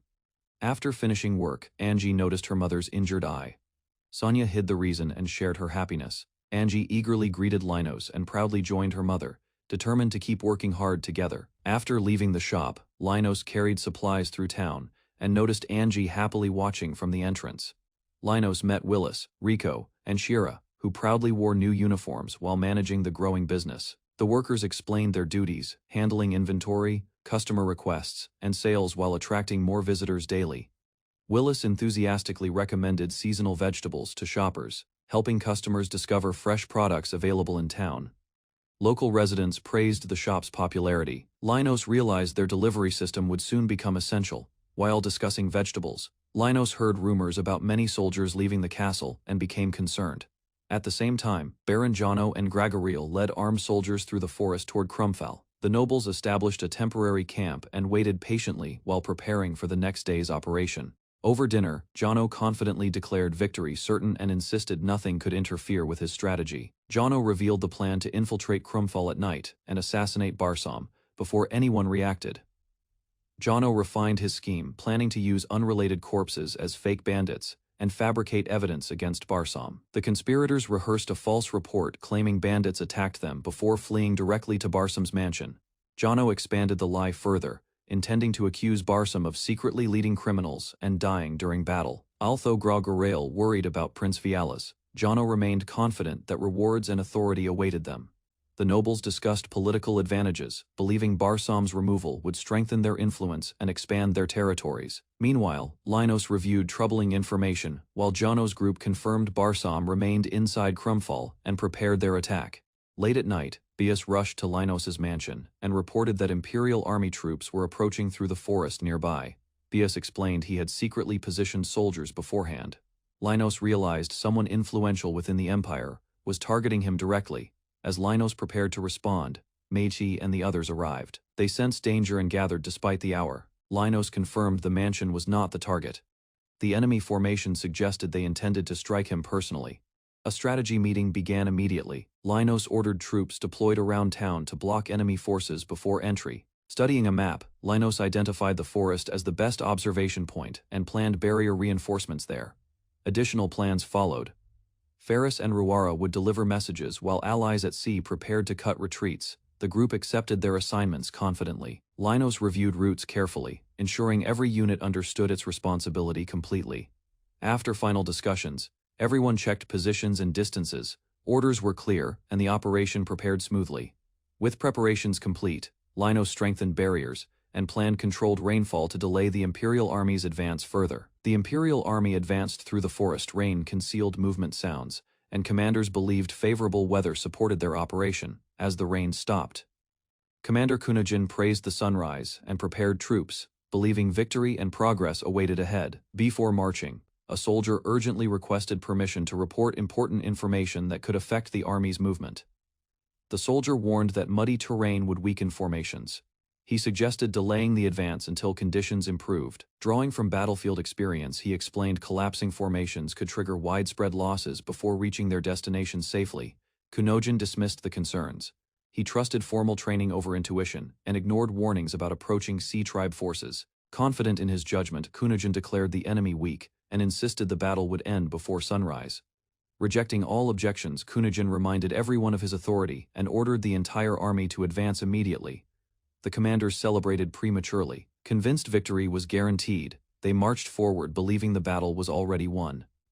Far away, Linos observed their slow progress on the map, and confirmed everything was proceeding exactly as planned. Linos ended the rainfall at the perfect moment, hidden positions were secured, and every allied force awaited the signal. After confirming preparations, Linos activated a powerful barrier technique and created a bright spectacle above the battlefield. The brilliant light exploded across the sky. Both armies noticed immediately as the long-awaited attack signal appeared. Bias led the charge. While enemy commanders hesitated in confusion, Krumfall's forces launched their assault first. The attackers targeted enemy horses. Bias remembered Linus's warning that Imperial troops carried barrier stones for protection. The Imperial formation collapsed quickly. Horses stumbled, soldiers lost footing, and commanders finally ordered a retreat. Retreat became difficult.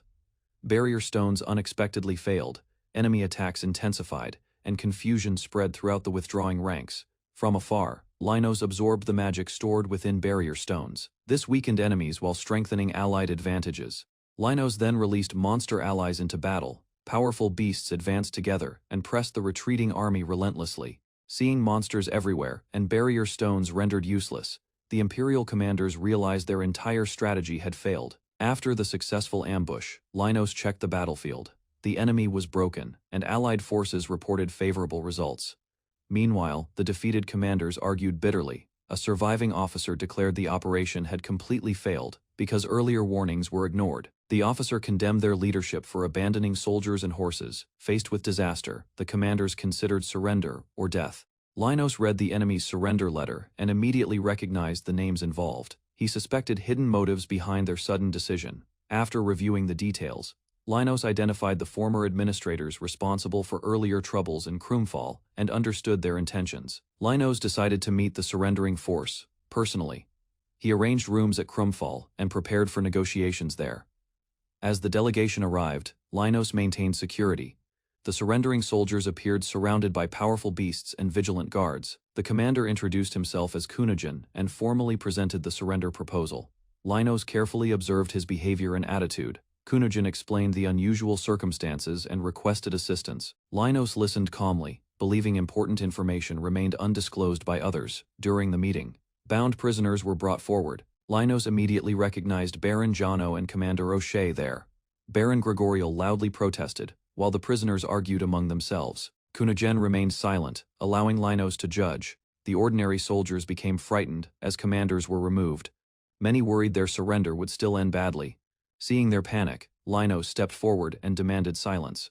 He assured everyone there was nothing to fear. Linos explained that he had been the ambush target. He promised treatment for the wounded and assured soldiers. The surrendered soldiers admitted they followed orders unwillingly. Linos decided only the three masterminds would face punishment.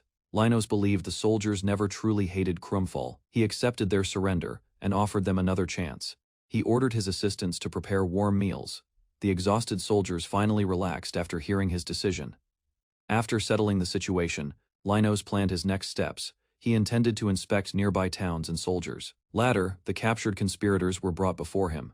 Linos prepared to question them about their actions. Facing the prisoners, Linos explained their motive clearly.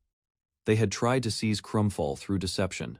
The former administrators became angry after their scheme was exposed. Linos remained calm and continued presenting facts. Looking at the prisoners, Linos realized he could have suffered the same fate if mistakes occurred. Linos condemned their greed and selfish decisions. He pitied the injured soldiers who suffered because of them. Linos questioned Kunijin about the army's numbers and casualties. The commander realized he had neglected his soldiers. One prisoner tried intimidating Linos with threats and status. Linos remained unfazed and challenged him directly. Linos warned the conspirators against resistance. He arranged strict confinement and prepared reports for higher authorities. After the tense meeting ended, Linos thanked everyone. He invited exhausted workers and soldiers to rest. Linos visited Tohotsu and checked the recovering soldiers. Warm rooms and proper care improved their condition. At Kairik, local leaders coordinated support efforts. The surrendered soldiers gradually calmed and accepted their situation. Returning home, Linos reflected on the outcome. He felt grateful for the reliable companions around him. Finally, Linos rested after resolving the crisis. His companions praised his efforts as he peacefully relaxed. Linos arrived at the palace and met Prince Orland and La Fayence. They welcomed him warmly and discussed troubling news from Krumfall. Inside a library, Linos learned that imperial troops had pursued him. Reports suggested influential nobles secretly manipulated information. The Prime Minister arrived and joined the meeting. They discussed injured soldiers and possible solutions for the growing crisis. Linos revealed that O'Shea had raised an army. The Prime Minister was shocked and realized the situation was serious.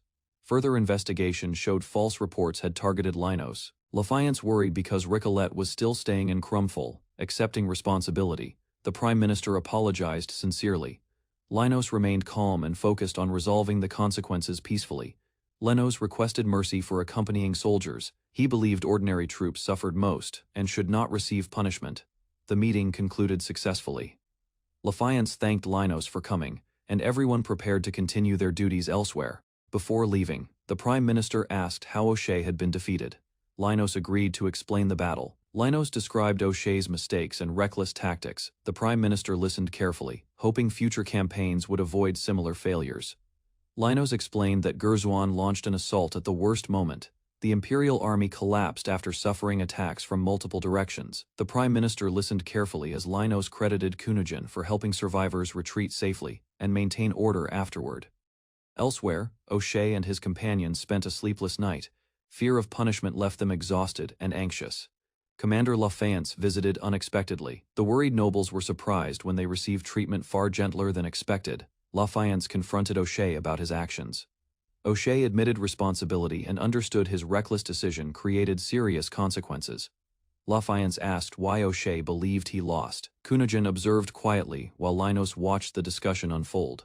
The commander revealed the true cause. O'Shea moved the army without permission and ignored proper authority. Lafayette also accepted blame. He admitted that weak supervision allowed the situation to worsen before anyone intervened. The surviving officer thanked Lafayette for speaking fairly.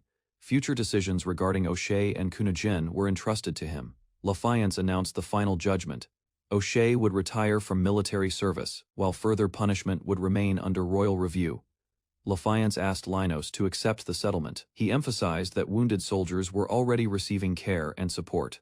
To everyone's surprise, Lafayette bowed deeply. He personally apologized for the misconduct committed by his subordinates. Linos accepted the apology and encouraged Lafayette to rise. The two men reached a respectful understanding together. Before departing, Lafayette promised future assistance. Linos thanked him, appreciating his sincerity and willingness to help. The meeting ended peacefully. Lafayette gathered everyone and prepared to escort the soldiers back to the capital. Watching him leave, Linos admired Lafayette's leadership. His conduct reflected the qualities expected from an outstanding commander. The group discussed the lessons learned. They recognized the importance of discipline, emotional control, and responsible leadership. 1 week later, new reports arrived. O'Shea had retired from service and moved to Kesharina for recovery. Kunijin also requested retirement. Although concerns remained, his request was approved under careful supervision and observation. Lafayette explained that trusted individuals would oversee the retired officers. Attention then shifted toward Jono and Gregoriel. Lafayette sympathized with the nobles' situation. Replacing Jono and Gregoriel would create additional complications for the administration. Reviewing recent reports, Lafayette praised Honorary Marquis Barsom. Linos' achievements in leadership had left a strong impression. Linos recalled Lafayette's concern for ordinary soldiers. That compassion convinced him that the commander truly valued people. The discussion ended positively. Both men agreed that reliable allies were precious, and Linos felt blessed by fortune. A young beastkin child sat imprisoned in a cell. Suddenly she noticed movement outside and recognized her parents being escorted away. The child desperately called after them. Her parents briefly looked back, but guards forced them onward without stopping. Tears streamed down her face as the prison gate closed. She begged not to be abandoned and waited helplessly. An unfamiliar beastkin approached the cell and explained that her parents were about to face execution for crimes. The visitor accused the child of providing the herbs used by her parents, making her appear suspicious. With a cruel expression, the beastkin blamed the child for creating medicine that supposedly caused countless deaths nationwide. The accusations continued relentlessly. The child was told her actions led to executions, suffering, and endless misfortune. That night, the painful memories returned as a nightmare. The child repeatedly apologized while trapped in guilt. Years later, Maisei awoke in a comfortable room. The same nightmare continued haunting her every night. As May sat quietly on her bed, memories of being called the god of plague resurfaced once again. The harvest festival arrived and the town became lively. Paris prepared fresh bread while May hurriedly got ready. Workers busily organized ingredients and supplies. The growing population increased festival participation, making everyone work even harder. Mayday rushed to the preparation area and apologized for arriving late. The workers welcomed her warmly and continued. A friend noticed May looked exhausted. May hid her worries, blaming the cold weather and skipped meals. Concerned villagers offered May warm food and encouraged her to rest. They hoped proper meals restored strength. Meanwhile, villagers celebrated a successful harvest. Improved soil and careful farming produced crops exceeding all expectations. Workers praised May's research efforts and contributions. They believed her dedication played an important role today. Marcel arrived with additional helpers after fishing work ended. Their support greatly accelerated transportation and preparation efforts. People from neighboring territories also contributed supplies. Their cooperation ensured enough food and resources for celebrations. The festival grounds filled with excitement as decorations appeared. Everyone eagerly prepared for the festivities ahead. Paris announced lunchtime, and hungry workers gathered immediately. The cheerful atmosphere reflected the community's successful teamwork. Rico sat quietly on a hill overlooking the festival. Watching the celebration from afar filled her with happiness. Linus found Rico resting alone and shared food with her. Together, they observed the lively gathering below. Rico watched humans, beastmen, adventurers, and monsters working together. The peaceful cooperation deeply moved her heart. Looking over the festival grounds, Rico wished similar harmony could spread throughout many other places in the world. A familiar companion suddenly appeared and praised the idea. The unexpected arrival surprised both Rico and Linus. The visitor brought exciting news about a new main store opening. Linus immediately became interested in hearing more. Meanwhile, villagers gathered around May. Her growing popularity attracted many people who wanted to speak with her. Old fears resurfaced within May's mind. She worried that her presence might eventually bring trouble to others. The villagers immediately rejected her concerns. They sincerely believed May had always helped and supported everyone. One villager thanked May for protecting the fields. Others expressed gratitude for making the harvest festival possible. The children's gift overwhelmed May. Seeing the beautiful vegetables they grew together brought tears to her eyes. May thanked everyone while crying. The villagers encouraged her warmly and promised to continue learning from her. Watching May smile again relieved Linus and Rico. Linus encouraged everyone to enjoy the festival until evening. The crowd cheered enthusiastically. Their excitement reflected how much May meant to the village and its future. As night approached, May remained on the hillside. Linus noticed her lingering alone and approached carefully. May hesitated before speaking.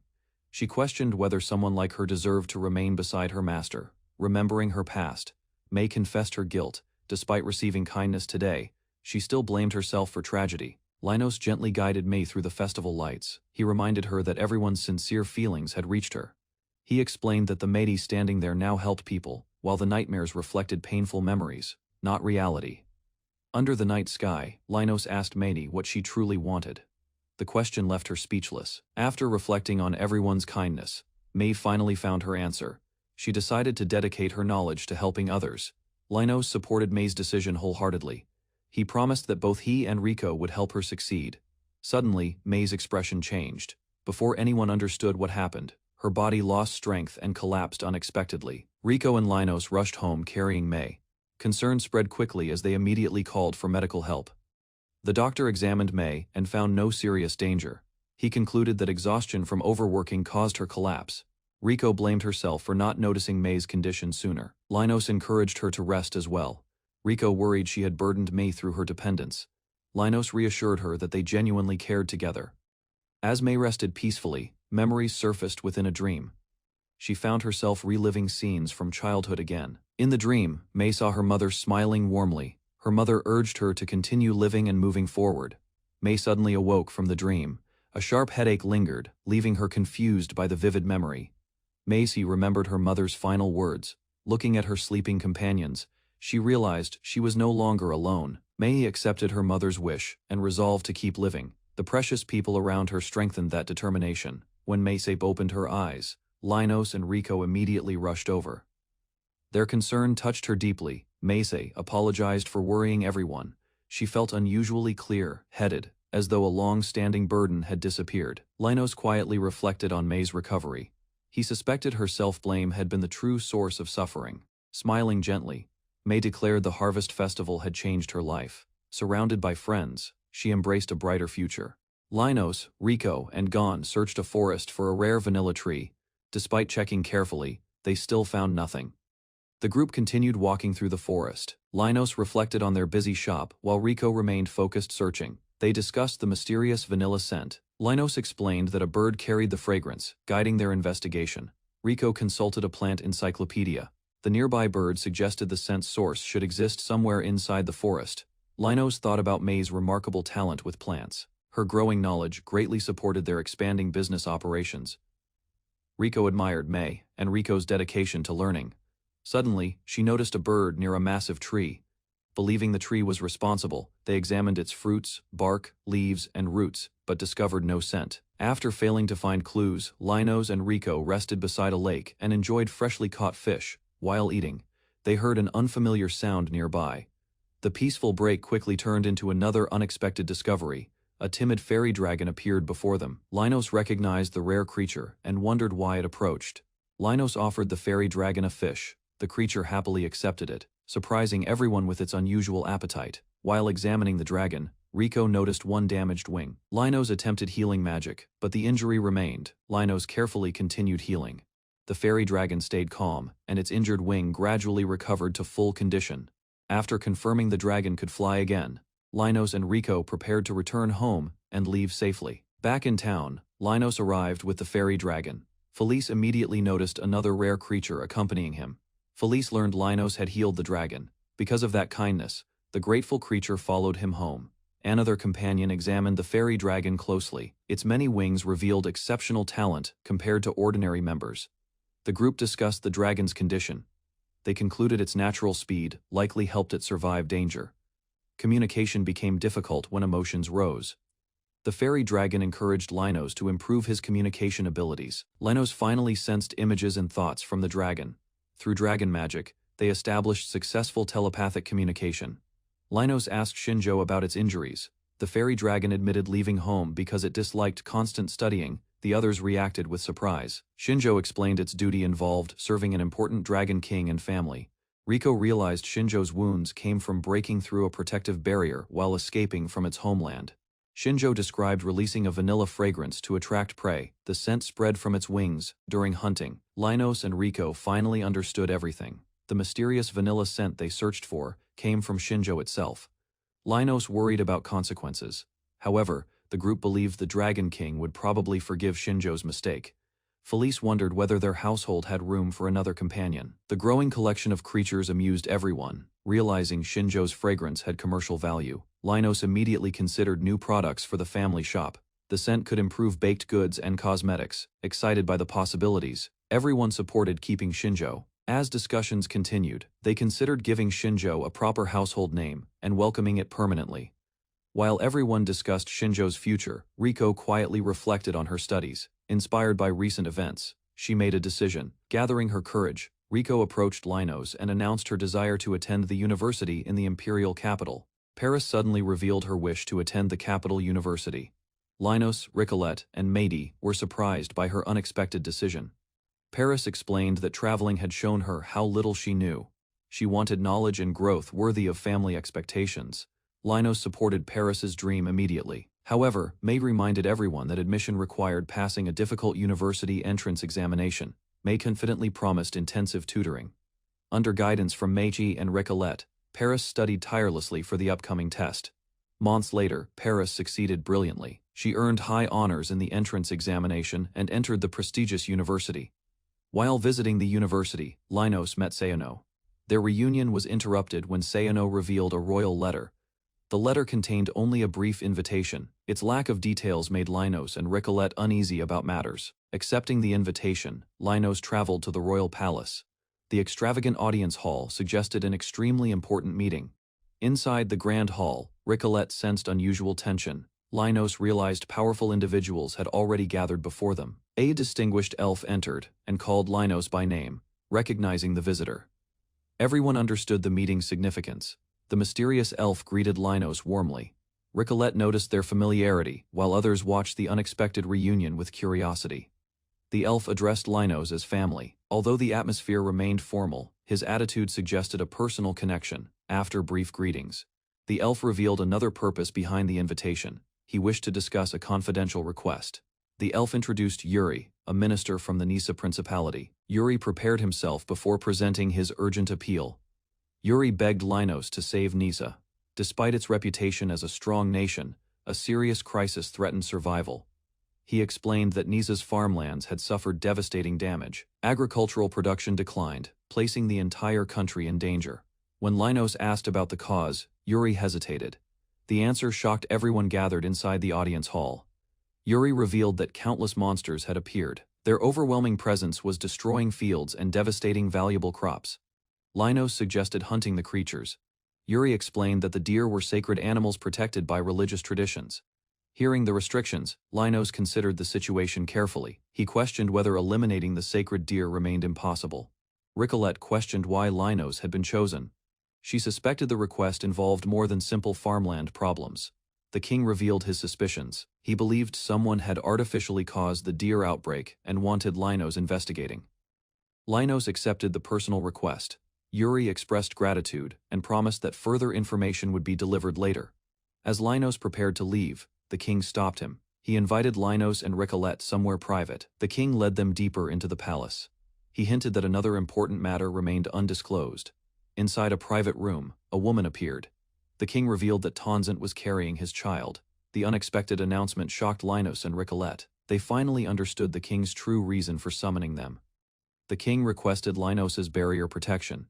With an heir expected, potential threats against Tonzent would increase greatly.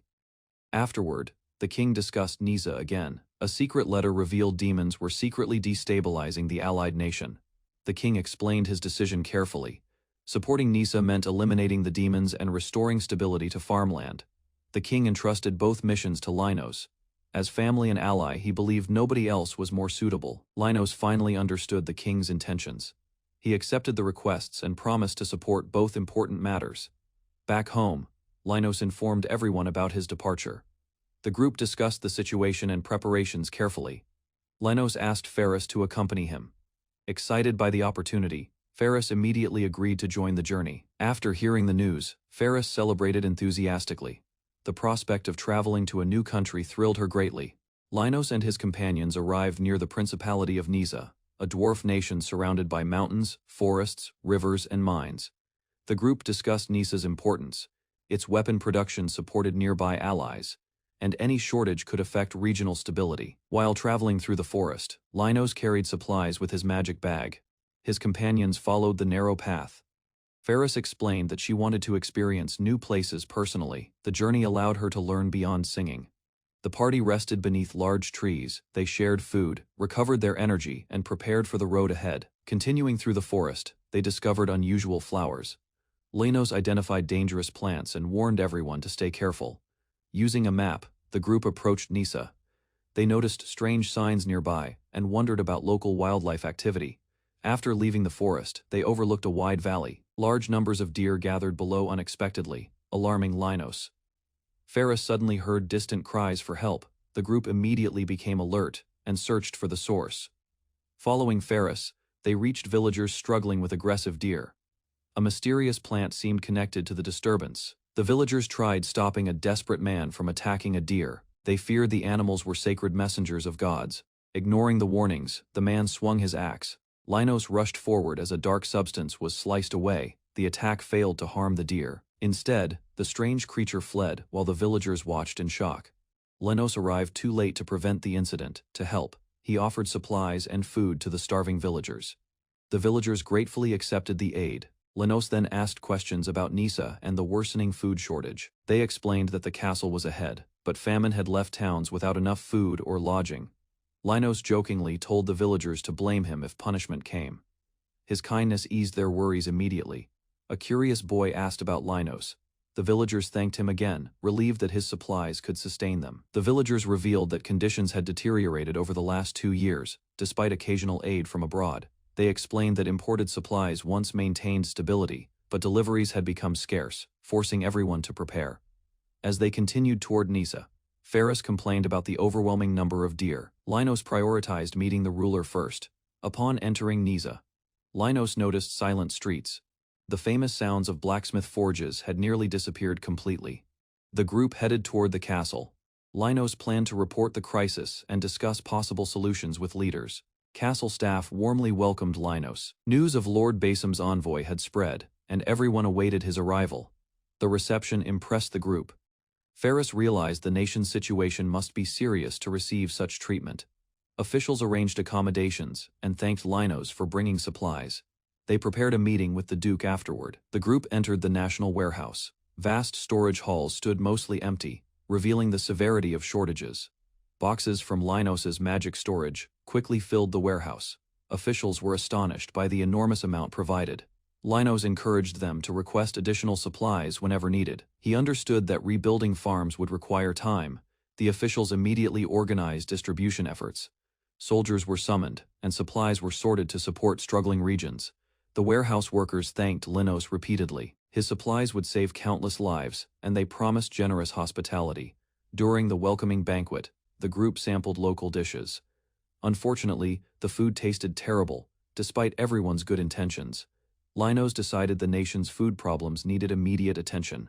Solving shortages became as important as stopping the monsters. Meanwhile, Ricolette and May received new swimsuits. Excited by the gift, they hurried to try them on.